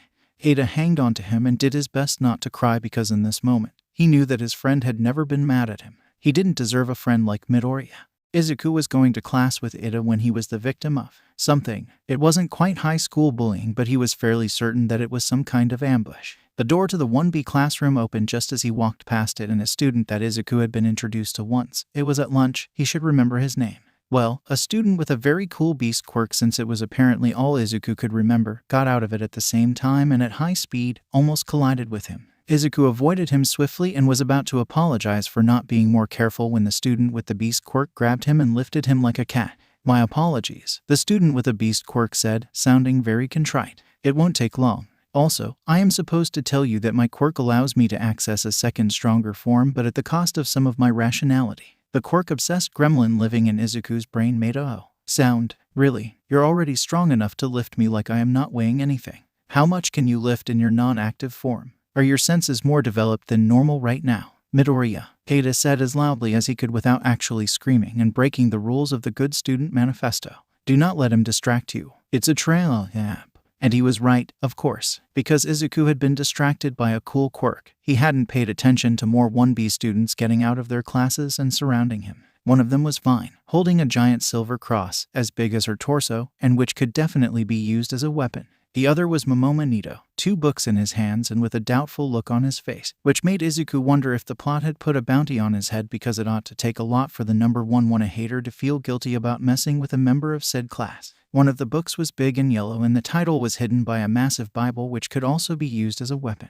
Next to him, a girl that Izuku had also been introduced to, along with the guy with the beast quirk. He ought to know her name. He didn't only remember people when they were plot-relevant characters or through their quirks. He sighed. The girl with the poltergeist quirk was holding a bell, which she was holding with both hands and making it ring twice about every 6 seconds. And among them, the one true traitor, the one who was the instigator of this ambush because no one else would know how to perfectly distract Izuku, Bakugo Katsuki, former childhood friend, former bully and protagonist of this world. He was holding a limited All Might-themed water bottle, the bronze edition one that could only be obtained through an annual lottery whose benefits were given to one of All Might's many charities. If Izuku wasn't wrong, it was the one from 3 years ago, and the association in question had been fighting for the rights of people with non-conforming quirks, which included heteromorphic quirks, ill-omened quirks, and anyone with an absence of quirks. "The blood of Christ redeems you," Vine said, fervor in her voice. "The mercy of Christ absolves you. The power of Christ compels you." Izuku leaned back on instinct because she was waving that giant cross around with a little too much enthusiasm. Next to her, the girl with the poltergeist-themed quirk made her bell ring and Kaken threw water at him. "It's he who cast you out," Vine declared. "Unclean spirit, in the name of our Lord Jesus Christ. It is he who commands you. It is he who flung you from the gates of heaven to the depths of hell." At this point, Izuku could have easily used full cowl to free himself, but Vine was so taken by her role that it seemed kinda mean not to let her finish. "Be gone from this creature of God. Be gone." Kaken hadn't stopped flicking water at him, and the last one touched Izuku right under the nose, tickling him. "In the name of the Father, the Son, and the Holy Spirit." Izuku sneezed like a kitten. They all paused, not sure of what that meant. Momona flipped through the pages of the yellow book, whose English title, Exorcism for Dummies, was now exposed to Izuku's disbelieving eyes. "They don't mention the sneezing anywhere," he furiously whispered to Vine. They, Ida and Izuku included, all looked at each other, not sure of what they had to do now. Vine nodded and managed to take the All Might water bottle from Kaken's fanboy death grip, before flicking water at Izuku one more time. Izuku did not sneeze again. Vine gravely nodded. "Thank you for your cooperation, and I apologize for this rough treatment. If this is any consolation, you do not seem to be under the influence of any enemies of God." "Thanks." At the same time, Ectoplasm appeared, a cup of coffee in hand and the look of someone who had spent too much time grading tests, and he didn't even blink when he saw the sad spectacle they were offering in the middle of the hallway. "Kids, no exorcism in school," he warned them. "Whatever is going on with Midoriya, it's between him and God." Katsuki sighed, thanked the extras for their cooperation, and took the notebook out of his jacket, opening it to the first page and carefully crossing "possessed by a demon to mess with me." The first possibility on a list of 300s. He would check each of them. "Kaken, you actually made friends with people from 1B. "Shut up. They aren't my friends." Once he was confirmed to be demon-free, Izuku was carried by Ida to class and had to urgently pick a place where to spend his internship.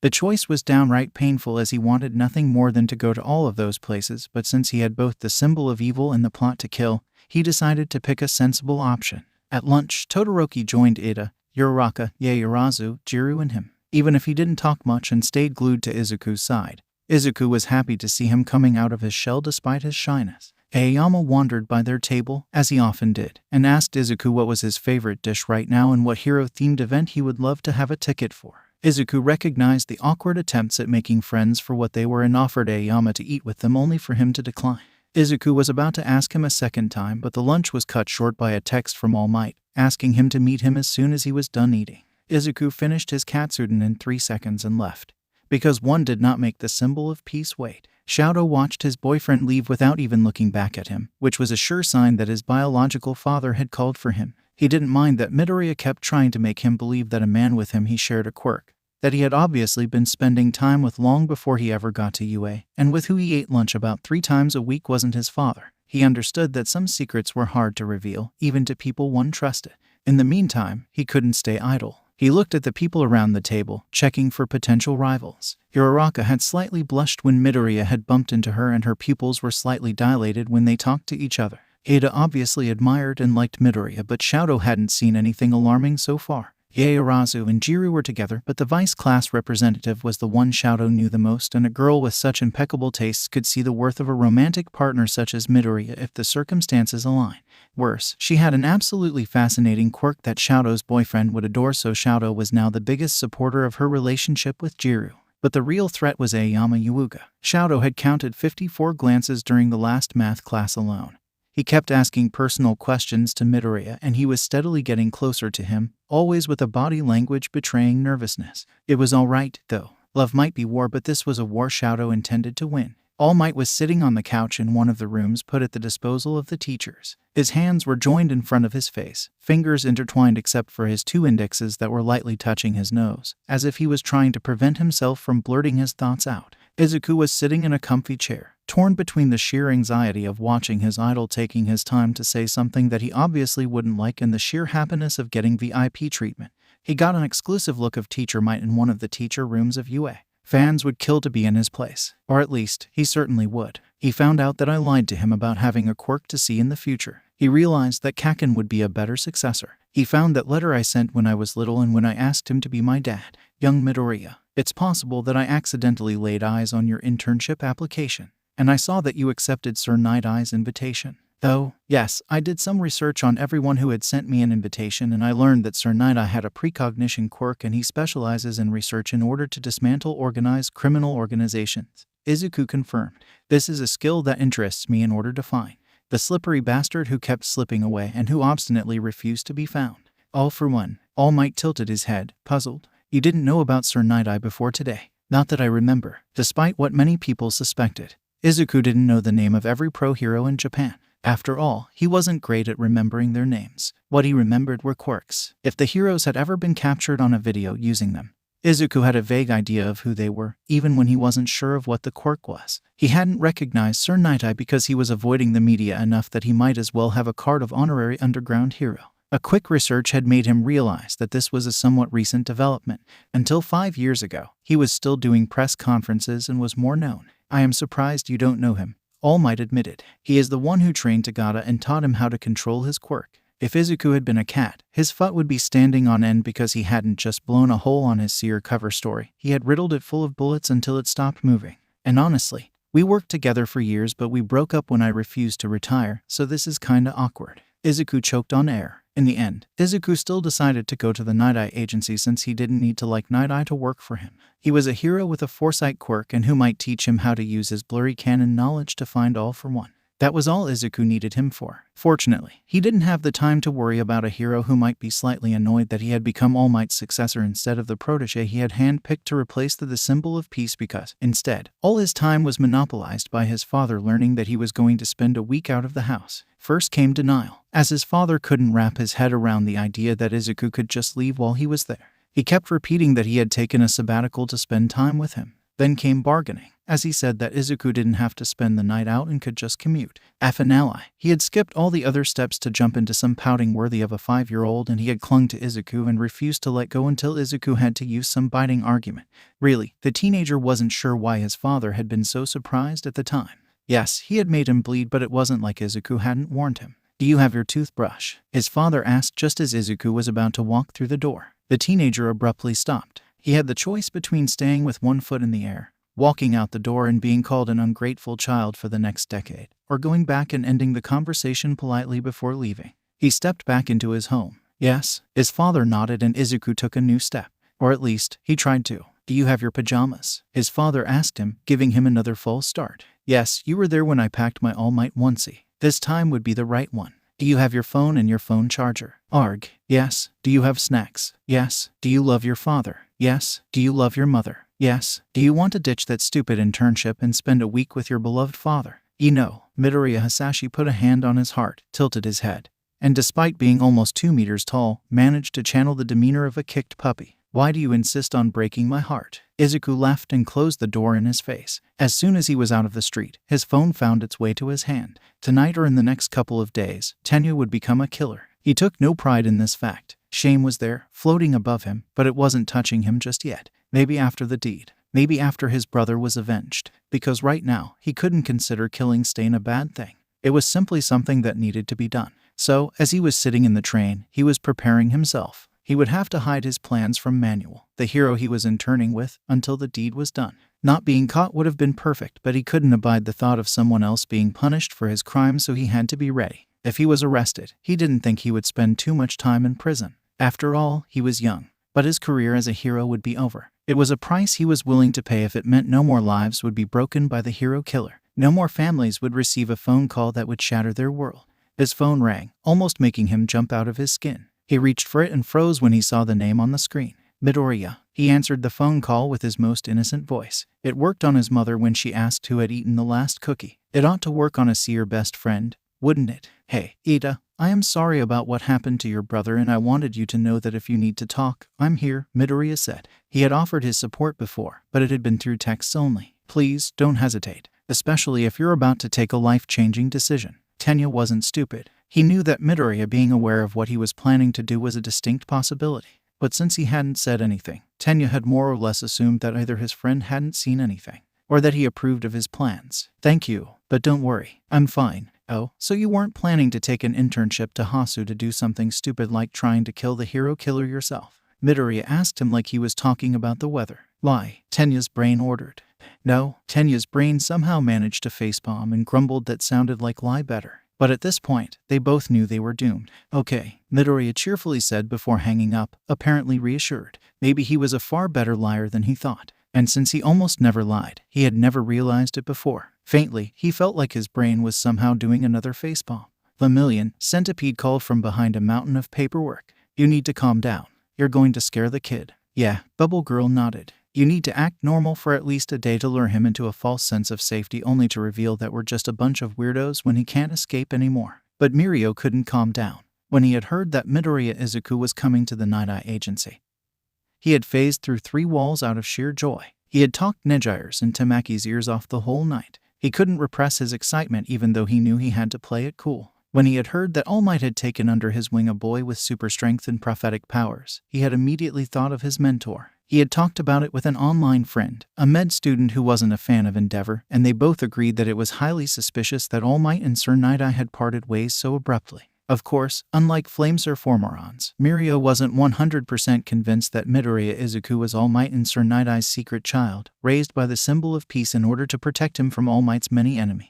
But he wasn't 100% sure that this theory was wrong either, so he wasn't about to give a bad welcome to the potential son of his mentor. Izuku arrived at the Night Eye Agency 10 minutes early, Googled what was the acceptable time to be early to an interview, and before he got the answer to his question, Takada Mirio came and fetched him like a wayward child, putting his arm under his and dragging him inside, telling him how happy he was to meet him. Nothing in the teenager's life had prepared him from such overwhelming positive attention upon a first meeting, and his legs almost gave out on him. He remained standing and vaguely civilized out of pure stubbornness as Mirio introduced the 2 other heroes working with Sir Night Eye and explained what they did. It was very interesting. Izuku remembered that much, but he retained no information except from Tagada's strange advice of making Sir Night Eye laugh right before he was pushed through the door leading to the pro hero's office. You can't just ask me to be funny on command, he wanted to say. When I make people laugh, it's never on purpose. But he was distracted by the Cave of Wonders of All Might merch, collector, rare, and in limited edition as far as eyes could see. Not that Izuku didn't have most of them, except for the 10 years banner that caused his little fanboy heart to combust with pure greed as he witnessed his magnificence. The sound of someone clearing their throat reached him despite one spectacular case of fanboy frenzy he was trying to wrestle down, and he looked at Sir Night Eye. The pro hero was a tall and thin man in a suit, wearing glasses and giving him a sharp look that would have intimidated him back in the days when he hadn't gone through 100 of near-death experiences in one day. In symbol of victory, Sir Night Eye, as a character, could charitably be described as a dickhead, and the fandom loved turning him into a hate sink. However, the reason why Sir Night Eye was so disliked was because he had attempted to give the proverbial "the reason you suck" speech to Bakugo Katsuki, main character and fan favorite. Now that Izuku was inside the story, he was far more willing to admit that Kaken did suck sometimes. Izuku prepared himself to show the All Might imitation he had perfected through the years, but before he could, Sir Night Eye talked. So, you are the boy who used his power to steal One for All from its rightful holder. What? Or are you going to pretend that you didn't know Mirio was going to be the 9th holder? Night Eye continued, hostility radiating from him. Izuku didn't know how to react to that. Because yes, Tagada Mirio was supposed to be the next holder of One for All, but All Might had been aware of it when he had given Izuku his quirk. Sir, I am not sure. Oh, I'm certain you are. Your quirk made you aware of secrets that you weren't supposed to know, and you took advantage of it to take a shortcut. Oh boy. But it's over now. Night Eye's tone became softer but just as condescending. You made a horrible mistake and I am here to help you fix it. because you have to understand that this goes beyond you, me, or Mirio. This is the future of our society we're talking about. We desperately need a symbol of peace, someone who can lift their spirits, chase away the darkness creeping in. Izuku's eyes narrowed. The lines sounded oddly familiar, but he didn't remember anything from Sir Night-Eye in the rare snippets he had read from the novel. He mentally scanned all the fics he had read, a database that had nothing to envy to Wikipedia, only to come to the conclusion that it sounded like something Gran Torino would say during the Apocalypse arc. He is stealing cool lines. How dare he think I wouldn't notice it? Listen, I think there is a mistake. I told All Might that Tagata was the candidate he chose in the future I saw, but he still gave me one for all. I have been monitoring the future for years now. The pro-hero interrupted him again. I know exactly what will happen, and you do not have your place here. If only you knew. You do not belong here, Sir Night-Eye repeated, and I think you already suspected. Getting one for all doesn't automatically make you worthy. All Might is going to die and society will fall into chaos. I have trained Mirio for years now, and I prepared him for the hardship he will have to go through. I made him ready. Izuku's mind was a mess of swirling thoughts and words, and some of them escaped before he could catch them and smother them. You found Tagata because you saw the future. He didn't know why, but the very idea was making him sad. I didn't, the pro-hero denied. My vision simply confirmed what I suspected. He has the ability to give people hope. He can be the new symbol of peace. You can't, so please, do the right thing. I have been here for too long. That was the one and most absolute conviction that laid siege to Izuku's mind. Right after he had arrived in this world, he had acutely felt the difference between the Izuku that he was and the Izuku he should be. They both had very different lives, different experiences that had shaped them. There was a time where Izuku constantly had to fight worry every time Kaken used his quirk around him because he was acutely aware of what explosions felt like on his skin. It had taken him some time to remember how to love his mom. He had been a stranger to himself. And now, as Night-Eye explained how he had called him only to make him give up on his quirk, he had to take more than a moment to decide on how Midoriya Izuku would have felt. It would have crushed him, even with All Might on his side. One didn't erase years of being failed by every authority figure in their life. It wouldn't have broken him, because he might be aware that Midoriya Izuku was far stronger than anyone gave him credit for, but his self-esteem would have taken years to recover from it. This would have been confirmation that everything he had done was in vain. Useless, worthless. Deku, All For One himself, never managed to make a one-for-all holder surrender and give up one for all. What makes you think you can do better? Izuku asked, being compared to the man who had thrown a hissy fit when his brother had done something he didn't approve of with one-for-all rattled Night-Eye. It was obvious in the way he tensed, before righteous anger erased the flicker of doubt he had felt about his actions. How dare you? This is my quirk, Izuku interrupted him. He could have told Night-Eye that this quirk would have killed Tagata Mirio. He could have told him that one for all would be relegated to a footnote in this story, and that the only one who had a real chance to defeat All For One was a teenager with an inferiority-superiority complex the size of the moon and who had recently been depowered because he had missed a couple of steps in his hero journey. But truly, how did one explain to someone that they were so wrong that the light of right wouldn't reach them in 10 billion years? In the end, Izuku simply didn't bother. All Might is the only one who can ask it back, he concluded before leaving without looking back. This entire thing was a waste of his time, but he still had Gran Torino he could go back to. And if he didn't have the opportunity to welcome him back into his home, he was the winner of the sport festival. He had a pile almost as high as All Might of letters where top heroes asked him to come to their agencies. He was almost out of the door when Nai's hand fell heavily on his shoulder. Izuku wasn't sure if it was to stop him or if it had been an impulsive decision, but whatever the reason was, this simple contact was enough to make Night-Eye shudder then gasp. When Izuku looked back at him, he saw terror and horror in his eyes. This man looked like he had just seen a ghost, and Izuku knew exactly the identity of that specter. You are going to die. Night-Eye gasped. You're going to die even before All Might. At Kamino, hearing it did something to Izuku. Oh, of course, he knew about his canon fate. He had even told All Might that he was supposed to die. But Night-Eye, just like him, knew what the plot planned for him. Hearing this kind of confirmation made him feel small. This one of those moments where he would have liked to hear that everything would be all right. You have to give one for all back before it's too late, Night-Eye said instead. And certainly not that. Midoriya burst out of Sir's office simmering in rage, leaving Mirio horrified because his theory had been wrong. Midoriya wasn't All Might and Sir's secret love child. He was All Might's love child with someone else, and the meeting with his father's ex had been a catastrophe. Gone was the adorable first year who had entered the agency. Something else had taken his place, a small spark of green appearing here and there, his eyes glowing green, their pupils completely white. And worse of all, his quirk was radiating a terrifying energy that would make everyone acutely aware of how soft and squishy they were. The tiny force of nature saw Mirio and marched towards him. Behind him, Centipter and Bubble Girl scrambled to get to him in time. They shouldn't have worried. Mirio was ready to use his quirk and permeate even if it meant the X days since Lemillion got naked and the agency board would have to be reset. Even if getting to 7 days was his personal record, it was a sacrifice he was willing to make if the alternative was to have his ribcage punched into the wall behind him. You are an excellent hero, Midoriya gritted between his teeth, obviously pushing the words past the anger that had seized him. You took a quirk that wasn't only difficult to use but dangerous, and you have become almost unstoppable. Since he was looking at Mirio, the third year had to assume he was talking to him. Thank you, he answered, feeling both confused and flattered. You are great, Midoriya insisted. Never let anyone tell you otherwise. Never. I think you're great too. It wasn't that Mirio wasn't meaning it, but if Midoriya had expected him to agree that Endeavor was more popular than All Might and that Best Jeanist loved plaid more than denim, he would have agreed with him all the same.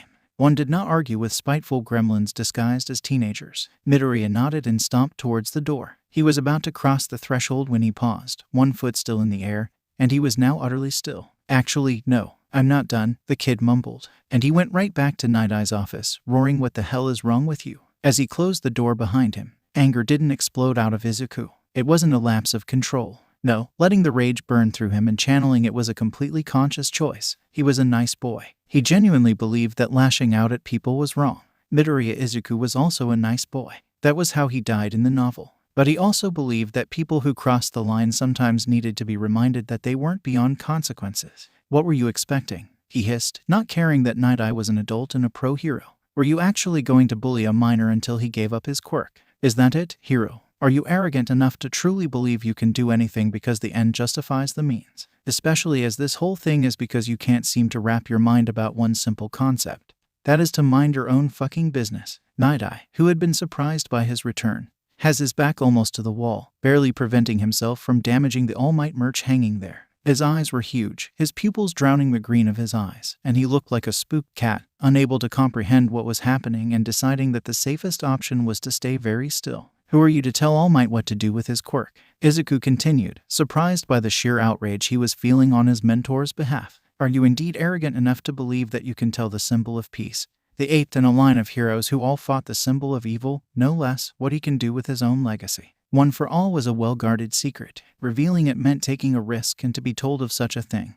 Night Eye must have been trusted, if not as a friend, then as a fellow hero with which this terrible burden could be shared. And by the way, I deserve one for All because All Might gave me this quirk. That's it. You don't need to look for any reason beyond that, the teenager informed him. Night Eye had betrayed that trust. He was the unworthy one. But what angers me the most is your treatment of Mirio. He loves you, he trusts you, and you keep betraying everything that he is. You are going to shut your mouth right now, Night Eye snarled, all panic and surprise now gone, replaced by real anger. Night Eye's anger was a mere candle compared to the blaze that was burning within Izuku. You didn't even ask him, he almost whispered. His entire origin is that he had a quirk hard to use, and with your help, he learned to master it and to become someone who could become number one. And this whole time, you truly believed that this man needs one for all to be the symbol of peace. You never believed in him. Only in what you wanted. No, in what you needed him to be. I love this boy like a son, Night Eye screamed. If you loved him, you would not put him on All for One's path. Izuku screamed back. Night Eye couldn't not know what kind of monster All for One was. He couldn't not know how he hadn't only killed every One for All holders but gone after their families. I do not have a choice. Izuku almost choked on the words. I am fated to be killed by him, and I will break fate.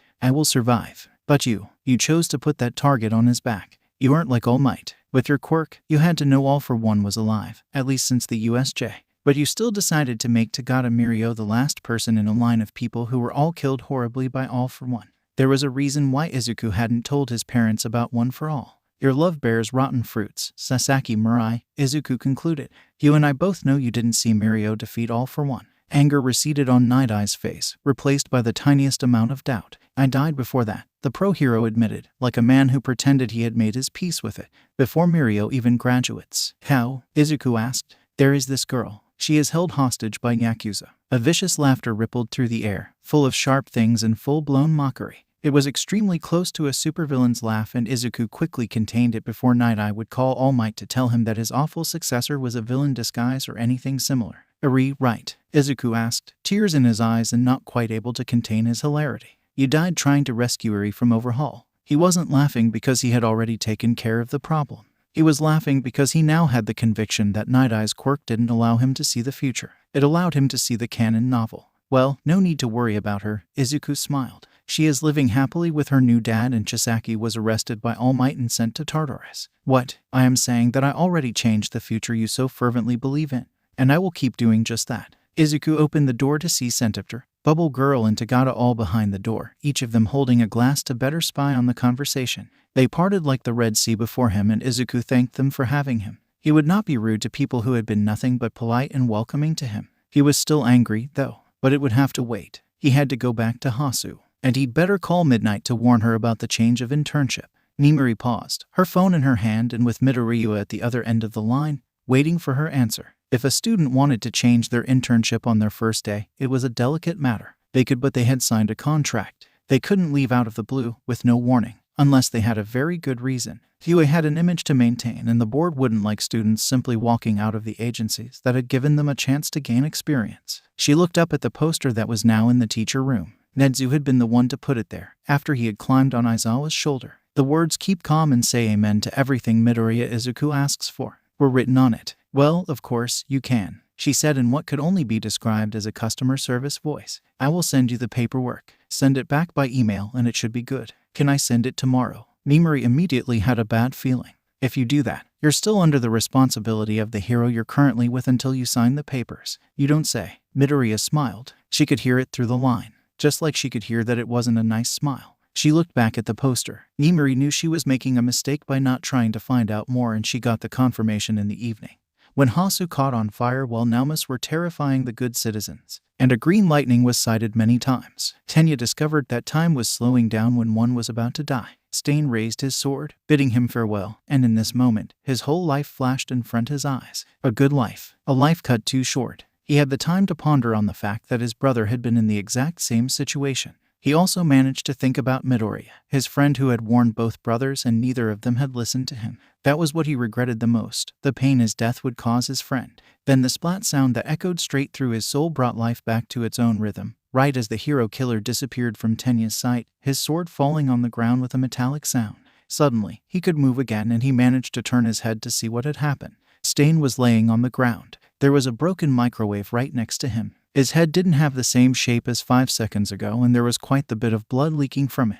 Tenya slowly raised his head, already suspecting what he was going to see, but the sight of Midoriya on the roof of a building still startled him. His friend was wearing his school uniform instead of his hero costume. He looked pale, and he was gripping the handrail with so much strength that the poor thing was getting distorted. Didn't I tell you to talk to me? Midoriya screamed at full lungs, perfectly audible despite the distance. Feeling even guiltier than when he had thought he was going to die, Tenya awkwardly nodded. I'm on a roof, goddamn it. A roof. People can die from falling from those. Did you know it? Tenya, somewhat at loss at the right course of action, nodded again. Next to him, Stain twitched, maybe because he was waking up or maybe because his nervous system was sending a last signal before turning the lights off and putting the chairs under the table. In any case, Midoriya somehow managed to see that despite the distance and the darkness, his eyes narrowing in pure outrage. He disappeared a second out of Tenya's field of vision, and when he reappeared again, it was to drop another microwave that once again landed directly on the hero killer. A second splat sound echoed through the night, and now, the hero killer's head was completely gone.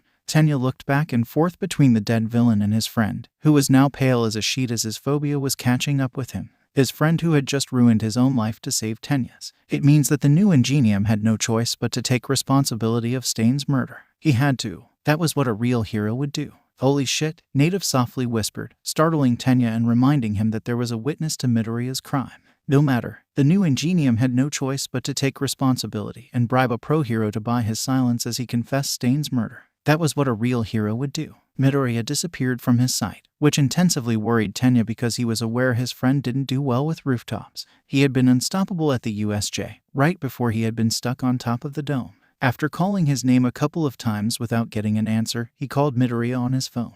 Are you okay? Tenya asked as soon as his friend picked up. No, Midoriya answered with a tiny voice. I am on a roof. You can die from falling from those. I think I need someone to pick me up. I am going to you right now. Wait for me. He took one step. His foot had barely touched the ground that a flying Namu appeared out of nowhere, picked Midoriya in its claws, and flew into the night. Tenya's scream of horror was heard by the entire city of Hasu, cutting through the noises of the fires, screaming civilians and screeching Naumus. Yagi Toshinori and Midoriya Hasashi, who were outside of this town, raised their head at this specific moment. their ears ringing. But since no one could scientifically prove that Ada Tenya's scream had reached them or if it was just the result of their parental instinct, the results were deemed non-conclusive. Endeavor and the rest of the pro-heroes in time froze, then looked to the sky when the scream turned into a barely coherent yup to see a Namu carrying off a teenager. Despite the distance, both Todorokis recognized said teenager, one out of love, the other, still freshly traumatized, out of dread. "It's my boyfriend," Shouto screamed as he left everyone in the dust. Todoroki Enji, number 2 hero, looked at the abomination probably born in a mad scientist's lab, then at All Might's secret child who had told him he wasn't shit 5 seconds after meeting him before casually announcing to him that his dead son wasn't only still alive but planning to kill his youngest child. His brain picked the option he could live with as far as in-laws were concerned. The NOUMU, Hasu was beautiful from the sky. Now that he was away from this bad, horrible, awful, no good roof, panic had receded and Izuku could move again. It allowed him to enjoy the view and the quiet of the night sky. More exactly, it was quiet enough for Izuku to enjoy the high-pitched whine of horror his senses honed by pure pettiness were perceiving. Good luck having Stain deliver those super-duper important information to All Might during the Apocalypse arc now that he is dead. Izuku winked at the plot. It also allowed him to see a bunch of pro-heroes and Todoroki running after him.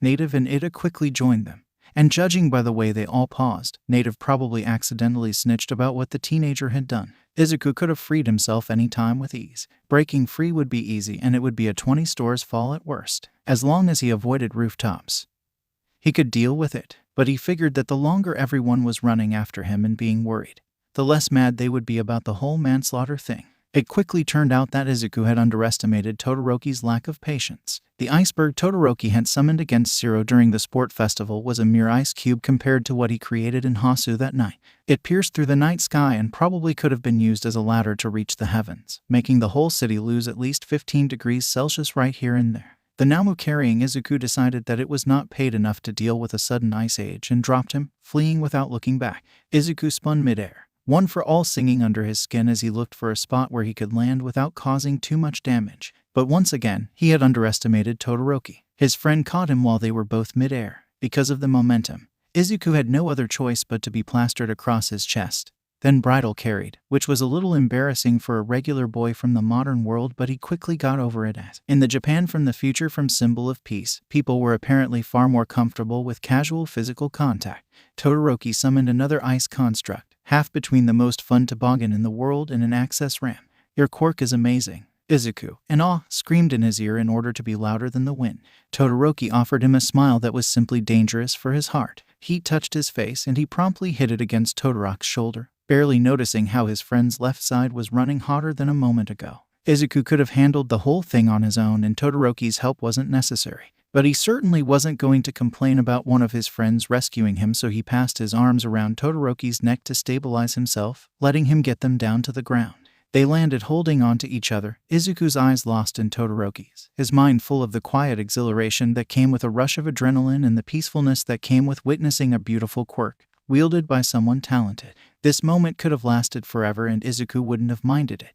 Then, Izuku, more or less, got arrested for murder, unlike his wife, who was sleeping half against him and half on top of him, her face in his chest. Hisashi was awake when the phone rang. It was the landline and not one of his many cell phones. He used a quirk to kill the sound and another to float the phone to him. Inko, soft and warm, stirred but didn't wake up, snuggling closer against him. He petted her bare back with one hand and answered the phone call with the other. A police officer informed him that his son was at a police station in Hasu. Hisashi made all the right noises, hung up and called one of the many moles at his disposal because police officers were the easiest people to bribe. He was informed that his darling son was apprehended for killing the hero killer, no less. At those words, the supervillain had to take a moment. Of course, he was proud that Izuku had his first kill, but the fact that his son had left witnesses alive.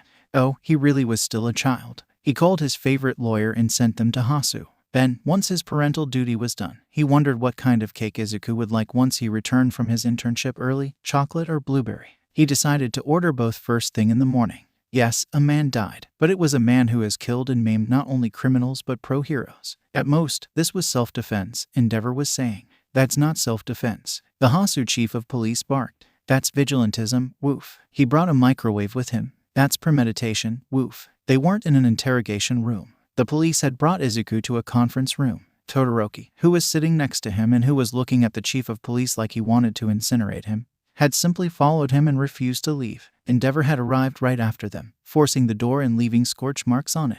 Now, the door wasn't closing correctly anymore, which had allowed Native to just walk in like a normal man who wasn't needlessly dramatic. They had been there for half an hour, and during those 30 minutes, Izuku hadn't said one word. He honestly didn't know what his rights were, but the police would have to contact someone, probably All Might, since he was his contact emergency. Once All Might would be aware of what was happening, he would come and take care of the issue with all the power that the Might Tower could bring. I would be dead without him, Native said for the third time tonight, which was either because he had bumped his head in the alley or because the two men didn't seem to acknowledge his interruptions. I am aware of that, woof. But that doesn't excuse anything, woof. We have laws for a reason, woof. He turned his attention back to Izuku. If you keep refusing to talk, I will have no choice but to put you in the villain register, woof. Todoroki tensed, about to call him a mangy mutt again or something worse, but Izuku squeezed his hand, which immediately made his friend relax. It was Todoroki who had initiated the hand-holding, a way to reassure his friend. Izuku had already noticed that Todoroki was extremely tactile and didn't mind.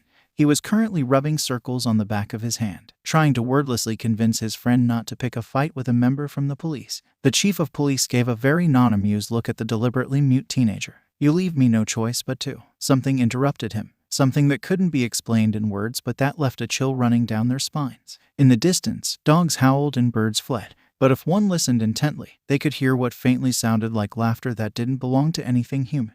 The door opened slowly, revealing a police officer in uniform who was pale as a ghost and a smiling figure that walked into the conference room like this entire precinct was their playground.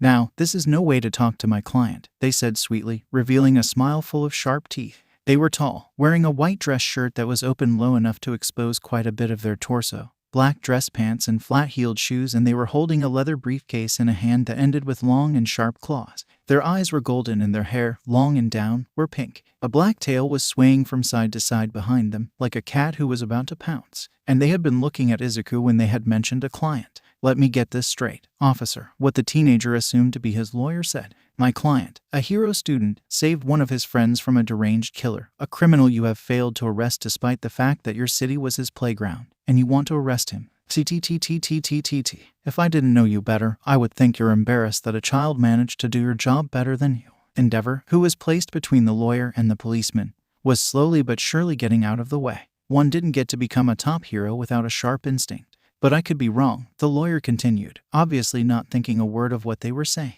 This door does muffle the noises of your lovely conversation. After all, my ears heard something about putting my client on the villain registry. But mine ears must deceive me, for I know you wouldn't be stupid enough to do that. First, because he didn't use a quirk to allegedly break the law. And second, well, because he is my client. I am certain that we can.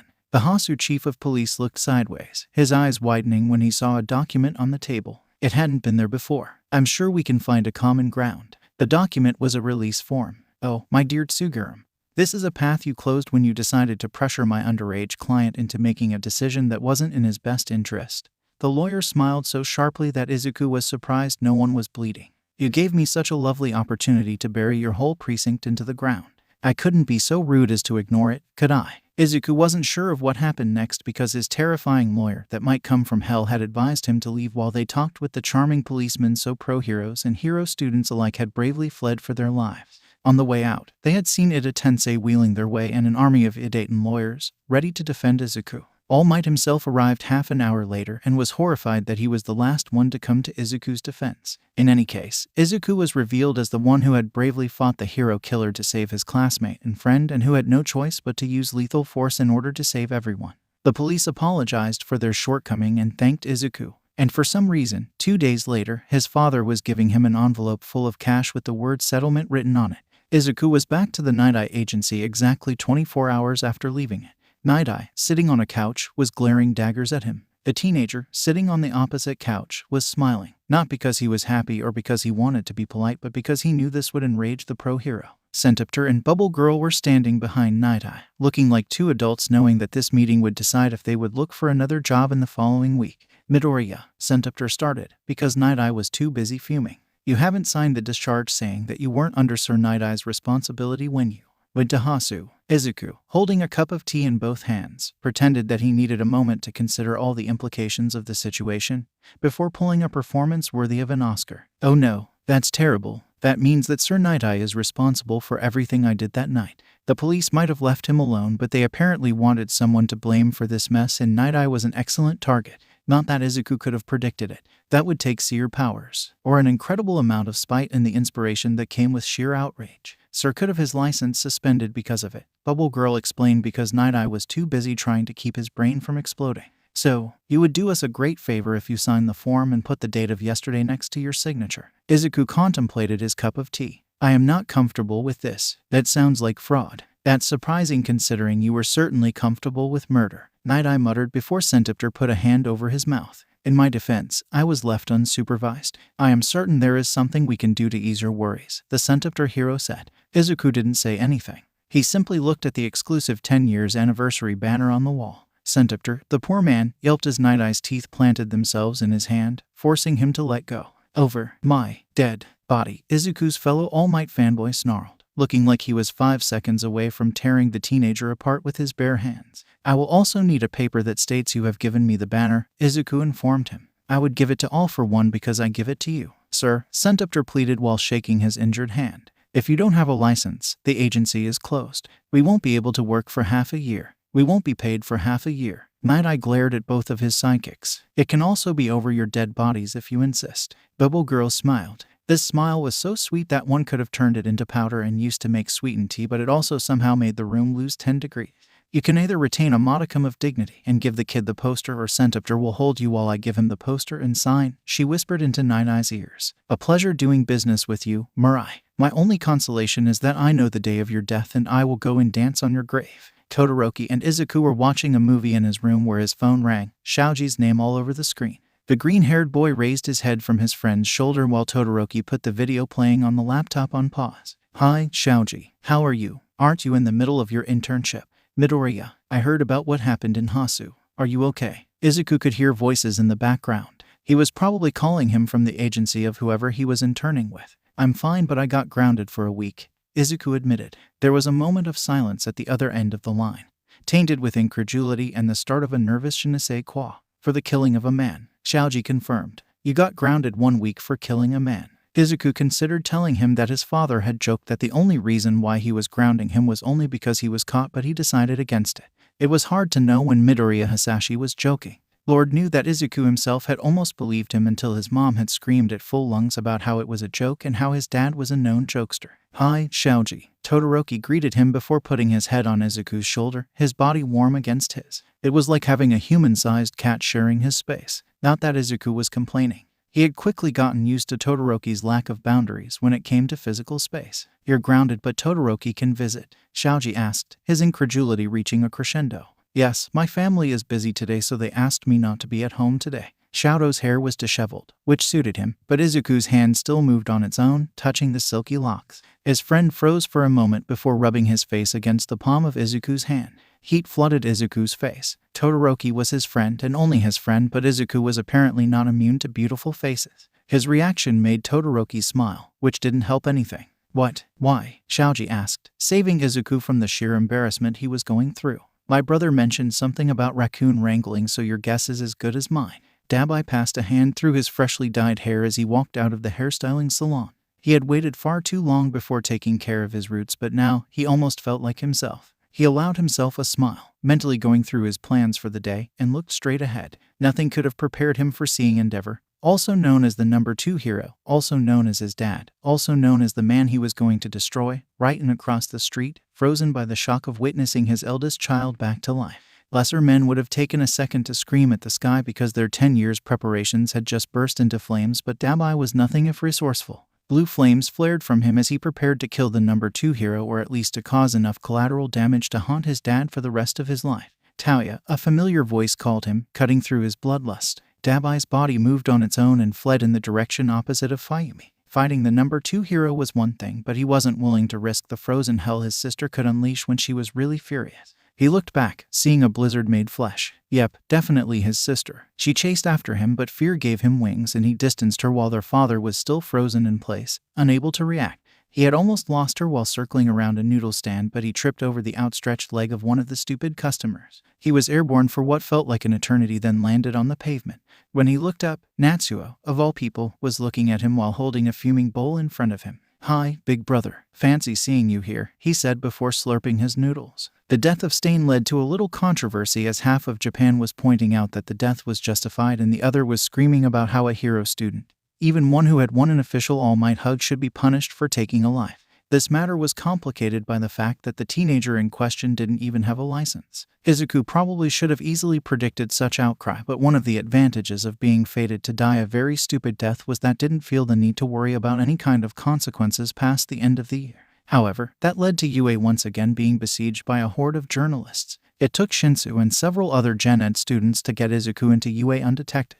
He once again arrived late, but, at least, there was no other exorcism attempt as he was walking through the hallway. Unfortunately, when he burst through the door leading to the Wana homeroom, he saw each of his fellow classmates waiting for him with a very intense look on their faces. Most of them were holding little pieces of paper in their hands. One for all surged under Izuku's skin. If they attacked him, he would dash through the still open door and he wouldn't stop until he reached the underground parking and All Might's Hercules car. It was the closest thing one could get to a vault on wheels. "Midori," Uraraka called him, her face so serious but her eyes full of concern. "This is an intervention." Oh, Izuku immediately relaxed. The plot was potentially able to brainwash his friends into revoking his breathing permit, but it wasn't a subtle bee. He closed the door behind him and nodded. He was open to constructive criticism as long as it wasn't dumb criticism like "you should drink less coffee" or "one can have enough All Might merch." Todoroki was the first to start, and at no point did he look at the wrinkled piece of paper that was covered in ink. From what Izuku could see, most of the words on that paper were crossed out. "You're perfect," Todoroki declared with absolute fervor while looking Izuku straight in the eyes. "You're the light of my life. Never change." Izuku somehow managed to keep a straight face, but there was nothing he could do for the way his face heated up. This really could be interpreted as something more than friendship, and as someone who technically came from a time when friends weren't so demonstrative, it was a little embarrassing. Not that it wasn't mutual. Izuku also thought that Todoroki was perfect as he was and that he should never change. It was just that. He wouldn't have said it out loud in front of so many people out of the blue. "Midoriya, you genuinely scare me." Kaminari fortunately allowed him to focus on something else than on his friend's objectively beautiful everything. "I think you're some kind of ancient god of chaos trapped in a mortal coil. But you're also pretty nice, so I am cool with that." "Midoriya, thank you for saving my life." Ida raised his head from the little card with the Edaten logo he was holding. "Also, my mom wants to know if you liked the chocolate she sent you. It was delicious. And the flowers were also very beautiful. And the signed Ingenium merch is now part of my collection." Kaken looked at all of them like they had lost their minds. "Are you all serious? That's what you want to tell him?" "Yes," Yaoyorozu sighed. "I thought that we would go straight to the point." She reported her attention back on Izuku and he braced himself. "Midoriya, you are incredible and we all care about you. But we are all concerned now that you know about your phobia." Kaken face-palmed. Izuku tilted his head, not understanding what she was talking about. "What phobia?" With rooftops," Xiaoji reminded him, obviously confused. But really, so was Izuku. "That's not a phobia. That's a very legitimate fear. You can die from falling from those." They all side-eyed each other. Even Kaken. Izuku had no idea why. Probably another one of those cultural clashes Izuku couldn't understand since he was technically from 200 years back in the past. "Anyway," Jiru said after a very long pause, "we are concerned about you and that's why we asked Hatsune to create something from you." Ashido, almost vibrating with excitement, jumped in front of Izuku and put what looked like some strange black gun into his hand. A strange black gun that could have belonged to Batman. "It's a grappling hook," she half sang. "If you ever fall from a high place, you can use it to get back to safety. It's fully automated. You don't even need to use your quirk to pull you up." Izuku stayed mute as he realized that somehow he had managed to acquire some incredible friends who truly cared about him and who were here for him. Once Izuku stopped crying and once the flood was contained, a quarter of the class decided to follow him to Ground Gamma in order to test this beautiful, thoughtful gift. Of course, Izuku wouldn't approach any roof, for those were far too dangerous and he didn't want to see his friends close to those death traps. But he had no problem with playing on high metal structures. So, and not that I have a problem with that, no one is going to mention that he killed someone in cold blood. Anjuru asked once Midoriya was out of earshot. "We're all cool with that." "Yes, you are," Ida informed him with a smile showing too much teeth. The rest of the class solemnly nodded. "Just checking that we were all on the same page," Anjuru mumbled. His students had spontaneously decided that homeroom class wasn't an obligation, so Shouta had been forced to pick them up from the gym and he almost had a heart attack when he saw what looked like a gun in the hands of the problem child. Even after realizing that it was only a grappling hook, he had considered confiscating it. However, he had quickly remembered that Midoriya had proved that he didn't need any kind of weapon to kill someone. Except for 2 students. The internships went well. He summarized as soon as the annoying kids he would die for were sitting in their chairs. Ada, you almost died. Do not do that again. Dying is bad for your health. Tensei's little brother vigorously nodded. Midoriya, Sir Night told me that you were the manifestation of chaos on a world that used to follow a logic and that God himself wanted you dead for your transgressions. Which was quite the insane thing to say, but Midoriya was excellent at driving people mad. And he proved it once again. A god, you say? Midoriya, who was scribbling on his notebook, absent-mindedly repeated. It's not worthy of such a name. This is barely a throwing tantrum manifestation of fate who ought to know that its days are numbered. Shouta blinked. Every student looked at him, except for Bakugo, who gave himself the most violent facepalm the underground hero had ever witnessed. The smacking noise was so loud it echoed through the building. Midoriya looked up from his notebook, realizing that yes, he had said that out loud. Panic crept on his face. He looked around, trying to find a distraction, and apparently succeeded because he pointed at Yaoyorozu. Yaoyorozu didn't do any hero work during her entire internship and was forced to be in an ad despite not receiving any monetary compensation. Unlike the hero in charge of her internship. That has to be illegal, right? She told me that I was being paid in experience. The vice class president tried not to cry, but her voice shook with emotion. Yuuga's stomach hurt so much that the last thing he wanted was to go on a lunch break. He wasn't only putting his friends in danger by merely being in this school, he was betraying them. And if he had to choose the one who should hate him the most for his crimes, it had to be Midoriya. Every day, the one who had given him his quirk was sending him a list of questions to ask. Every day, Yuuga dutifully relayed the answers, because he was terrified of what that man could do to his parents or to him. At first, he had tried to justify it by considering this was just harmless intel. Midoriya's favorite color, what he was in the mood to hit for dinner, a childhood memory he was fond of, his favorite DC character, what he thought of his parents, his opinion on vaults. But he couldn't lie to himself. He was delivering sensitive intel to a villain. He laid himself awake at night, terrified of his benefactor's obsession with Midoriya. But he wasn't brave enough, wasn't strong enough to put an end to it. He despises himself for it. Hey, Midoriya. He still called as his friend was walking past his desk. We're having lunch together today. Midoriya paused, then winced. Oh, sorry, but All Might asked me to see him another time. Yuuga bravely didn't cry on the spot. His benefactor got really mean and passive-aggressive when he was late with his answers. Past problems, he didn't sob. Todoroki, who had been right next to Midoriya like he was his bodyguard, put a hand on his back and gave him a very soft smile. This expression on his face completely transformed him. Better not make All Might wait. Todoroki smiled, obviously in love. Don't worry about us. Midoriya smiled back and left. As soon as he was out of sight, all softness evaporated from Todoroki. He was now giving Yuuga a look cold enough to freeze the blood in his veins. Aoyama, the terrifying boy, who could absolutely get away with murder, said, "We need to talk. This is it. This is how I die." Izuku was sitting on the couch in one of the teacher rooms, uncomfortable. It was a new feeling, as All Might was in front of him and unease was usually the last emotion he could feel in the presence of the symbol of peace. Not when excitement, fanboy screeching, awe and whatever was the human equivalent of zoomies took so much place in his brain.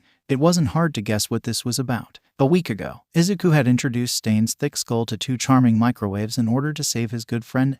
Despite how thick-headed the hero killer was, he hadn't survived the encounter. Izuku didn't feel much about this. As a reader, Stain had been an annoying character not worth the screen time. As an Isekai protagonist, Stain had been a murderer who ambushed heroes who weren't even close to the top 10 despite claiming that he was fighting for justice and to punish a nebulous concept of fake heroes. Apparently, poor departed Stain had failed to notice Endeavor, who was the opposite of the symbol of peace, best genist and hawks. I first want to tell you that I put my PR team to work and, as you certainly saw on social media, people in Japan are now aware that you acted in self-defense. All Might informed him. They were. Izuku had been busy watching old movies with his father during his whole week of grounding. Thank you so much, All Might. I know I acted recklessly because he had been caught, but I didn't see any other way to save Ida. All Might waved away his apologies, but his face was still somber. There is something else. I hesitated before talking about it with you, but I truly feel that our bond will only grow stronger if we are honest with each other on this point. Izuku didn't like the sound of that at all. He had been telling too many lies to like the idea of honesty. However, since All Might was the one saying this, he nodded all the same. I know you don't have a precognition quirk or any quirk allowing you to know the future. Panic was not quite the right word for the emotion that immediately surged through Izuku as the #1 hero was calling his lie out. Full-blown freeze instinct coupled with the most intense internal screaming known to man would have been a better start. Izuku had succeeded where the plot had failed. He was going to die of shame and guilt in the next 15 seconds. Better to let the ground open beneath him and to swallow him whole than to live through his favorite hero asking for one for all back. All Might leaned forwards. You're psychic. From this point onwards, Izuku was functionally mute. His brain, not believing in his ability to do anything, clamped everything shut so it would have the time to ponder on how to react. Even his breathing was deemed secondary. Eventually, Izuku's brain pondered for a full second and eventually trusted him enough to let him speak again. The teenager, somehow managing to maintain a perfectly neutral face, said the only thing appropriate for such a situation. How did you guess? One for all should have made any pre-existing quirk stronger, but instead, your seer powers remain the same. All Might explained, a little smug that he had figured it out. It must mean that you do not have a quirk but something else. The symbol of peace sure is something else. I can't keep asking so many questions to green little Macallan. People have started to notice it. Uncle, why? Is he not good enough for you? Why do I feel like there is no right answer? Hyuga wondered as he stared at his phone, tears in his eyes. Since Shadow had started dating, he had noticed some strange changes with himself. He liked using his flames now, especially when he was showing them to Midoriya. His mood was getting better and better with each passing day. His father wasn't as annoying as usual, and curiously, he always found himself staring at his boyfriend without choosing to, like his eyes were magnetically drawn to him. It had slightly worried him at first, but from what the internet had told him, constantly looking at his boyfriend wasn't creepy and that it was even socially acceptable. It had been a relief because looking at Midoriya was turning into a cherished hobby. He liked looking at his beautiful green eyes shining with intelligence, the adorable freckles on his face, the sharp edge of his jaw. He liked the way Midoriya became absorbed in his thoughts when he was considering a new situation. He liked how his brain was never quiet and how he was able to consider several trains of thoughts at once. He liked how warm Midoriya's eyes became when he looked at his friends. He liked how much fun he was having every time he was using his quirk, and he liked how Midoriya looked at him. However, because of this habit of his, Shadow knew that Midoriya was fearing something. Shadow had come to realize that his boyfriend was naturally anxious, but this was something different.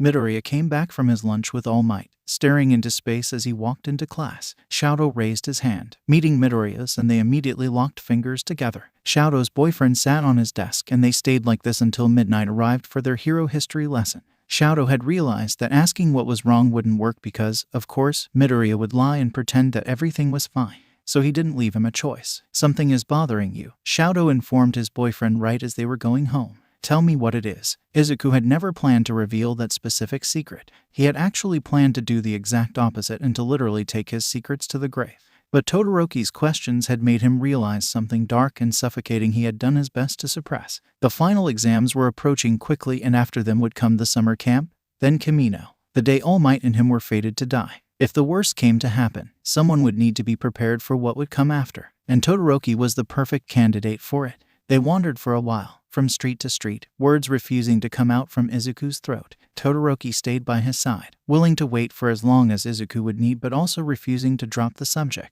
Cursed be perceptive friends. In the end, Izuku chose a park. The trees were tall, the green was omnipresent, and whoever had designed it had somehow managed the feat of making the people in it feel like they weren't in the city. Here, Izuku could almost pretend that he wasn't in a fantasy world with heroes and villains. Even the people with bright hair color and other mutations didn't dissipate that feeling, for a world without those seemed distant and strange now. He let go of Todoroki's hand as they sat on the bench. Even then, he didn't immediately talk. Instead, he thought about his old world. A world he knew in broad streaks, but he had also forgotten so much about it. He even wondered if his memory hadn't kept deteriorating since he had arrived. At least, he remembered that he had a family, even if he couldn't remember anything about them. He remembered having friends, being happy. I am fated to die and I don't know if I can save myself, Izuku admitted. The air lost 15 degrees at once, but that was the only sign that Todoroki reacted to his words. Izuku didn't exactly have the strength to meet his gaze right now, but he saw him put one leg over the other, his body language so calm that they could have been talking about the weather. When? He asked in an even voice. After the summer camp.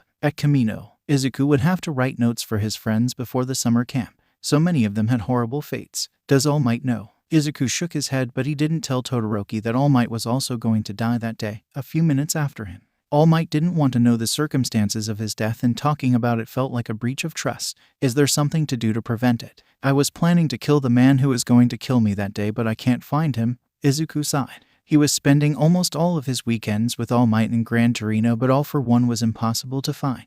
It's like chasing after a ghost. And it's hard to save someone fated to die. I managed with Mainta, Asui and Ida, but me. It's different and I don't think I will be enough. Then I will do it. For the first time since the start of this conversation, Izuku looked at Todoroki, his eyes immediately drawn to his confident gaze. We stay together after the summer camp, Todoroki told him. It clearly wasn't a request. I am not leaving you out of my sight, and I will save you. No, some no were waiting to turn into a yes, and there was this kind of no. Final, absolute. When I tried to save Ingenium from his fate, he did survive but got paralyzed, and 2 people who should be alive today are dead, Izuku said, still haunted by Ida yelling at him at the sport festival. I am not willing to take that risk. Todoroki had that concerning look on his face, like he didn't care about any of Izuku's warnings. And I am not willing to listen to your opinion on this matter, his friend informed him. Todoroki passed a hand on the side of Izuku's face, brushing a curl out of the way, then slowly pulled him towards him until their foreheads touched. Izuku closed his eyes, feeling suddenly incredibly tired.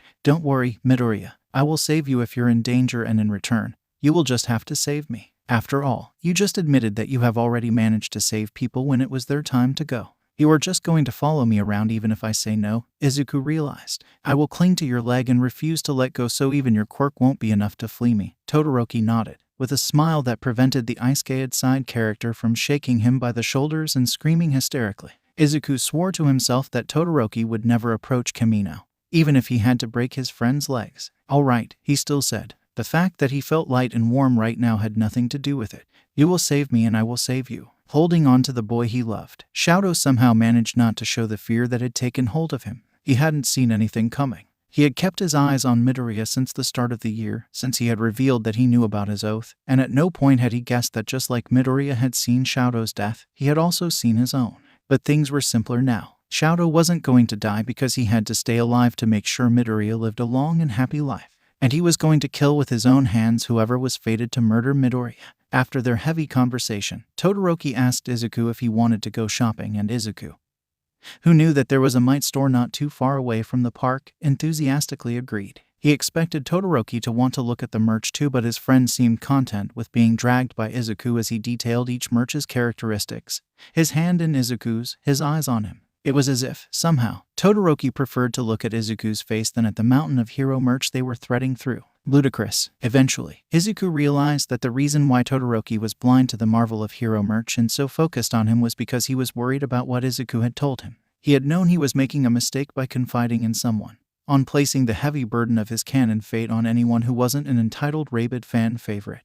But he had needed to talk about it, so now his friend was paying the price for it. He should have kept his mouth shut. After all, repressing things until they exploded, Molotov cocktail style, had always worked for him so far. Eager to lift his friend's mood, he looked around. The Might store didn't only sell All Might merch but advertised other heroes, which made it a great place to find newcomers' official merch. There were also some pieces belonging to top heroes, and Izuku quickly located the Endeavor's shelf, covered in a thin layer of dust and with a sign offering 5 Endeavor dolls for 1 baht. For some strange reason, Todoroki gave him a horrified look. Let's go and burn them, Izuku told him as he grabbed his hand and ran out of the Might store. He didn't notice his friend's sigh of relief. After some relaxing arson and fleeing away from Death Arms because setting things on fire, even in a nice concrete and fireproof area, was frowned upon, Izuku, who had been carrying Todoroki in his arms, put him down in the park where they had their talk. Todoroki didn't let go of him immediately, needing a moment to regain his balance, and Izuku passed an arm around his waist to steady him.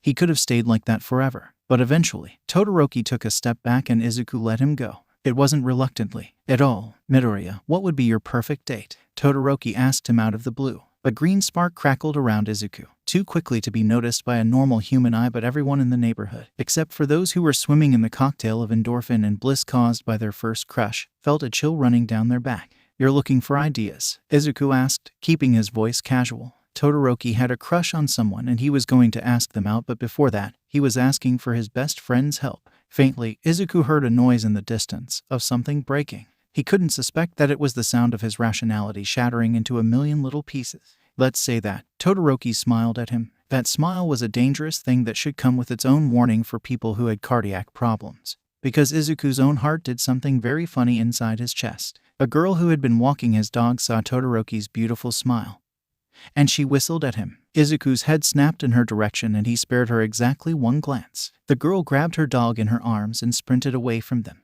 Izuku had no idea why and didn't think too much about it. No, instead, he was thinking about Todoroki's life as a pro hero. Surely, it would be difficult for someone so beautiful and with such wonderful quirk to go on patrols without being bothered by hordes of fans. Even if he put on a mask, such radiance couldn't be hidden. The more Izuku thought about it, the more convinced he was that he had to survive the plot to protect his dear friend from such inconvenience. He would have to find a safe haven for him, where Todoroki could seek refuge. Like a vault. Yes, right now, a vault sounded great. He could put Todoroki there and no one would bother the both of them. He would be the only one able to open it and no one could access it and it would be perfect. Midoriya, Todoroki softly called him. Izuku realized his friend's face was dangerously close to his beautiful blue and gray eyes looking at him with worry. He couldn't betray that. Yes, Todoroki was his first best friend and he loved spending time with him.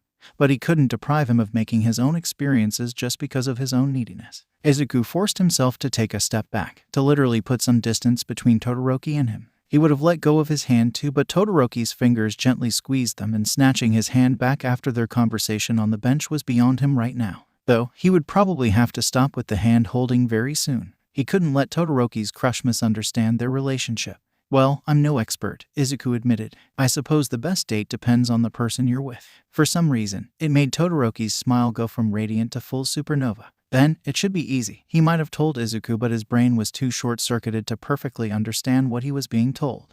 But I suppose you can't go wrong with a romantic moment at an amusement park, holding hands and eating crepes, Izuku, half-blind, concluded. Me, boyfriend.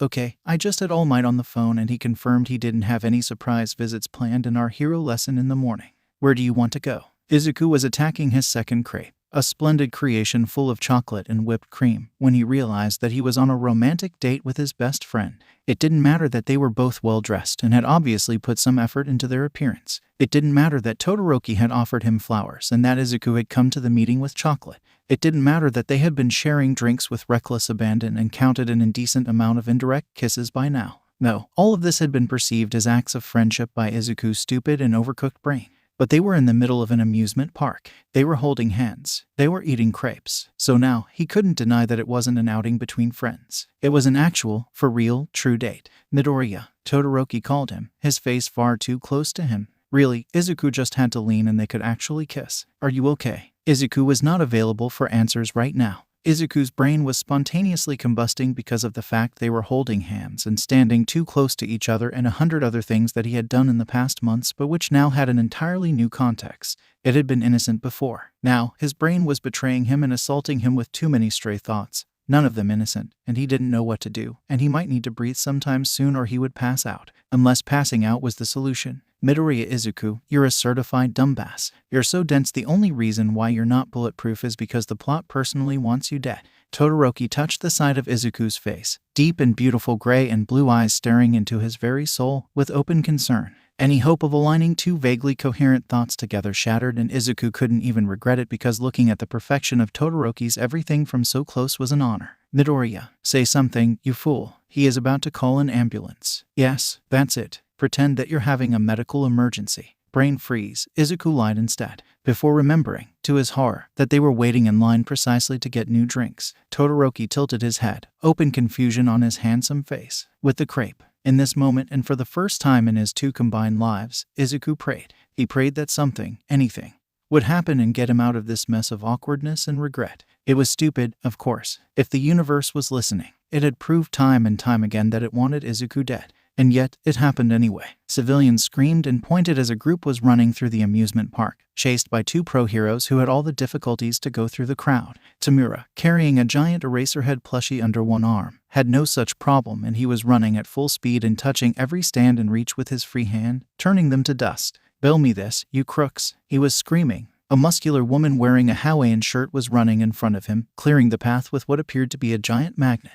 A young man with a lizard mutation was slung over her shoulder, trying to hold on to several pieces of stained merch. A blonde high school girl with red all over her mouth and a vibrant crimson smoothie in her hand was following them, cackling. Oh, thanks fucking plot. Izuku had the time to think before the crowd proceeded to freak out. Izuku's first date was ruined by what could technically be considered a villain attack, and he couldn't have been more thankful for it because he wasn't emotionally ready for anything a date implied. Instead of flirting with the boy he had apparently been dating for months, he flirted with spontaneous combustion every time Todoroki got too close to him. It wasn't that he was opposed to dating Todoroki. He wasn't opposed to not dating Todoroki either. He was a mess. Still, he managed to walk Todoroki back home, making sure to look as normal as possible because Todoroki certainly didn't need to deal with more of his bullshit. Izuku paused right in front of the door of his home, realizing that unleashing his whole tragic fate on Todoroki wasn't only selfish, it had been cruel. His mom was the one who came to open the door, thinking he had been knocking because he had forgotten his keys, but no, Izuku had just been banging his head against the doorframe in a vain attempt to knock some sense into himself. Dating Todoroki. Cons: he is out of my league. Possibility of having Dabai and Endeavor as in-laws. Constant exposure to conspiracy theories. High risk of creeping him out by constantly asking him questions about his quirks. Broken heart when Todoroki realizes that he is out of my league and breaks up with me. He might get a restraining order when he learns that I somehow didn't notice that we were dating in case my stupidity is contagious. If he doesn't break up with me, he might be traumatized by my death. Pros: who wouldn't want to date him? Smart, interesting, driven, brave, loyal, handsome. I like spending time with him. Beautiful quirk. That would be one hell of a reason to stay alive. Camino is pretty soon, so if I die there, he wouldn't have the time to break up with me. His pen still in hand as he sat at the dinner table, Izuku contemplated his notebook. The cons had won. It was a good thing. It was logical and fair and the right thing to do. And yet, is it even possible to be dating someone without knowing it? He mumbled, entertaining the vain hope that Todoroki had also not realized that they were dating. The words had barely left his mouth that his parents, who were cuddling on the couch under a blanket and who Izuku could have sworn were napping, sharply turned their heads towards him, suddenly bearing a striking resemblance to a couple of sharks who had just smelled blood in the water. What's their quirk? His father immediately asked. Who told you? His mom said at the same time. Both Izuku and his father looked at her, curiosity on the teenager's face and open delight and amusement on his father's. I had almost forgotten. The Midoriya patriarch whispered, a grin metamorphosing his face. Hisashi, don't you dare tell him. Dare, Izuku ordered so they would forget to ask him questions about his own situation. What happened? His mom lunged at her husband, surprisingly fast, but apparently, Midoriya Hisashi was faster, grabbed her hands before she could manually muzzle him and hugged her to him. Your mother dated me for 3 months before realizing that she was my girlfriend. Izuku gasped. Not because he was surprised that someone could reach 3 entire months before realizing the obvious, but because the obliviousness was apparently genetic. It was a mistake everyone could have made. His mom protested. You were really ambiguous about our relationship. We lived together at the time. Izuku's father was laughing so much that his mom managed to escape his grasp. Just because my apartment got destroyed in a villain attack, his mom said as she hid her head under the blanket, which didn't make what she said sound especially convincing. You were the one who told me to stay as long as I wanted. We were sharing a bed, and Too much information. Izuku protested. Sorry, sweetie. His mom's voice came very muffled, but Izuku could still hear the absence of contrition. His father turned toward him. A shiver ran down Izuku's spine. Yes, let's change the subject. Who are you dating? The teenager was in front of the door and putting his sneakers on before his father had even finished asking the question. I have things to do. In the not here. Far away from the here. Bye. Shoto was training in the dojo, going through familiar katas, and he was cursing the fact that, at home, he was being denied the simple catharsis of setting things on fire. Unfortunately, any spark would immediately lift his old man's mood. This was not a mercy Shoto was willing to grant him. The date had been a disaster, even before a bunch of villains had interrupted him. 5 times, Shoto had thought there was an opportunity to kiss his boyfriend, and 5 times, he had backed down. At the time, he had tried to convince himself that it was because he didn't want to overwhelm Midori, that he just wanted to make him happy and forget just for a moment the fate weighing on him. But the truth was that Shoto had chickened out. He was frustrated because he wanted his relationship with Midoriya to progress. He was frustrated because he knew that it was insecurity talking and that Midoriya had far more pressing things to be concerned about.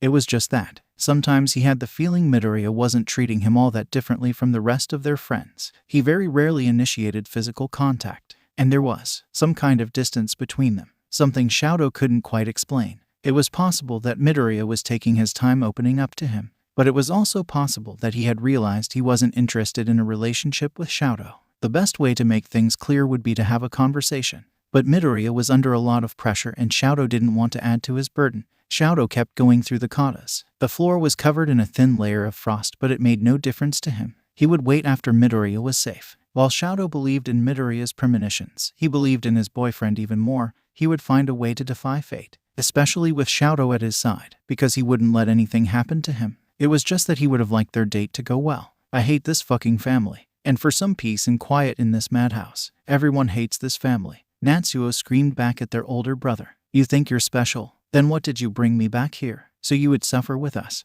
Fayumi screamed. Because that's what family does. Now shut the fuck up. Terrified silence filled the house after that. Shadow himself was standing completely still in the dojo, his mouth open in shock and his eyes wide. It was the first time he had ever heard his sister swear. Then, the sound of the ring bell. The heavy steps of his old man as he went and opened the door. Then the sound of someone slamming the door in someone else's face only for the door to stay right where it was because incredible strength was blocking it. There was only one person that scared Endeavor. Shadow's heart fluttered and he ran through the house. Love might have given wings, but his eldest brother had been closer and Shadow found him holding the door glaring daggers at Shadow's boyfriend. You're the one who told my family where to find me, Taoya growled. Since he had gone home, he had access to skin grafts and his hair wasn't dyed anymore, making him look more like the photo on his shrine and less like a raccoon. However, when he showed his teeth like that, hardly. Midoriya looked bored. I just told them you were alive. Taoya took exactly one step towards him. Power exploded out of Midoriya.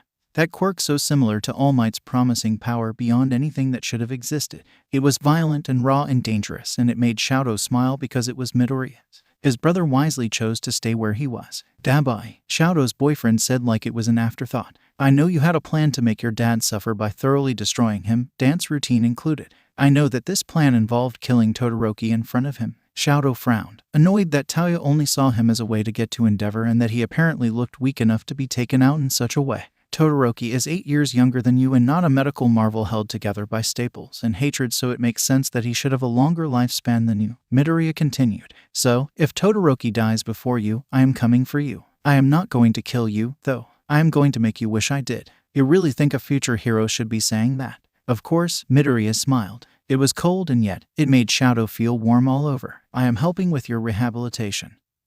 Helping you be a big brother and protecting an innocent. There is nothing more heroic than that. Midoriya cared about him enough to threaten to put his brother through a fate worse than death if Shadow died. Warmth spread all over Shadow, to the point he had to check that there was no smoke coming from his left side. When he looked up, Taoya had moved out of the way and Midoriya was looking straight at him. Hey, his boyfriend greeted him with a little wave.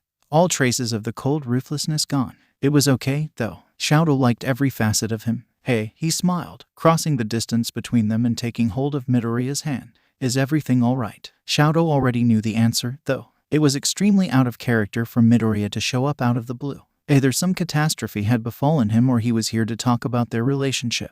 And it was okay because whatever it was, whatever he said, Shadow would be here for him. I came here to check something, Midoriya stuttered. If you're okay with it. All of his siblings and his old man were not so subtly spying on them, so Shadow led Midoriya to the garden, near the pond. It was where Shadow went when Endeavor annoyed him too much and he needed a quiet place to convince himself that setting his old man's room on fire was counterproductive. Shadow turned towards his boyfriend, ready for anything he had to say. Can I kiss you? Midoriya asked. Shadow had horribly miscalculated. He hadn't been ready. He was an absolute fool who had been messing with forces he didn't understand. Midoriya misunderstood Shadow's sudden silence and his deer staring at the headlight look, and he took a step back. I'm sorry, that was a bad idea. I don't know what I was. Shadow crossed the distance between them and kissed him. The kiss was awkward but felt perfectly natural at the same time. Maybe because Midoriya immediately answered to it. Maybe because all kisses with one you love felt good. The kiss came to an end too quickly but also just at the right time. They didn't walk away from each other, though. They were leaning on each other, slightly drunk on each other's presence. Midoriya's hand was still on Shadow's jaw. Anything else I can help you with? He asked. Midoriya smiled, which was unfair because it just made Shadow want to kiss him again. I am just glad that we are dating, his boyfriend said. So am I. Midoriya left right after that and Shadow didn't feel the need to walk him outside the Todoroki home. Instead, he stayed right there he was, too happy to align two coherent thoughts together. It wasn't until Natsuo came with the extinguisher that he realized he might have been slightly on fire. Toshinori wouldn't have dared to admit it out loud, but he was always happy every time he was invited to a teacher reunion. His colleagues complained about it and insisted half of the time that everything that happened in those could have just been an email, but Toshinori loved being part of it. He had been a pro hero all of his life. He knew everything there was to know about the job. But being a teacher, it was new and exciting. However, one couldn't say the same for the principal. Nedzu had put his head down on the table and his eyes had started to flutter from the moment the teachers had arrived inside the room. He didn't show any reaction, be it disapproval or even interest, as Aizawa started to talk about the usual exams for the first years, prompting the erasure hero to stop talking and to give him a subdued glare. Principal, Aizawa called him by his title with such dryness that it made Toshinori wince. Are you not interested in the final exams for my class? Nedzu opened one eye, obviously bored out of his mind. His voice was empty of any kind of intonation when he answered Aizawa. You're going to propose a change from the usual exam because most of your students have quirks that will make it easy for them to go through the robots. Instead, you intend to make them face teachers. Everyone looked at the one homeroom teacher, waiting to see if Nedzu had guessed right. Aizawa put down his file, suddenly looking just as tired as Nedzu.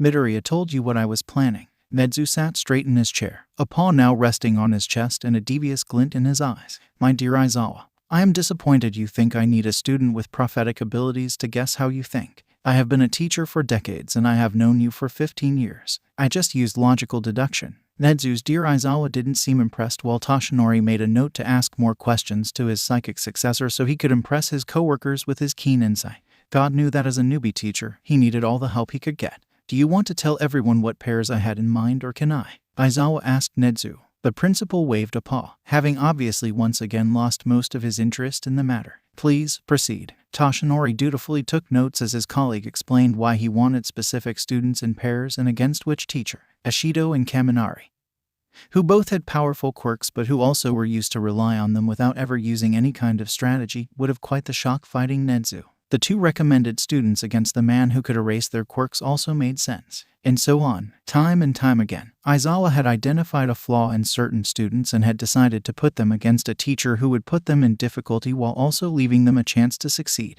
Time and time again. And finally, Bakugo and Midoriya, Aizawa announced. Toshinori nodded. His boy was the best and it made sense that UA would make him fight the number one hero and give him a handicap in order to make the fight fair. Now, it was Toshinori's job to also make the fight fun. He would start to work on a villain persona as soon as this meeting was over, because they're on very bad terms and I want them to work on that. Aizawa, for some obscure reason, felt the need to add. Toshinori's pen snapped between his fingers. Coincidentally, the room lost 10 degrees at once. Now, I just know that you do not intend to blame young Midoriya for his bad relationship with young Bakugo when all the animosity here is one-sided and, frankly, not warranted in the slightest way. The symbol of peace, the same man who could change the weather with one punch, calmly stated. Aizawa didn't say anything, probably because he was wondering if the best course of action was to jump under the table or if he would have time to flee through the actual door. Come on, All Might. Present Mike laughed, trying to defuse the situation. Except that there was nothing to laugh about because Toshinori's son, student, wasn't being treated fairly. You have to admit that Midoriya thinks he knows better than everyone else. Toshinori looked at him. Present Mike froze like a deer in the headlights, now so pale that it looked like all colors had been drained from him.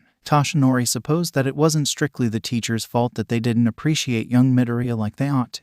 Unlike Toshinori, they didn't have the privilege of having spent so much time with him. They didn't know how smart, brave, selfless, smart, funny, driven and smart young Midoriya was. So, even if he wasn't exactly in a lenient mood, he found it in himself to forgive them their sins and to explain to them the errors of their way. Young Midoriya doesn't think he knows better than everyone else, Toshinori informed them. Most of the time, young Midoriya does know better than everyone else. I don't know what to answer to that, Present Mike whispered. Toshinori took mercy on the man, since he obviously had some self-reflection to do, and he reported his attention on Aizawa. I suppose that you will want to fight young Bakugo and young Midoriya because they have very powerful and straightforward quirks. Aizawa nodded, which made Toshinori feel all warm and fuzzy inside. He was going to have a good grade at teaching for guessing how the exam would happen, which was a normal and rational thing to want.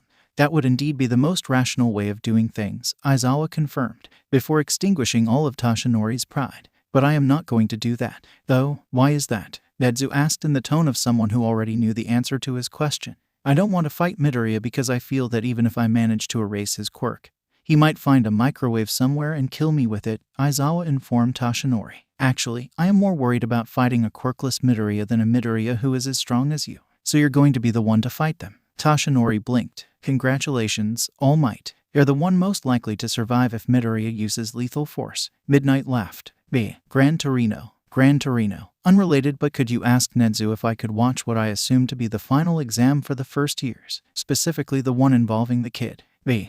Izuku wasn't wearing his gloves on the day of the final exam. They were safely stored inside his hero costume, and it left his hands bare for strategic reasons. He was standing in front of the school bus that would soon drive them to where they were supposed to fight the teachers instead of robots like what had happened in the previous years. He was also standing next to his boyfriend, their fingers brushing together. Shadow gave him a little smile which made Izuku feel happy. He wasn't even sure if it was because his boyfriend was smiling at him, and he suspected that it was simply the effect Shadow had in general. He was radiant, and Izuku felt blessed to simply be with him, a feeling no one was apparently sharing as they were too busy freaking out about details like the final exam and having to fight their pro-heroes of teachers instead of robots. Midoriya, you traitor, did you know? Do not blame Midoriya. It makes sense that Nezu would have forbidden from saying anything in order to ensure the fairness of this exam.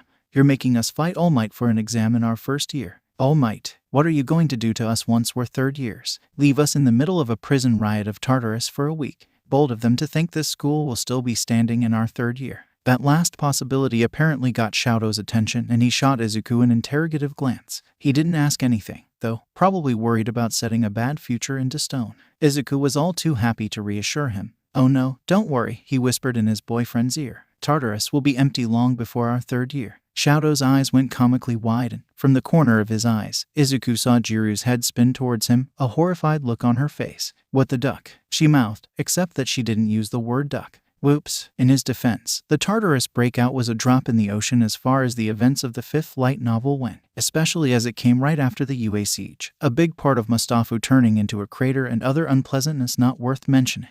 Actually, forget about that, Izuku whispered. Focus on what the teachers are saying. If you fail the exam, you'll still go to the training camp, but you also have to take remedial classes at the same time. Shadow chuckled, which was a wonderful sound, and leaned against Izuku, which made him feel all warm and happy and absolutely not in the mood to listen to what his teachers were saying, but he still tried. Are you truly going to exclude All Might from the exercise? Nezu was asking, sounding so disappointed in them that an ounce of guilt managed to touch even Izuku. Is that it? Do I have to go to him, to look at him in his innocent blue eyes, and tell him that he is excluded from the fun bonding exercise because you discriminate against your teachers based on the hero ranking? Tonight, when all the teachers go for drinks, talk about our day, and make fun of you, will All Might have to stand in the corner, unable to share anything? The principal was so convincing that most of them actually hanged their heads in shame at the cruel fate they had almost condemned the number one hero to.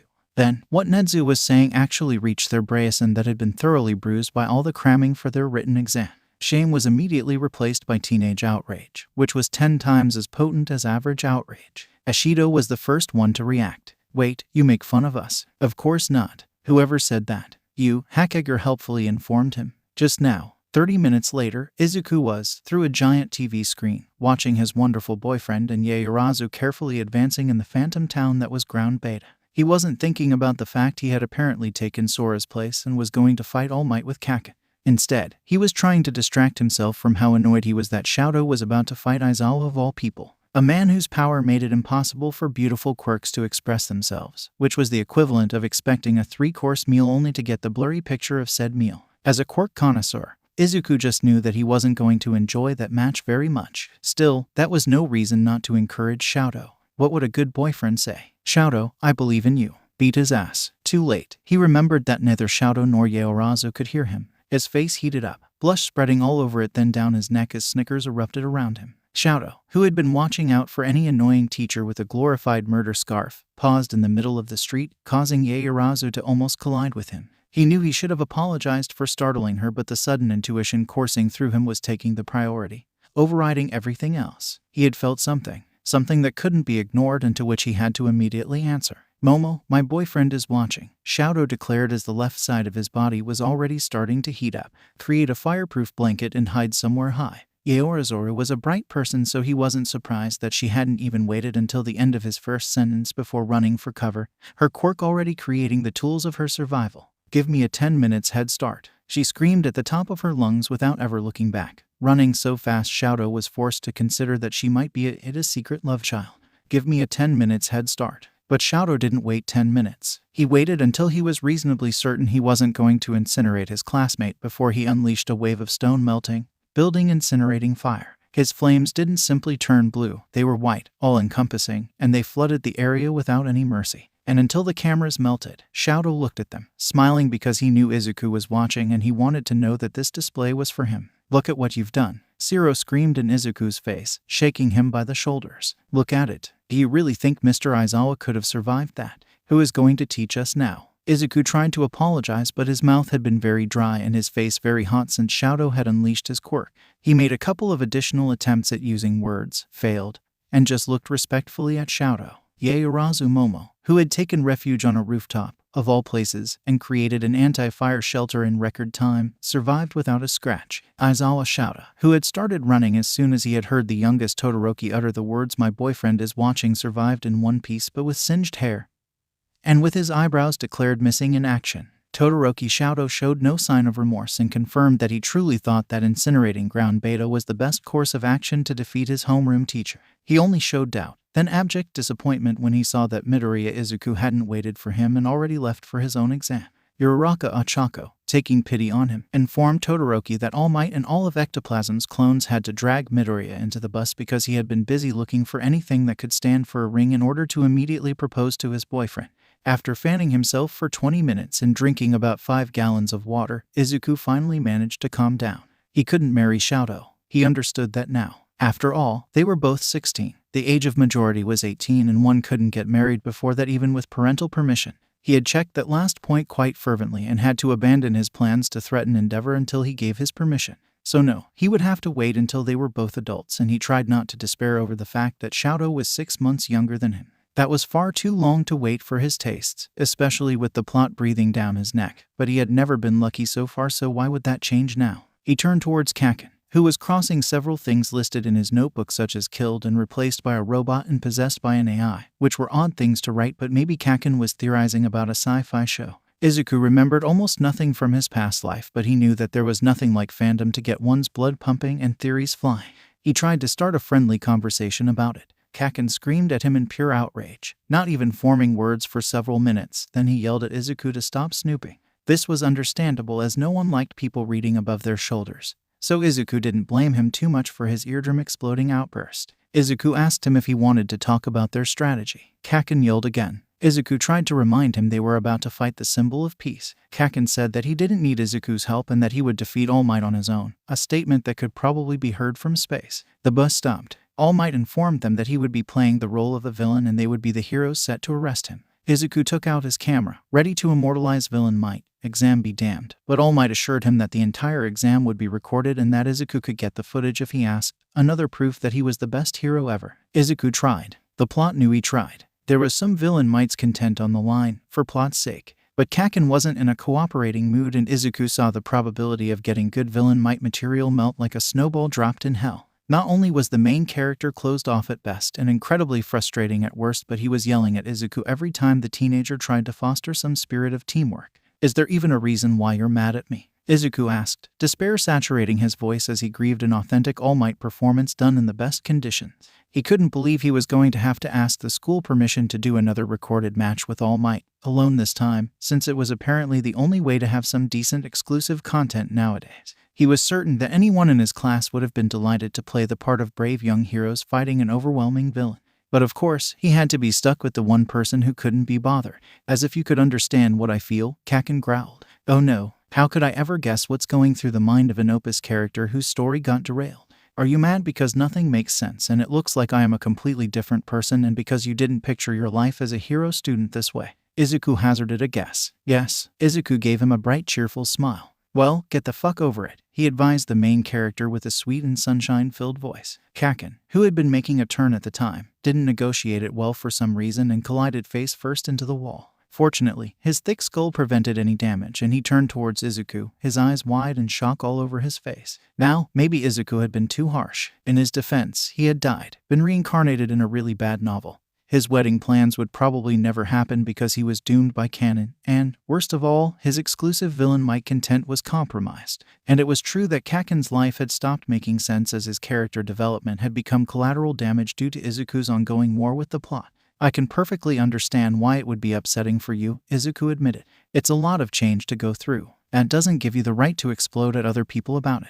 We all have bullshit to deal with. We all have things that make us want to scream at the sky and promise to kill God. And yet, you don't see me screaming at people, do you? Kaken pushed him, His hands hit Izuku's chest with the strength that came from withstanding explosions on a daily basis, and Izuku was thrown backwards, his back colliding with the wall behind him. It didn't even hurt. After all, it wasn't like Kaken had used his quirk or anything. Well, maybe you should stop being such a two-faced nerd and be honest for once. Kaken screamed at him. I know you're just pretending to be nice. You can't fool me. But Kaken had still laid a hand on him for no reason. All right, Kaken, Izuku said, his voice dropping to a low and glacial register. One for all exploded from him, pure energy filling the air and green lightning coursing all over his body as Izuku punched the wall he had been pushed against. It collapsed, dust and rubbles flying everywhere, and the entire building shook from the impact. Kaken took a step back. What are you doing? After all, Izuku had no stake in the results of this exam. He didn't care about having good grades. He wasn't expecting to survive the summer. He was free to do whatever he wanted.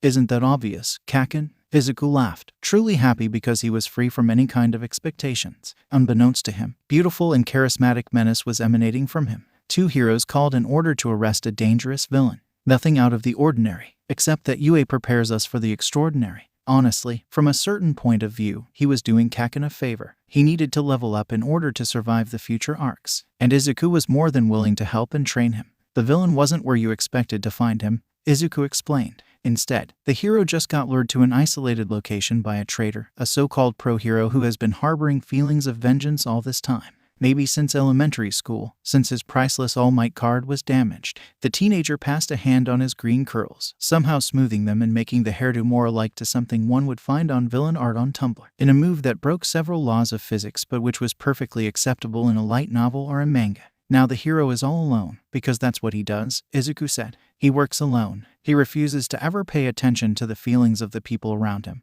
leading to this explosive situation. With a flick of his wrist, he put a black trench coat on his shoulders. The garment hadn't appeared from nowhere. His father kept putting it in the suitcase containing his hero costume, and for once, Izuku saw the appeal. Tell me, Kaken, how will you survive? The ninth one for all holder, the man who had defied fate itself, grinned. Holy shit, Todoroki just set himself on fire. Someone bring an extinguisher. Todoroki, stop thirsting. You will kill us all. Now, ever since he had become a teacher, Aizawa Shouta had witnessed fights between students. Hell, back when he was a student himself, he had been part of several. He knew that teenagers sometimes lost it and couldn't contain themselves. What he saw through the screens of the control room wasn't a fight. This was one-sided annihilation. All Might, he called. Do something. You know, Aizawa, I truly believe that they are getting along, the number one hero said. Like Midoriya throwing Bakugo through a building was nothing more than a love tap. Really, this impromptu roleplay will help both boys get over their issues. I'm certain of it. You're supposed to be the villain they are fighting. All Might didn't answer immediately because he was apparently too busy filming his protege with a green, shock-proof camera. Unfortunately, my character just got crushed by rebels, the man dared to say in a regretful tone. The collateral damage of a nefarious fallen hero. Really, I must salute young Midoriya's improvisation skills. He does make a pretty convincing villain, though he does remind me of someone. On the screen, Bakugo almost managed to crawl out of Ground Gamma, only for Midoriya to grab him by the ankle and to throw him back into the fake city. All Might, Shouta begged, trying to reason with the most illogical man on the planet. You can't let your favorite student kill another student. All Might actually seemed to take offense to that and looked away from his green camera long enough to shoot an indignant look through one of the many cameras all over the city. Nonsense. I love all the young Midoriya and the non-young Midoriyas in my class the same way. Now, Izuku had been a little afraid that his stunt with Kaken had been crossing the line, but he was pleased to know that Nezu had adored it, declared that he was passing with the best grades among all students, and that All Might had been filming the whole thing with a running commentary about his villain persona. Izuku was too busy being overjoyed about the whole thing to ask why his homeroom teacher was in a fetal position on the ground, crying. He didn't comment either on the scorch marks everywhere. When Tamura had seen the green nightmare in the middle of the mall, this had been like a revelation. It was like the universe had talked to him and pointed out that this demon from hell was distracted and that Tamura would never have a better occasion. So he had tried to take him hostage. And obviously, after realizing I had gotten myself ice-skated as a doomed side character, I completely panicked, but it was nothing compared to me learning that the plot was actually trying to erase me. Personally and with prejudice, the devil himself was explaining, his arm on Tamura's shoulders, keeping him in place no matter how much the gamer tried to wriggle his way to freedom. So I did what every rational ice-skated character would do and lied through my teeth. In hindsight, and 36 minutes later, it was quite clear that the universe had been telling him that he would never have a better occasion to flee that freckled monster while he was busy staring at pictures of All Might merch on his phone. Did I mention the plot points that make no sense? Like Aizawa expelling an entire class but actually not expelling it. Though I don't know if it's a plot point or just a really awkward retcon. At this point, Tamura was aware of two things. He completely believed the Green Abomination's story, no matter how much his brain was breaking at the idea that all of this was real. And eventually, Tamura couldn't bear the mind-breaking, horrifying truths that hero student evil was casually delivering, and he would find a way to gnaw his own shoulder to escape. And I am still so mad they retconned Sora. I mean, Sora. If you had read about her, you would understand. We would have such a cool storyline about the corruption of the hero society, all in shades of gray, and instead, we are stuck with a succession of basic battles between villains and heroes. The bane of Tamura's existence paused. His shoulders slumped in despair, obviously depressed. This looked like he was done. Did this mean Tamura could leave? The green demon wasn't letting go of him. Why? Why are you telling me this? Tamura managed to ask. The boy who had shown time and time again that he didn't fear God and who had just confided that he planned to kill the closest entity that acted such looked at Tamura, his eyes burning with green fire. Tamura didn't care about his Isekai backstory.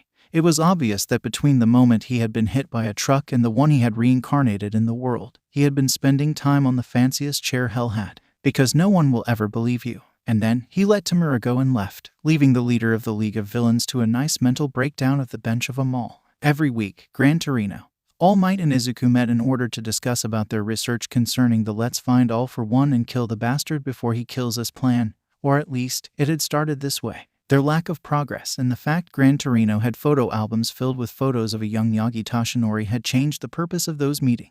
But in Izuku's defense, how was he supposed not to fanboy over the pipe All Might had used to beat up villains the first time he had met Shimura Nana? However, Kamino was approaching. Izuku didn't know when it would happen, but this would be right after the summer camp and they had to prepare for it.